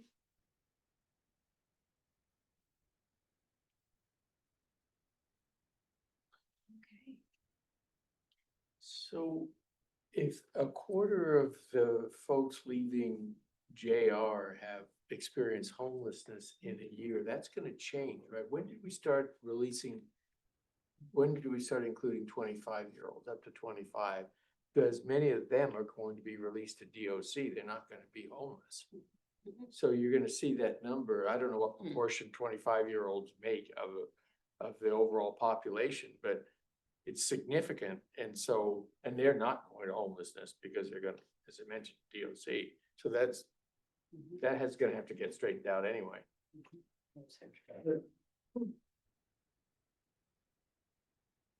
Many of them are futuring into adult systems, but we have many that aren't, that they will do their time and then leave from Green Hill. And either do community transition services like home monitoring or be released back to the community. Claire, do you have any data on how many people do get released from, into the community versus, do we have statistics for that? I can't tell you off the top of my head. I mean, we've got that, but it depends on the crime, it depends on how long they've been in, it depends on all those kinds of things, so. Yeah, but it's a huge issue and it's a red flag for recidivism, because if you have no place to live, last thing you're gonna, first thing you're gonna do is figure out, and that oftentimes, as you well know, puts you right back into the system, so hugely a concern. Because it's a natural instinct for most people to want to survive. Yep. They have some choices. Of course. They also are ones that can't oftentimes sign rental agreements. They don't have folks to kind of act in their stead in that way. And so that's been an ongoing question about how we deal with it. So I do know that, when I was first in legislatures and I was into this, data a little more, but any of, the majority of the inmates in the Spokane County jail have been foster kids. Yeah. And those are things that concern me too. I mean, I think there's a trend here, but the majority was over 50%. And so, you know, I haven't really followed up.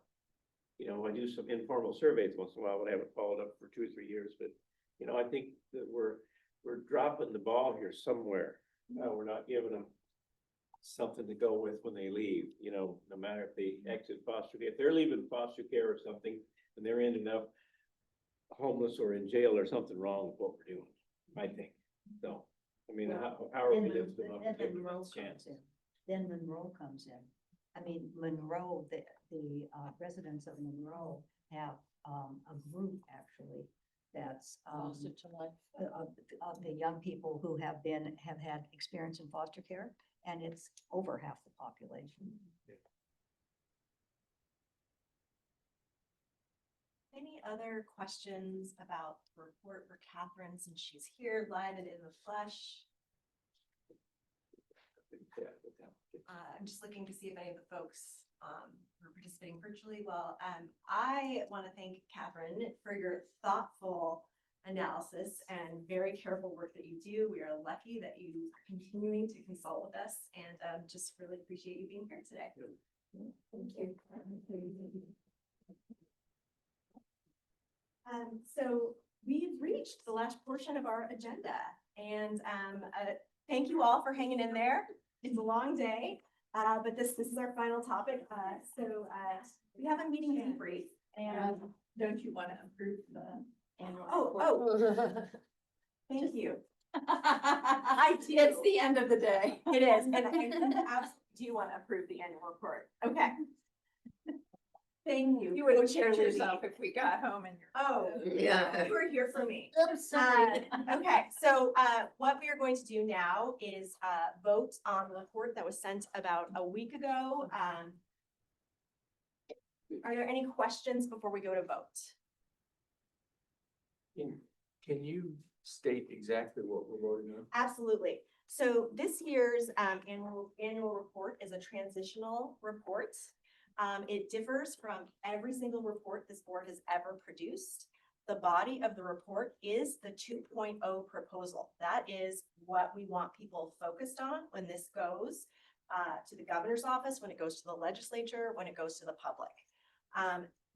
And these 18 outcomes, of which we only have data for about 4, we have some other performance indicators here and there, but really holistically for 4, are now in Appendix A. So they've been, honestly, they're deprioritized.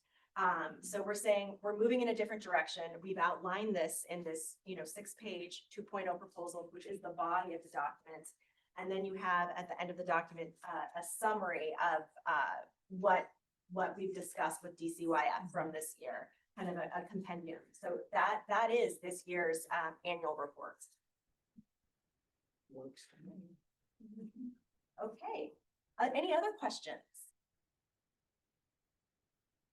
Okay, so I'd like the board to consider consider approval of the 2025 annual legislative report. Is there a motion to approve the 2025 annual reports? So moved. Thank you. Is there a second? Second. Thank you. All those in favor say aye. Aye. Aye. Wonderful. All those opposed say nay, please. Any abstentions? Wonderful. With that, our annual report is approved. And thank you That's the so fastest we've ever done this. I Yes. have to say. Last By year we about went 10 through for hours. 4 hours. Oh, it was Yeah. painful. It was so Yeah, painful. line by So line. painful. Okay, wonderful. Thank you, Catherine. So now without further ado, I will transition to Diane, who will be doing the final topic of our meeting today, which is our meeting debrief. So I know if you all are like me right now, your brain is like ready to shut down. So this is typically, we used to do this after every board meeting. We would have a little session of debrief where people would say, what resonated with you on what we heard today? what do you think we should follow up on? You know, kind of immediate feedback. So that's kind of what we thought we might try doing today, is to just get a sense from you as to, you know, what stood out the most for you. What do you think you want more time and information on? Well, we've already sort of talked about the next steps, so I don't know if we need to clarify that, but if people want to hear more about next steps, we can go back over that. And then what are you taking away from today? And you don't have to do all of the above. Just if something hits you and you want to share it with the group, this is a great time to kind of just debrief a bit. We have a very tight timeline on the next steps. And we have very limited staffing, as we've talked about. So are we feeling that we can do all of these things, including getting a progress report format agreed upon with DCYF within the timeframes? It's ambitious. I'm glad you're pointing this out because it most certainly is ambitious. In looking at the timeline, my most recent review was about 2 weeks ago. It's doable, but you know, I don't know if we want to give ourselves a little bit more wiggle room. My concern is that once we get closer into session, people's availability tends to decrease. So just wanting to run with the momentum as much as possible, but also being aware of our constraints. So I'm attempting to do a balancing act, but.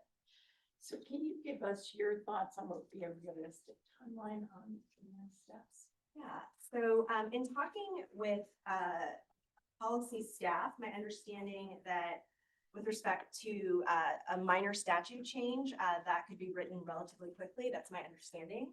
I've met with policy staff already and specifically focusing on greater flexibility to the annual report, so no requirements of the 18 outcomes. If we choose in the future to do 18 outcomes, great, but we're not required to do those.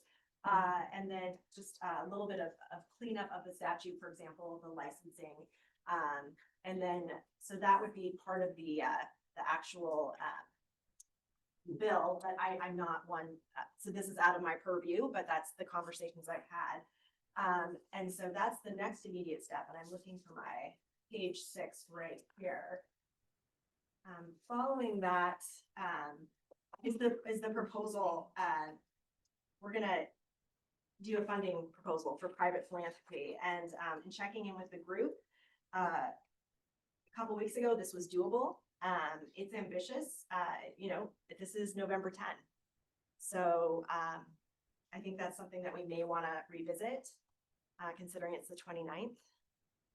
Will you need volunteers to work on that? Yes. I volunteer to work on that. Thank you, Ben. Who else would like to work on this proposal for philanthropy? I'll work on it. Oh, thank you, Marion. And I saw Ruth raise her hand. Thank you. Thank you. Really appreciative. If you are driving home tonight and you're like, why did I not volunteer to be in this group? You just call me. Since I'm riding with Ruth, I'll volunteer now. Thank you, Bobby. You don't have a choice. And then we have, let's see, I'm just looking at this right now. This transitional annual reports. Yep, so this will go, since we just approved it, it will go on time to the governor's office. I'm pleased to say that. And the governor's office has they believe that they will be able to turn it around in advance of our statutorily required December 1st deadline to the legislature, as well as the public. It gets posted on our website. And then a subsequent step is convening a joint progress report work group. And that would have membership from the board as well as DCYF. There is a note in the proposal that this is contingent on funding. Those are the two things that will have the longest ramp up time, right? Because we were going to have to get a commitment not only from philanthropy, but also from the agency to assign people, and we need to figure out who that's going to be. That could take months. Yeah, and you have to do the same thing with us. it's interesting. So about a month and a half ago, there was a change in terms of the point person for the 2.0 proposal at the agency. That was with a senior deputy director. Has since gone over to Secretary Sun. She is our point person. I don't know if that will change now, but I have been told explicitly that any conversations related to 2.0, she needs to be in the room, or we need to be communicating with her. So, but obviously she's not going to be on the progress report work group. So like figuring out who that is, given staffing, is going to take time. So that's, you're raising an excellent point. But I think we're in a good place in that we have her on board, but then the reality of the situation where their staffing, their capacity is quite limited at this time. And isn't the contingent on funding only for the goal on data related to? The plans are. That's an excellent point. Yes. So the rest of it, determining, well, we sort of have a head start now on what our co-priorities are gonna be, but then determining whether there will be an independent priority, that work could be going on regardless of. Absolutely. So you might have to think of it in sort of two steps almost, I guess. Yeah, because at one point, we suggested an independent person to facilitate the planning group. And if there's no independent. From inside, you're talking about like from OIA? Yeah. Yeah, and I think that's what did not fly because of staffing. I think they have issues, and even with the potential of philanthropy, I think there was just a lot, at least from my recollection, that was not necessarily gonna work for them. But that, the goal is we would come in and whatever would happen with philanthropy would align with what's already happening there. It wouldn't be somebody coming in from the left or doing something totally different. It would. So if philanthropy doesn't step up, is it possible that we still do the planning group without any additional resources, I guess is the question. Well, it's interesting, someone who's 14 months into this position, thinking politically and, also with respect to capacity and resources, is this feasible, right? I think it's a good question. It's a really good question. And not one that I have the answer to. Well, I would argue that we have to, because, we are basically we've accepted the proposal. We're moving ahead with identifying priority areas. Only one of whom is contingent with outside funding. So we're gonna have to move ahead on at least a couple of other priority if we're gonna try this process. Yeah, otherwise Right. we won't have anything to Right. report out next time. Right, Yeah. exactly. Yeah. So I think we have to keep that momentum moving. I don't know if it would make some sense to, this is, okay, we finally approved this. At this point, I think we have to also go back to DCYF and say, okay, the group was in agreement. We had everybody in agreement. One of our next steps is to convene this joint progress report work group and get feedback from them on who they would see in that group. And then maybe we can move after once we get their kind of feedback on that, then we can assign some of us to be on that group and kind of start moving forward. The other thought I had too is if we didn't have philanthropy dollars, there are groups that are collecting data and doing a lot of stuff with DCYF that we may not have talked with yet, like STEM, who has all of the dashboard data for early care and education and childcare for the state. And so there may be some things that we could work on and pull off and look at that are not related to fiscal note, but are related to data that already exists that we just haven't invited them in to share with us the data, because they could give us the landscape of childcare. They could give us a landscape of where kids are and who needs care and what kind of care. That's kind of their vision. So if we were looking at a particular area,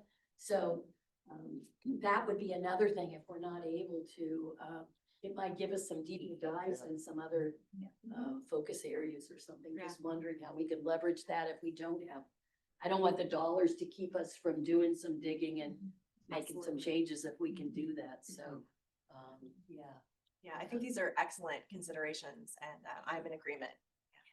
That said, I think the likelihood of support, philanthropic support is high. I think so. too. Yeah, I think so too.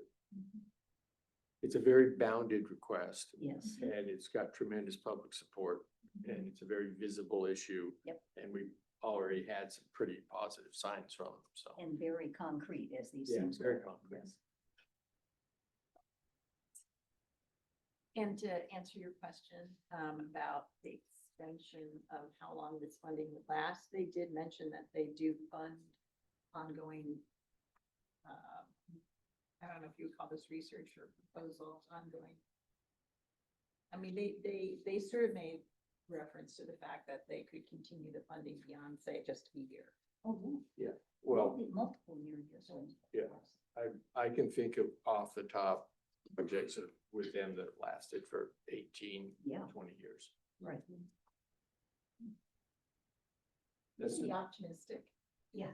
Yeah. You look like every person that I've put a grant proposal in front of. It. Yeah, we're gonna end up funding that. I wanted to just point out that our dotting exercise, we hadn't kind of gone back there, so before we also collect more information, really the two that popped up were the first two. One on data-informed accountable cultures that we've been talking about pretty much all day. So that fits right in, and then the workforce training and well-being, which also has been a topic of conversation for us for quite a while, so that doesn't surprise me at all. So it looks like those would be our, at least based on our voting, our two top co-designed, if you will, co-created pieces of work with DCYF. And then there's some other ideas on the new or emerging priorities that we could then say, maybe in our November meeting, we could do some deeper digging on that one, and maybe people could think about it and see November what our priorities are that are just board priorities separate from the co-designed ones. So but it feels like the dotting reflects at least the conversations that we've had today, and the think, at least the group think in the room. So that's kind of where the flip charts are, just to leave that sitting to have you kind of chew on a bit.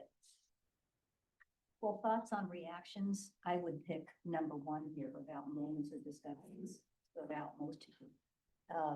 The level of enthusiasm, engagement, and commitment is extraordinary.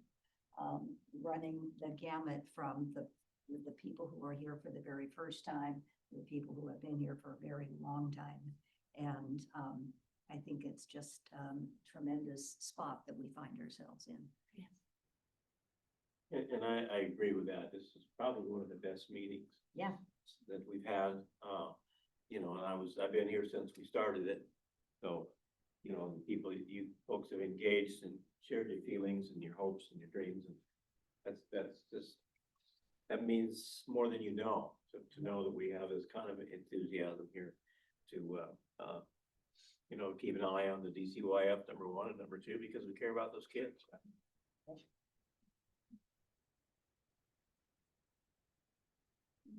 Other reflections? Some of the new folks, what do you think? Well, I have a better scope. So I had 18 years as an attorney in the trenches before I got to the bench. And when I went to the bench, I went to adult felony court for the most part and some complex civil litigation, but you know, where people stuff is the adult felony stuff. And I could see the transition when a fairly young person, let's say they were no more than 25 years old, I can see where preschool failed, school failed, juvenile system failed. I could see it all the way up. And so I really, just being in this room now, I've worked with a lot of the service providers for years and years and years. Me and Shelley Willis go back forever. Me and Ms. McClanahan, Tanya, we go back forever. And representing young people, I represent young people too who have a lived experience. And I just, it's so important that we get upstream. So important. It's just impressed upon me even more. When I came to the bench, I thought it would stymie me. I thought it would stifle my ability to influence anything upstream, because it's, being a judge is isolating, but you just have to be smart about how you use the opportunity to make systems change, because we have to get upstream. And so I'm just kind of sitting in that. The reason I left the public defender's office after 12 years and, basically was dialing it in, was to go represent youth in foster care, so I could see what the problem was upstream. And now here, it's like full circle. I'm just gonna sit with that.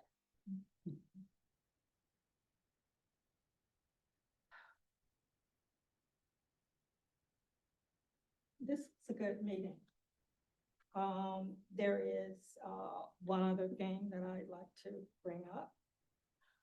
I'd like to see a name change for this board. The name Oversight is personally and professionally offensive to me. And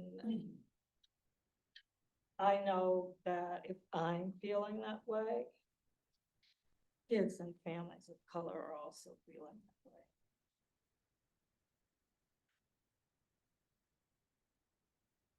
That's probably in statute, the name. That would go to the statute. Right, yeah. And I think, for me, it's an interesting conversation because name of board is the name of a board, the body of work is the body of work. And there is a way, I think, to do the and both. To think about the words we use and the impact it has on people and some impacts that we don't even are not aware of. And I think that's really important and I'm appreciative of bringing it forward. And I think the word stakeholder is the same. Those are two things that for many cause a lot of issue. And it is an opportunity for us to update statutes as we look at them, as we look through them. And, the question is, what is a word that describes that? And then for me, I'm an intent person. And one of the things that I'd like to do as we change the statute is actually put an intent section in there. So when we talk about if it's an oversight board, the intent is what is our job? And what is it that we're looking over and we're monitoring or we're holding the agency accountable for? So I think we can define that and really talk about it in words and in ways and in intent, and then think about what a title is that incorporates that same concept of kind of the accountability and monitoring, but pays attention to language, which for many people is really a trigger. And again, as we're looking at legislation, it's an opportunity to update things that have not been looked at and updated for years. So I am deeply appreciative for bringing that forward. And if there are others that think that, I would love a conversation around. I see Lois, we would love to have a conversation about kind of. She's already renamed it. Renamed. Go ahead, Lois. Oh, look at you. Look at that.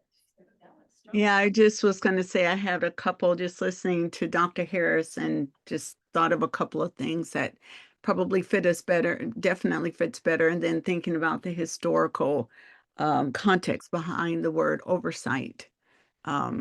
So there's two ideas. Awesome. And are they in chat, Nicholas? Are they? Excellent. Nicholas has them. Thank you, Lois. I saw one, but I'm happy to. We'll make sure we look at the two, and if other folks have ideas too, I just think it's a worthy conversation to have, and it doesn't change our work at all, but it does perhaps change the context or the way people look at who we are or the work that we do. It may be even a better way to describe our work. I just like, you brought up the trigger word, and I had a trigger response that I suppressed when Secretary Sin was talking. She kept referring to a phrase that we don't fix families. I know, I Um, have. And I have problems with that because how we talk about this, where all of this work is very, very important. And I'm sitting here going, yeah, but reasonable efforts says. Yeah. And my brain went into what I do, but also, part of what we did when I was on the trail is that we weren't fixing the family. We were building a natural support network so that when the agency was gone and the attorney was gone and all the service providers were gone, these people had a natural support network around them and they knew how to advocate and reach out for additional resources if they needed it. And so I was triggered by that, but I kept that down until we got to this section. So I'm glad I got to get that out. Words matter. I love those words. Yeah, I had that same reaction with the word fix because that sort of has a negative connotation that there's something wrong that has to be fixed. And it's Right. just, to me, there's a better way of saying what I mean, she ended up saying what you're saying exactly, which is getting the support to the family to help them. Not the system, but it just, yeah, I agree with you. That's particularly problematic when you think about the overwhelming majority of people interacting with the system are doing so in a non-voluntary way. So to assume that they're broken and the state has to fix them, whether they approve of it or not, is a very strange concept. I agree. And for years, we were all broken. Yeah. Yeah. Oh, yeah. So that hit you too. Oh, yeah. Close my Which notebook. was totally check unintentional. all my boxes. High five out there, Paris. High five. He's a good friend of hers who can hear. can take that. All right, anything else? We're at 4:11, we're getting close. Any other thoughts? Any other? Just thank you for the incredibly strong, My word. resistant leadership. Just agree. Skills agree.